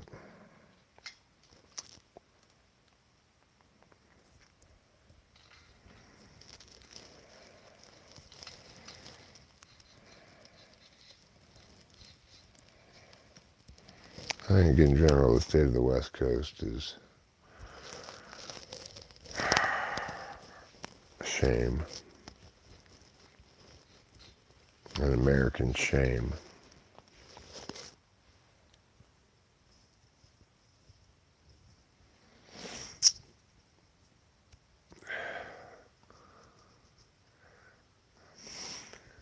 But not here in Mariposa.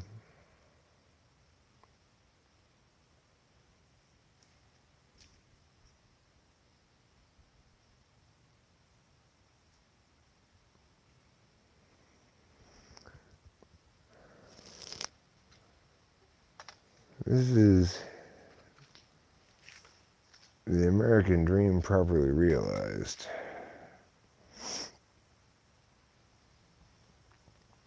Though not realized properly by me. Well, if this is the American dream, then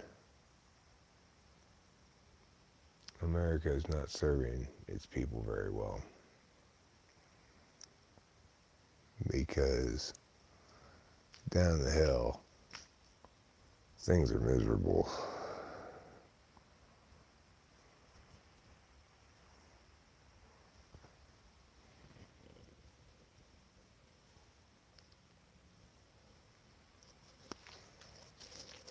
It's already get all dark.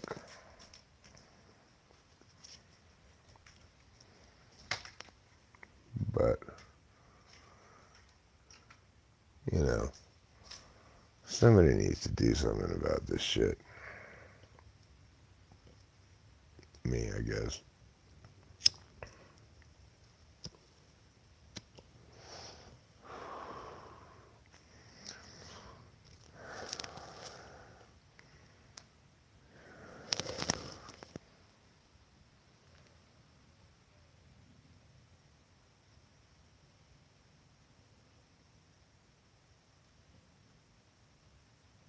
Supreme Court got so too big for its britches, handed out unfunded mandates to municipalities.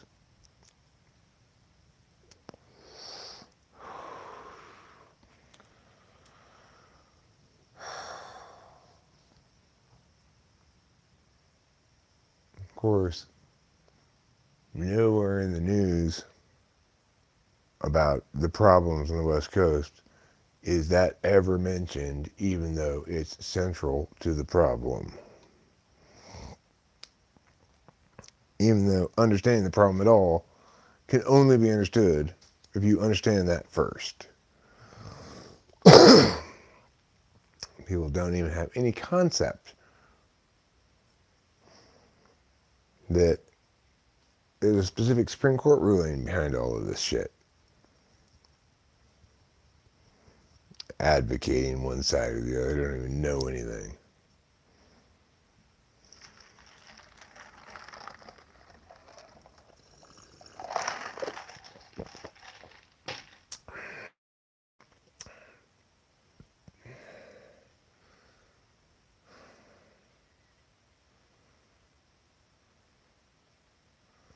The path to hell is paved by well-intentioned idiots.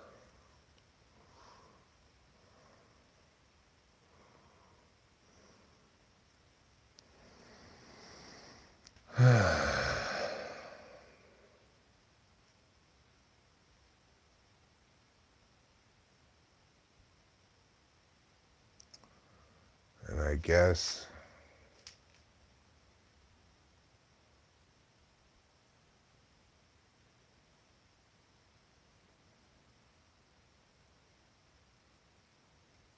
understanding confers responsibility.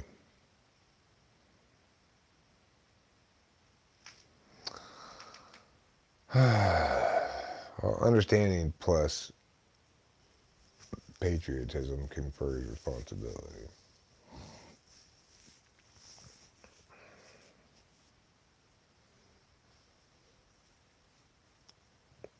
What a mess. Idiots have been in charge for such a long time. What a mess.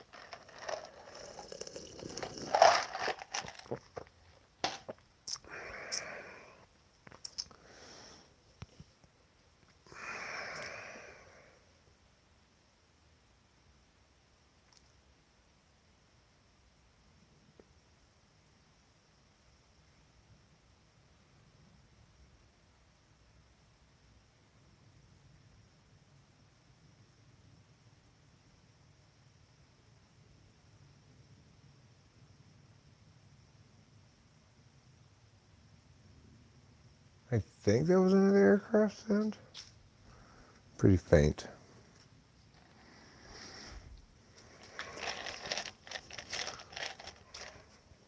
Regardless, there's not that many aircraft sounds to put up with. And also, this house is incredibly soundproofed. It's like, even when loud shit is going on outside, you got the windows closed, you can barely hear anything in here. It's like a sound studio. If I weren't so goddamn lazy, I'd have put together for myself one of these extra rooms as a sound production studio and actually be recording music and doing useful things like that. But no, I have to be Eric. I don't have any self-discipline. I can't make myself do anything that's hard. Well, I tell you what I can make myself do.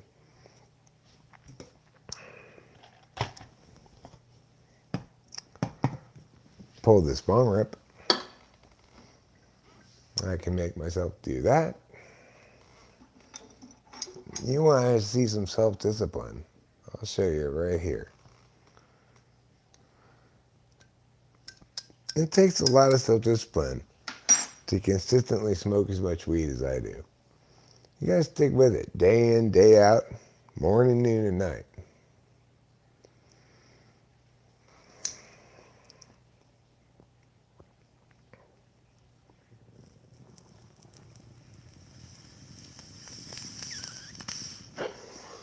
Every foe is a you till you eye it. It's a good point.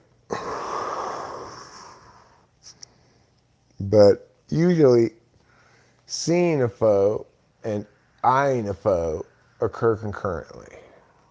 This is the problem with your theorem here, Ruben, is that by and large, the sighting and the eyeing are concurrent.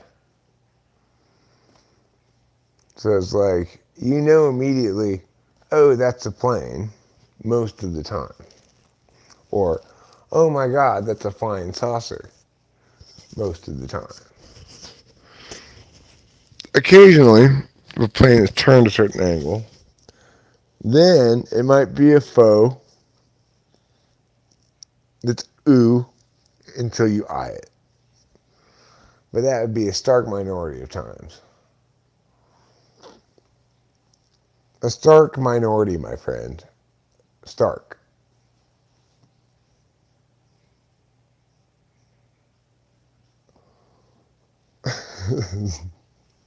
Sometimes you sight something and you just can't eye it. Your NI can't determine the shape. Then that foe is UAF. There's no doubt about that. Under those circumstances, that foe is UAF. But those are, again, a stark minority of times. And the point is this. Let's say you identify a flying object as a flying saucer. Can you still really call it a UFO? Isn't it just an identified flying saucer? That would be an IFS.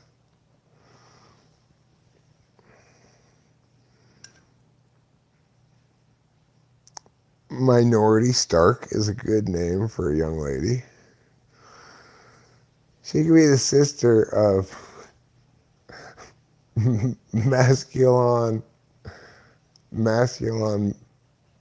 iron pole, or whatever his name was. Masculine Stark and Minority Stark seem like a good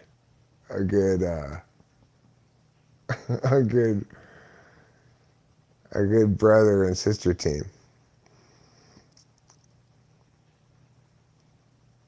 Is there a license plate where you can identify where they're from?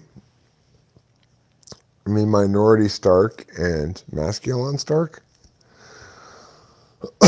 Well, obviously they're either from Minnesota or Michigan.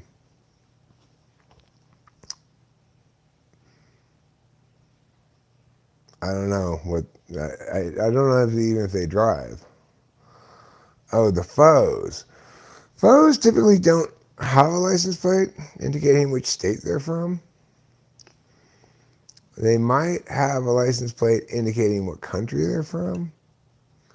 Like it might say on the plane USA,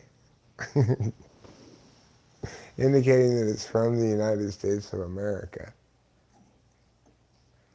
Or it might say on the plane some other country, indicating that it's not.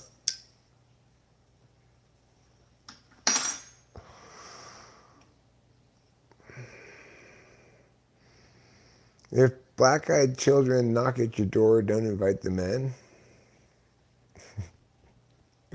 I mean, I seriously don't expect any children to knock at my door, regardless of their eye color. If children knock at my door and say, please let us in, I'm going to let them in, obviously. Say, okay, what's wrong? What's the matter? You need me to call the cops or something?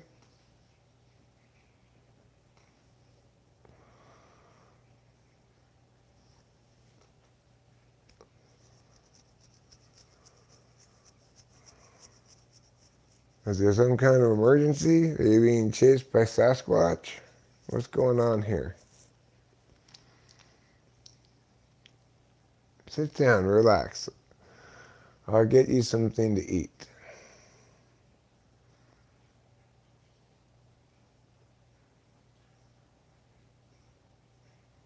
That's what would happen if frightened children knocked on my door asking to come inside. I would say, all right, well, come inside and let's figure this out.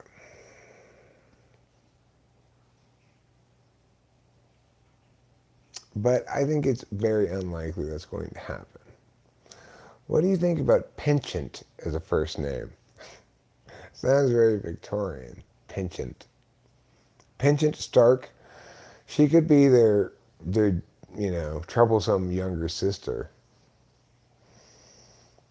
Masculine, minority, and penchant.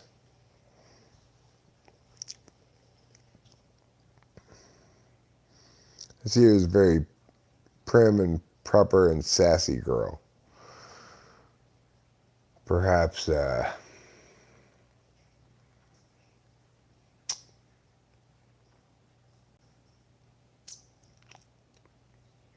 perhaps an ENTJ.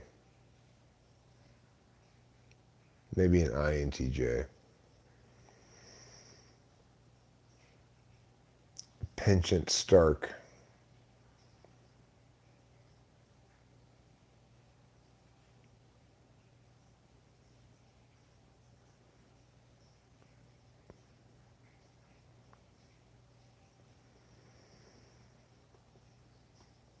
I think it should be Penchant Stark hyphen Latin X.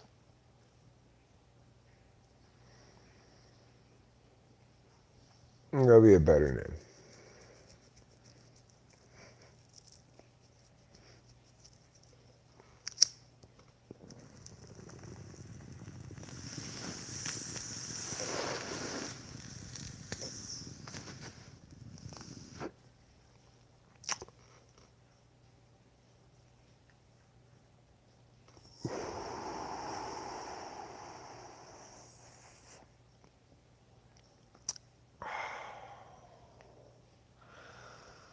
Ah, bong rips.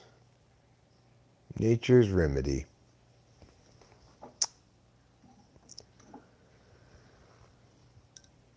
If you've got a little problem, try nature's remedy. It's spelled BONGHIT. Bong hit.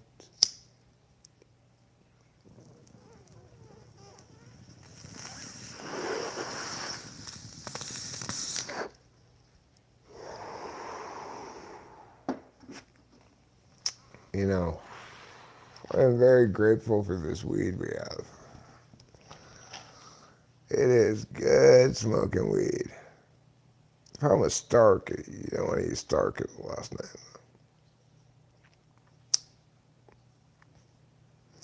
But anyway,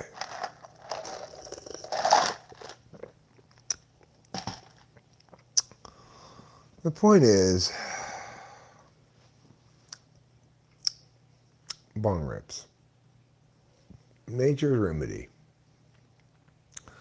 Oh, right. The point is, I'm really grateful for this weed we have because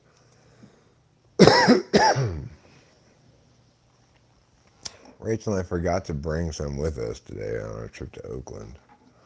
And so while I was at the mushroom store, I bought a pre-roll to smoke on the ride home, and took like 3 hits off of it and just coughed and coughed and coughed and put it out. Then we found this roach with this stuff. Smoked it, it was just so much easier to smoke. And like, this stuff is good, clean smoking, just like top notch, ideal weed for us. It's crazy.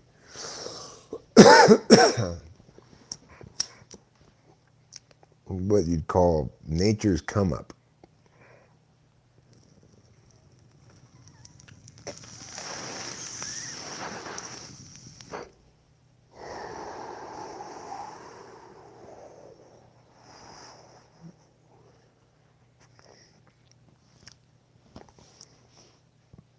I mean, insane.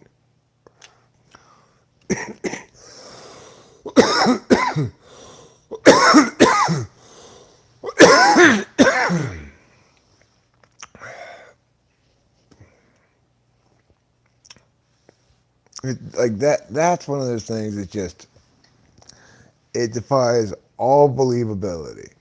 It defies all believability that the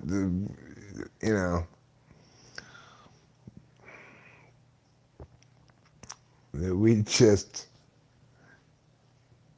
end up with these packages with exactly the 2 drugs that we like in them. Just ta-da! It's insane. It defies. That's talking about things that defy all explanation. That was the day that defied all explanation.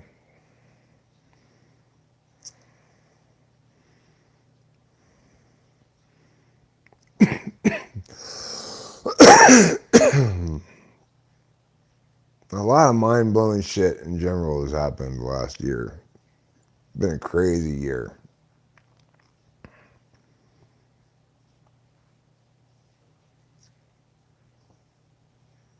Crazy.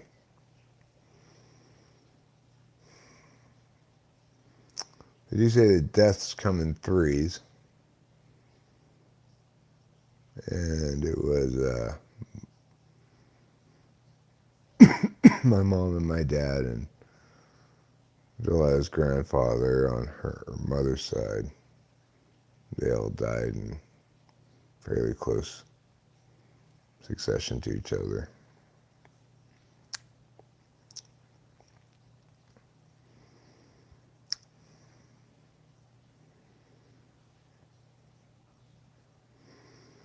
So naturally, those were big events. My mother's death, not such a big event.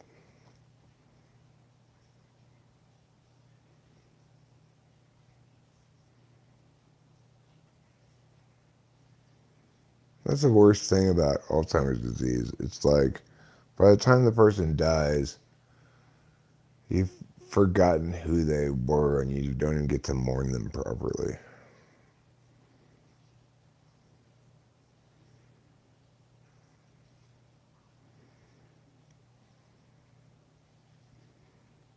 That's got to be the worst thing to happen to you.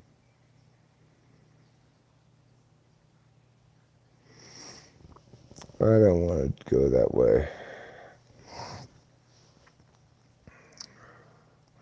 Sorry for the depressing talk. It's been that kind of year. When I think back of the year from, what is it, April? Oh, yes, April is my birthday.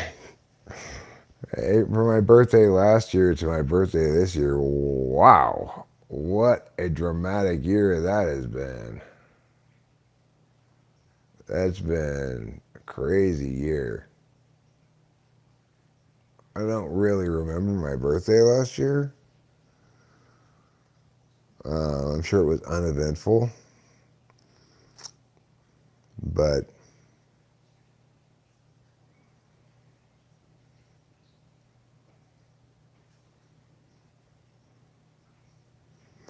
would a lesbian consider an intimate relationship with a man who is feminine? In other words, do lesbian women, if they get with men, prefer feminine men? I'm curious about that question too. I don't want to know the answer to that. So, Mr. Bobby, you've piqued my curiosity as well. Do lesbian women, when they get with men, prefer feminine men? Inquiring minds want to know. Ruben, you're the lesbian here. Tell us the answer.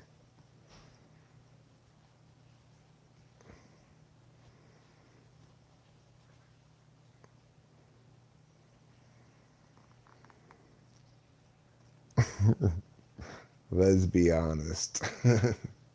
I'm curious. Or is there not is there no commonality? It's like, well, it depends. For everybody's different or whatever.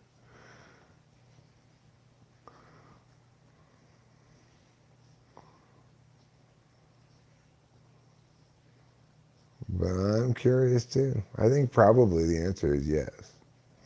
I think probably lesbian women, when they get with men, prefer more feminine men. That would be my guess.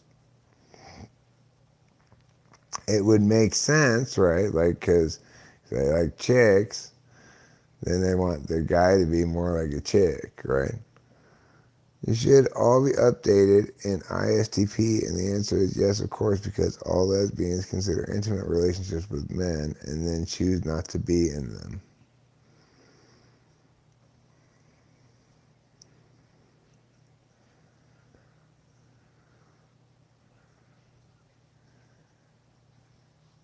You should all be updated. I'm ISTP, and the answer is yes, of course, because all lesbians consider intimate relationships with men and then choose not to be in them. How does that answer the question? That may be the case, but I don't see how that follows from. I don't see how it follows from the former. It depends on the individual, like just about any question of this nature. If somebody identifies as a lesbian, they may not be interested in a man of any type. Well, granted, I'm going to concede that people who self-identify as lesbians aren't going to say, I'm into this kind of man. But let's say they were lesbians who had previously had relationships with men. Would their relationship with men be more likely to be with feminine men in general? Because, like, we can say in general that lesbians are attracted to women, so why can't we say in general that lesbians are more attracted to feminine men than masculine men? I mean, if the word means anything at all, right, it means lesbians are attracted to women.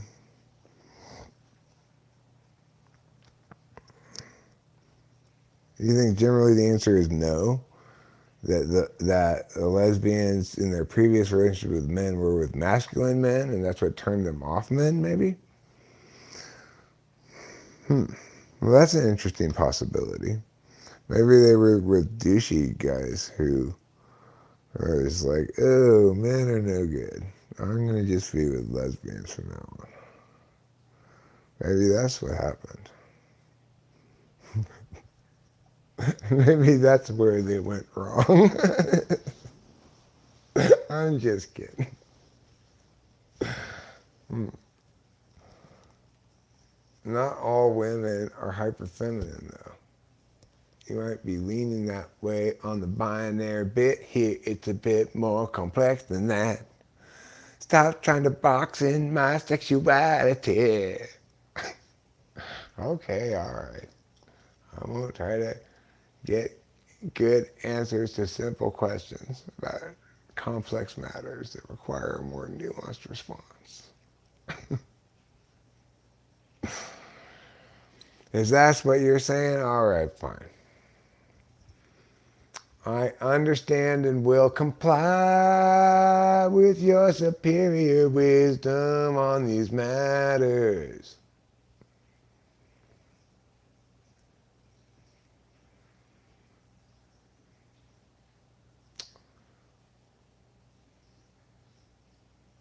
You know how many lesbians continue to have relationships and affairs with men? No. How many? 6. 6 lesbians continue to have. Well, Ruben says 14. Well, let's split the difference, Ruben. Let's split the difference. Let's agree on 8. Like, hey, that's not splitting the difference. Okay, fine. 9. 9. 9 lesbians do that.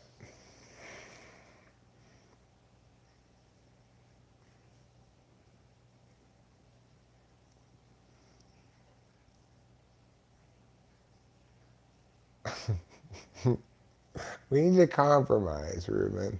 We need to compromise. I think you're overcounting. You think I'm undercounting. Let's agree on 9. There are 9 lesbians. 5 million, Karma's Pimp says.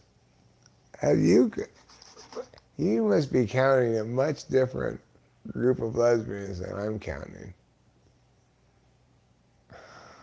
According to Karma's Pimp, there are 5 million lesbians engaging in affairs, extramarital affairs from their lesbian partners with men right now.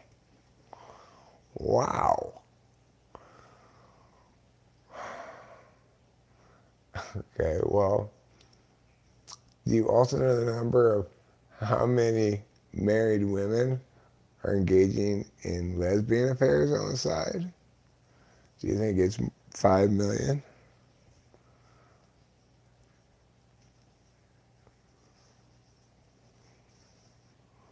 You thought about that? Or how many married heterosexual men are actually being gay on the side? Probably a lot,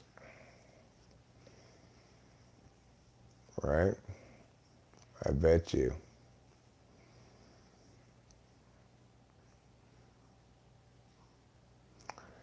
They have those Hollywood sham marriages, you know.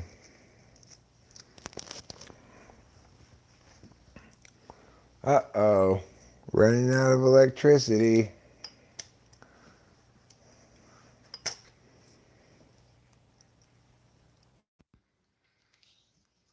No more good audio for you. Now we're back to the bad audio. Womp womp womp womp. How's that for you? Your audio is not good anymore. Oh well. Karma's Pimp says he just assumes that all married women are getting lesbian action on the side. Well, the fact is that all decent people in a monogamous relationship are not cheating on their partners at all. Right? So, regardless of whether they're lesbians or heterosexuals or whatever, cheaters are scumbags and you shouldn't ever stay in a relationship with one. And that's non exclusive to any particular sexuality. People cheat, homosexuals cheat on homosexuals with homosexuals. Homosexuals cheat on homosexuals with heterosexuals. Heterosexuals cheat on heterosexuals with homosexuals. Heterosexuals cheat on heterosexuals with heterosexuals. They're all scummy cheater scumbags. Because cheating is always wrong and you should never cheat. Doesn't matter what kind of relationship you're in. If you're in a monogamous LTR, if you guys are committed in a committed relationship, cheating is always wrong. And the person cheated upon should never stay in the relationship. I mean, neither party should stay in the relationship.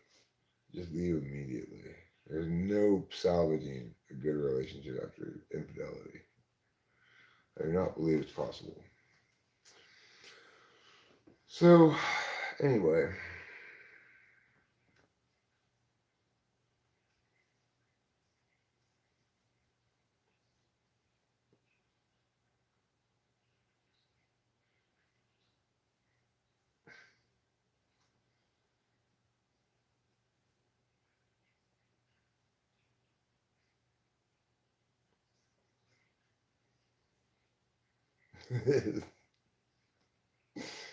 Yes, it's cheating for Eric to get some side dick.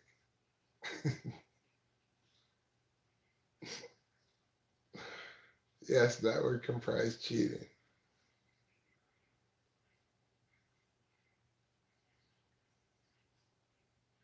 Eric is clinging back to typical heteronormative ignorance. Nope,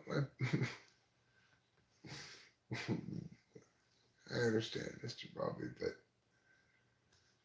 what I am saying is that monogamy is a separate matter than sexuality. And if you're in a monogamous relationship, then cheating is always wrong, never acceptable. Even conceivably borderline cheating is never acceptable. What I do with my side bros does not impact my loving relationship with my wife. That's ridiculous. If anybody's saying that, they're just trying to justify cheating. Just trying to pretend not to be gay or something. I don't know. That's just ridiculous. Nobody's saying that. This is your nightmare dystopian fantasy that people are saying that.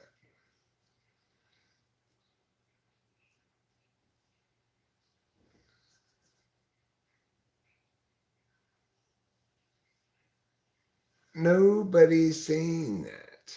Okay?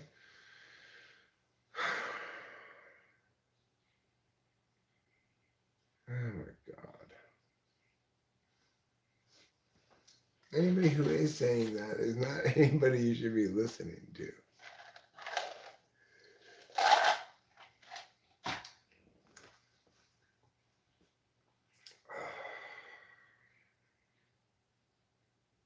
You don't need to be so angry at wokery.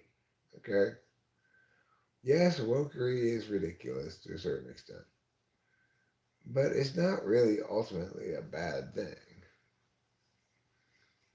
The engine of it is correct by and large. And, arbitrary exclusion of people for things that are arbitrary isn't a good way to accomplish things.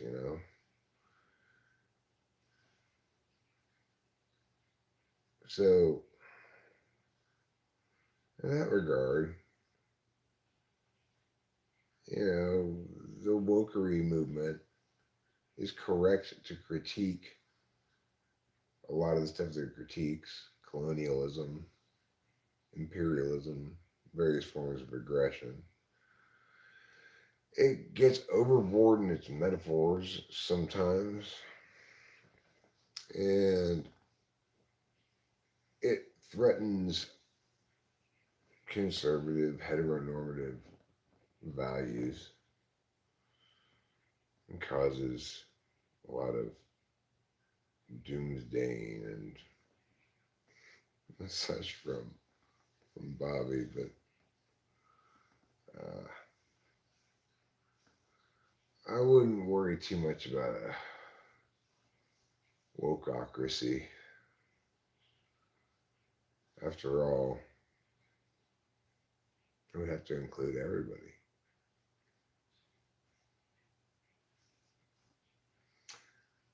And they don't have a room that big.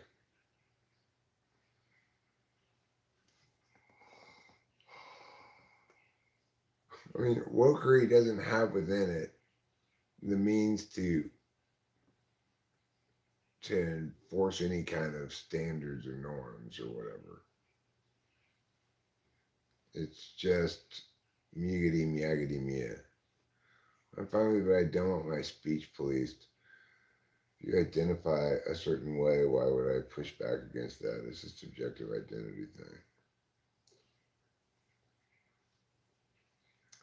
How's hacking waterlogged so far?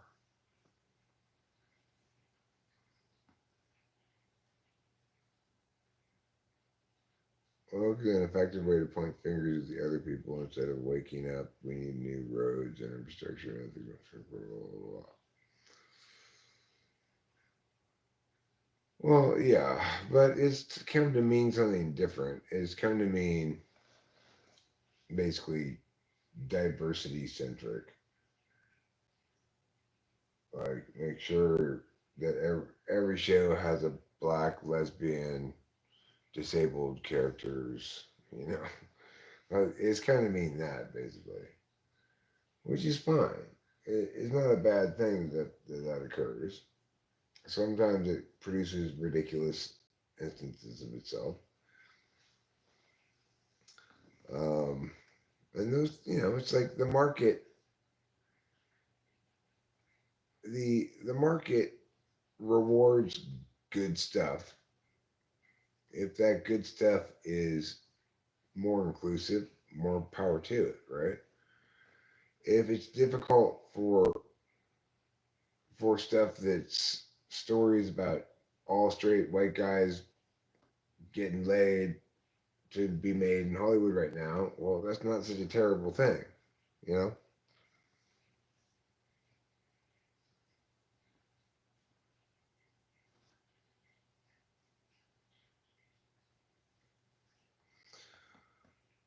Well, I mean, the thing is, I think I think people who don't like wokery are those who feel targeted by it as those who are asleep, right? Those people tend to find it offensive accordingly because it's obviously smug and condescending by calling itself woke. Um, and also, who doesn't hate those people? Who doesn't hate those smug, condescending college kids who are who are seething with identity politics? I hate them. They're awful.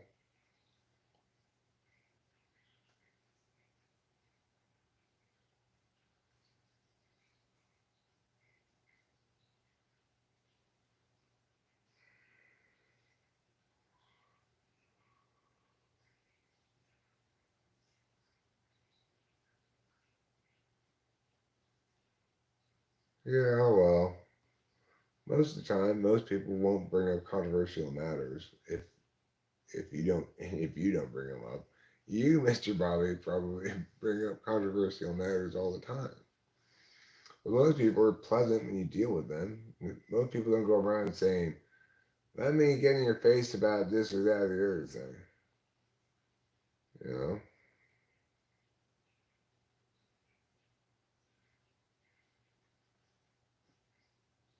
I mean, that's my experience going through the world. I haven't noticed any particular yeah.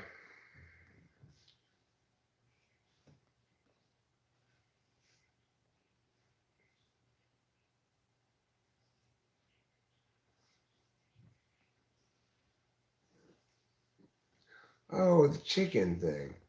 Maybe you were talking before when you were talking about chicken. You were talking about that place that I went to pee where they didn't have chicken. That place was funny. That lady.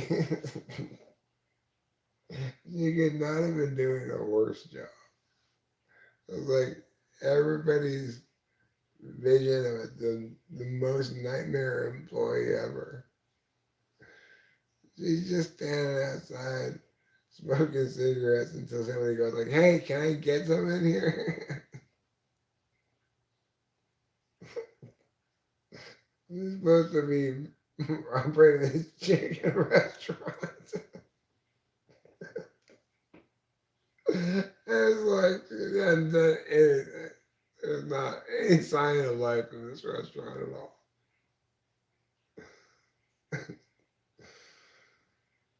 No, this didn't happen 2 years ago. This happened just today.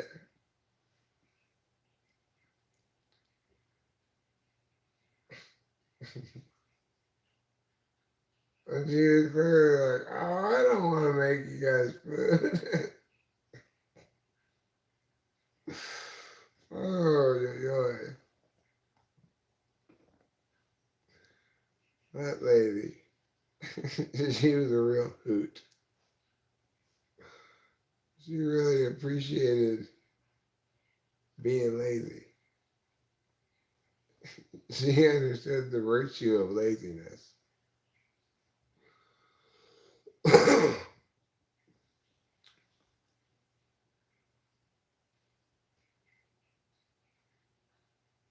Well, a girl literally corrected me for using the word chick in a sentence. Well, you should have said, what else do you call the thing that hatches from an egg? Do you want me to immediately call it a full grown chicken?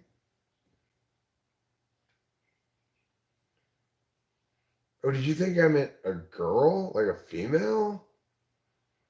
Obviously, I wouldn't use the word chick. That's a different species. Stop being a speciesist.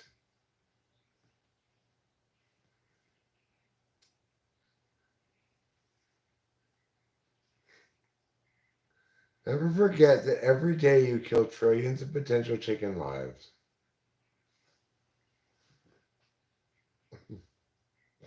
Never ever forget to always remember that every day you've killed trillions of potential chicken lives. And nobody's ever going to forgive you for that.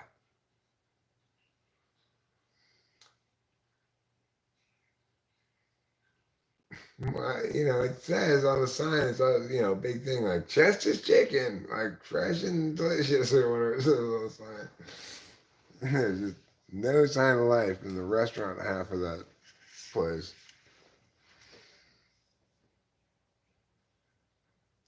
Yeah, it was like, what? It probably works for like a utility, something like that. They had on these, yeah, it was kind of vests that I guess they're green and yellow, kind of. They look like maybe they had stuff that these look like kind of guys maybe that would climb a pole. I don't know why I got that vibe. But maybe they had something to do with poles. Um, anyway, that was the vibe I got from them. There was, I believe, four of them. And they looked very disappointed when they went to the chicken restaurant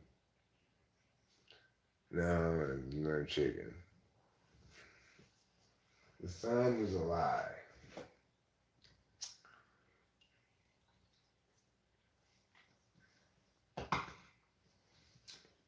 We were like, hey, we just climbed down from some pole someplace to get some chicken. What's going on here?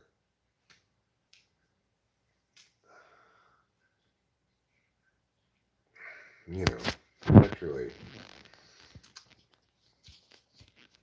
I was confused. They were confused. The lady had us all mesmerized. Chicken, she said.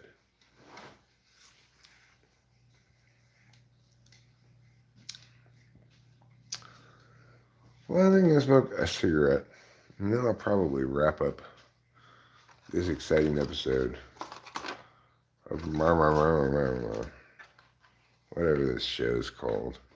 I can't remember. What is this show called anyway? Eric live streams about whatever.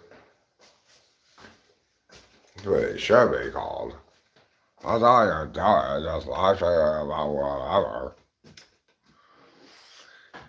Yeah, well, Tiffany, that's what I want to do.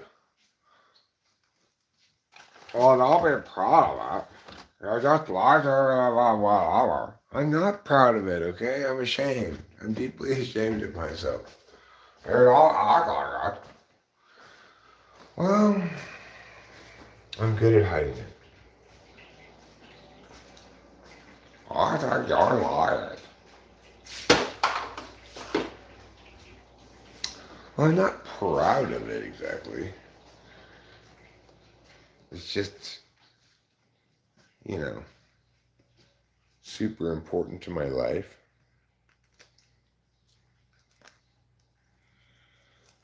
Like, it's a critical component of a happy, healthy Eric is periodic live streaming. It allows me to have the third thing. Thing one you need is some time by yourself. Thing two you need is some time with your partner. Thing three you need is some time with a group. And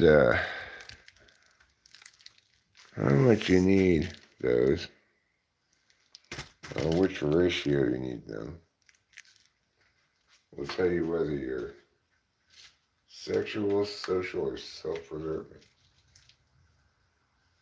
But everybody needs all three.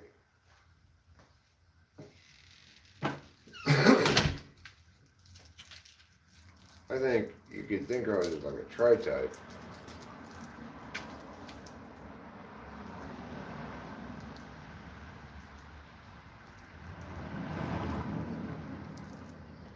And as a tri-type, I think I go sexual, social, self-preserving.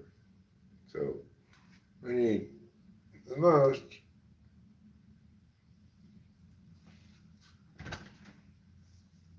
comfortable being part of a couple. And I'm second most comfortable doing like this, streaming. And third most comfortable doing things by myself. But I like doing things by myself, plenty. I need a certain amount of time in each of those things, I think if I were optimally balanced, I'd be getting more social time, more of this, than I currently am, but spread out more in smaller chunks, probably.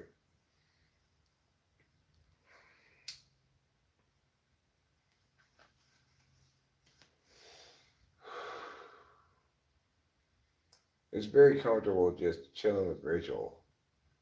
It's my most natural state of being, kind of. And then I'm quite comfortable actually hanging out by myself too. Usually watching anime or something like that, Because I'm a serious anime head. I watch anime a lot. I watch hours of it probably almost every day.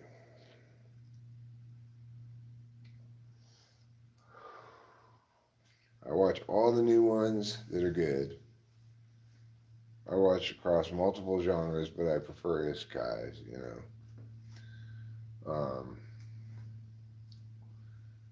I watch a lot of anime. you'd be hard pressed to find somebody else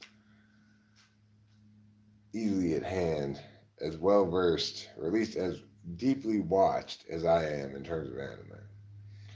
I've watched everything. Everything worth watching, I've watched it.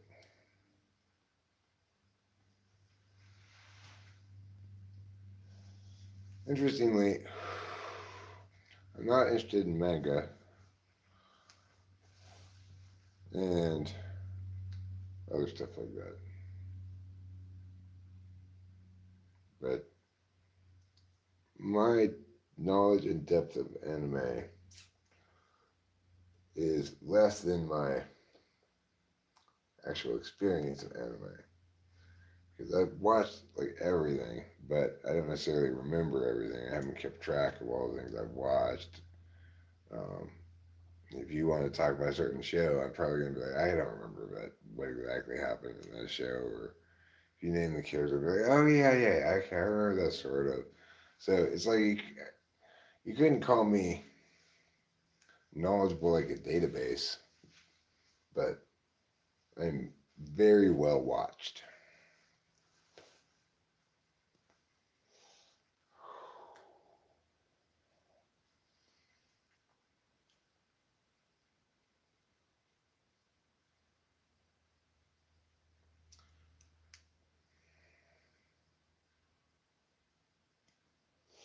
There's some good ones this season. I'm enjoying a lot. I'm enjoying the Explosion Girl one, although this the second, third episodes are not as good as the first episode. First episode was fantastic. Um,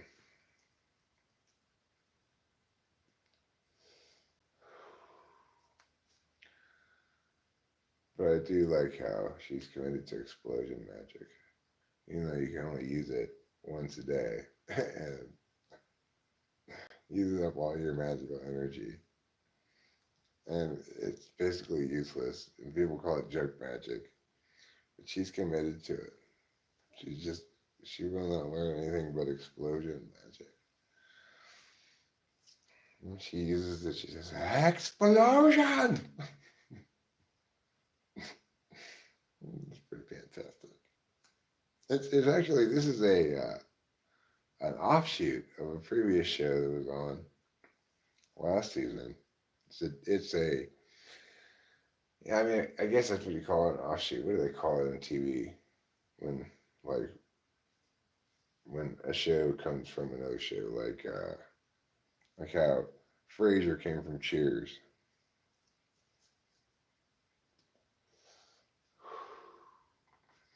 Well, that's what a spinoff, right?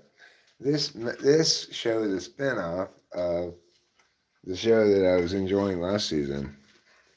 This show started off looking like it was going to be better than that last show. Um, Now it probably looks like it's going to be about the same, probably quality, but it's still it's full of good ideas. I mean, it's full of funny good ideas. Like the girls in this tribe of people, these red-eyed tribe of people who prioritize cool entries, you know, like so, and doing things in very cool ways. So for example, they've got like a demon lord underneath their city, and their reason is because how cool is that?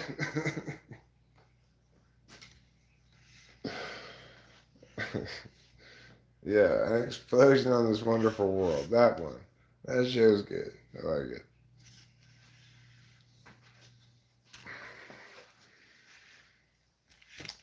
And then,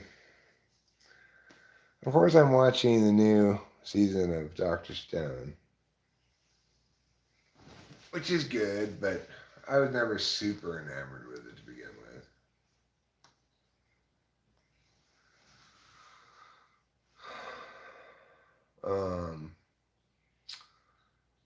And what else is good this season? I have to look at Crunchyroll to see what I'm watching. My watch list is just enormous.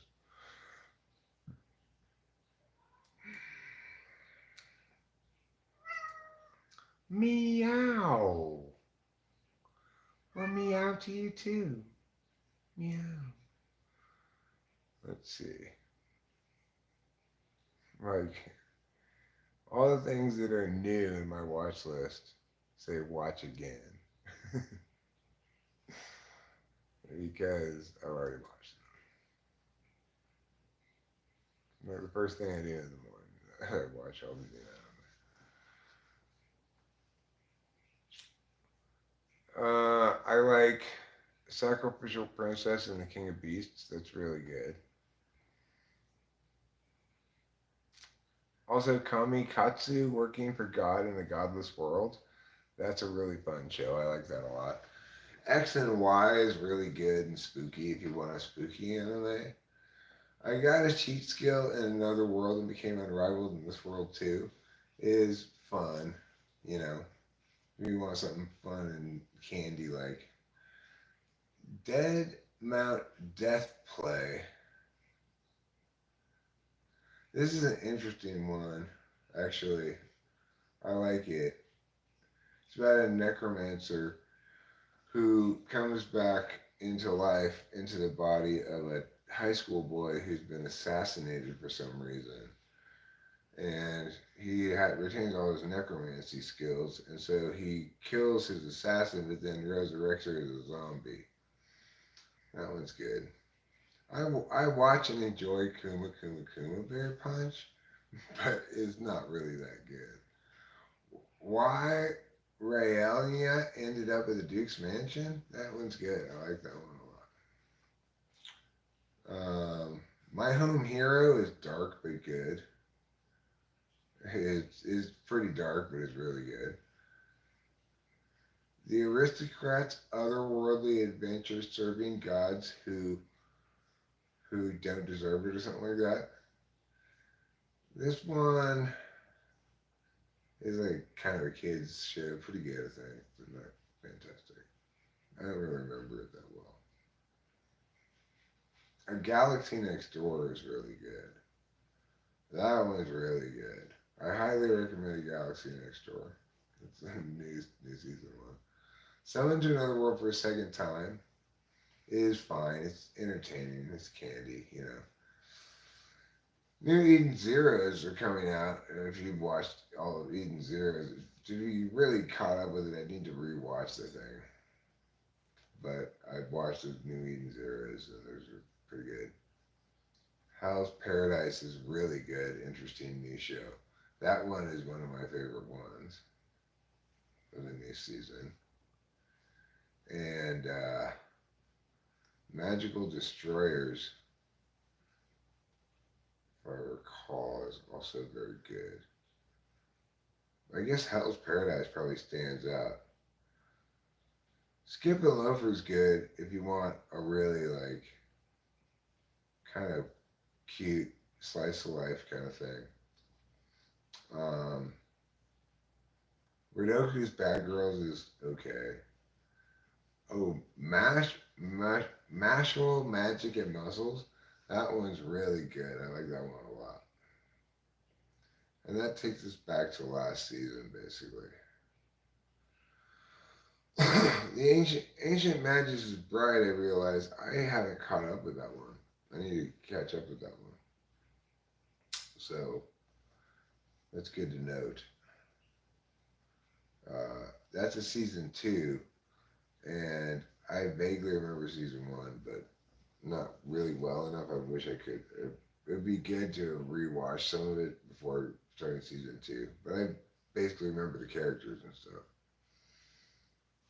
Anyway, that's my. I also have got Ranking of Kings. Any Ranking of Kings. That's kind of pleasant to watch. It's good. It's pleasant to watch, you know.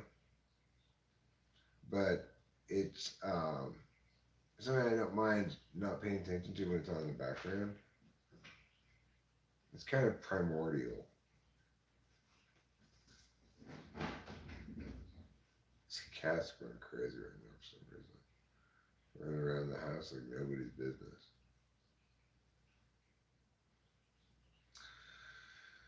So anyway, I look at my history. Let me just go back like 2 days. Where's recent? Today, ranking of gods, Dr. Stone. Yesterday, heroic age, heroic age, heroic age. What is that? Sacrificial princess and the king of beasts.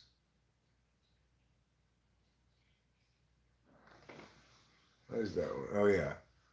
Working for a god in a godless world. Then explosion. Then what is that one? Sorcerer, stabber, orphan. Sorcerer, stabber, orphan. Then X and Y. Then sacrificial princess and the king of beasts. That takes us back to the end of yesterday. That's how much anime I've watched.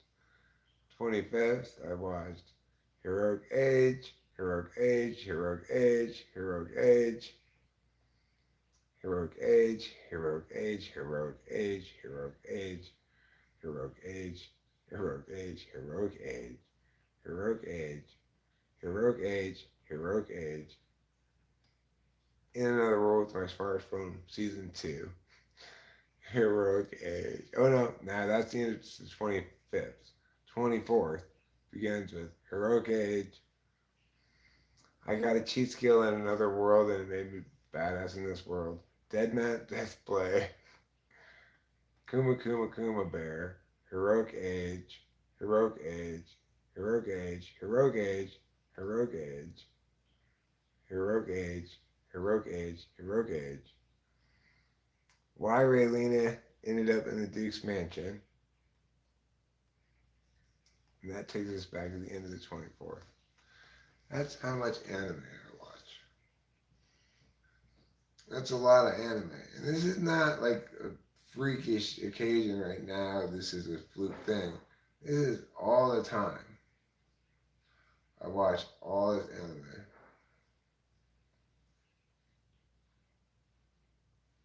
And when I don't have any good anime to watch, I go look through the back catalog, try to find something I haven't seen before.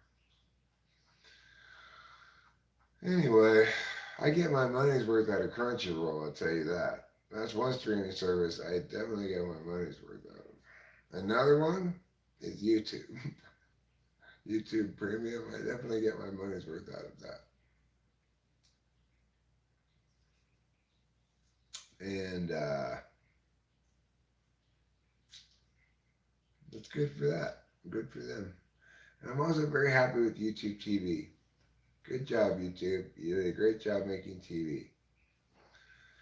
Such a good job. In fact, I think I'm going to end streaming now and watch some TV. So what do you think about that, everybody? Well, sorry to see you go. I'm sorry to see you go as well. And yet, here we are, nevertheless, at the end of our time together. I love you all, and I wish you all a blessedly good and wonderful night. The end.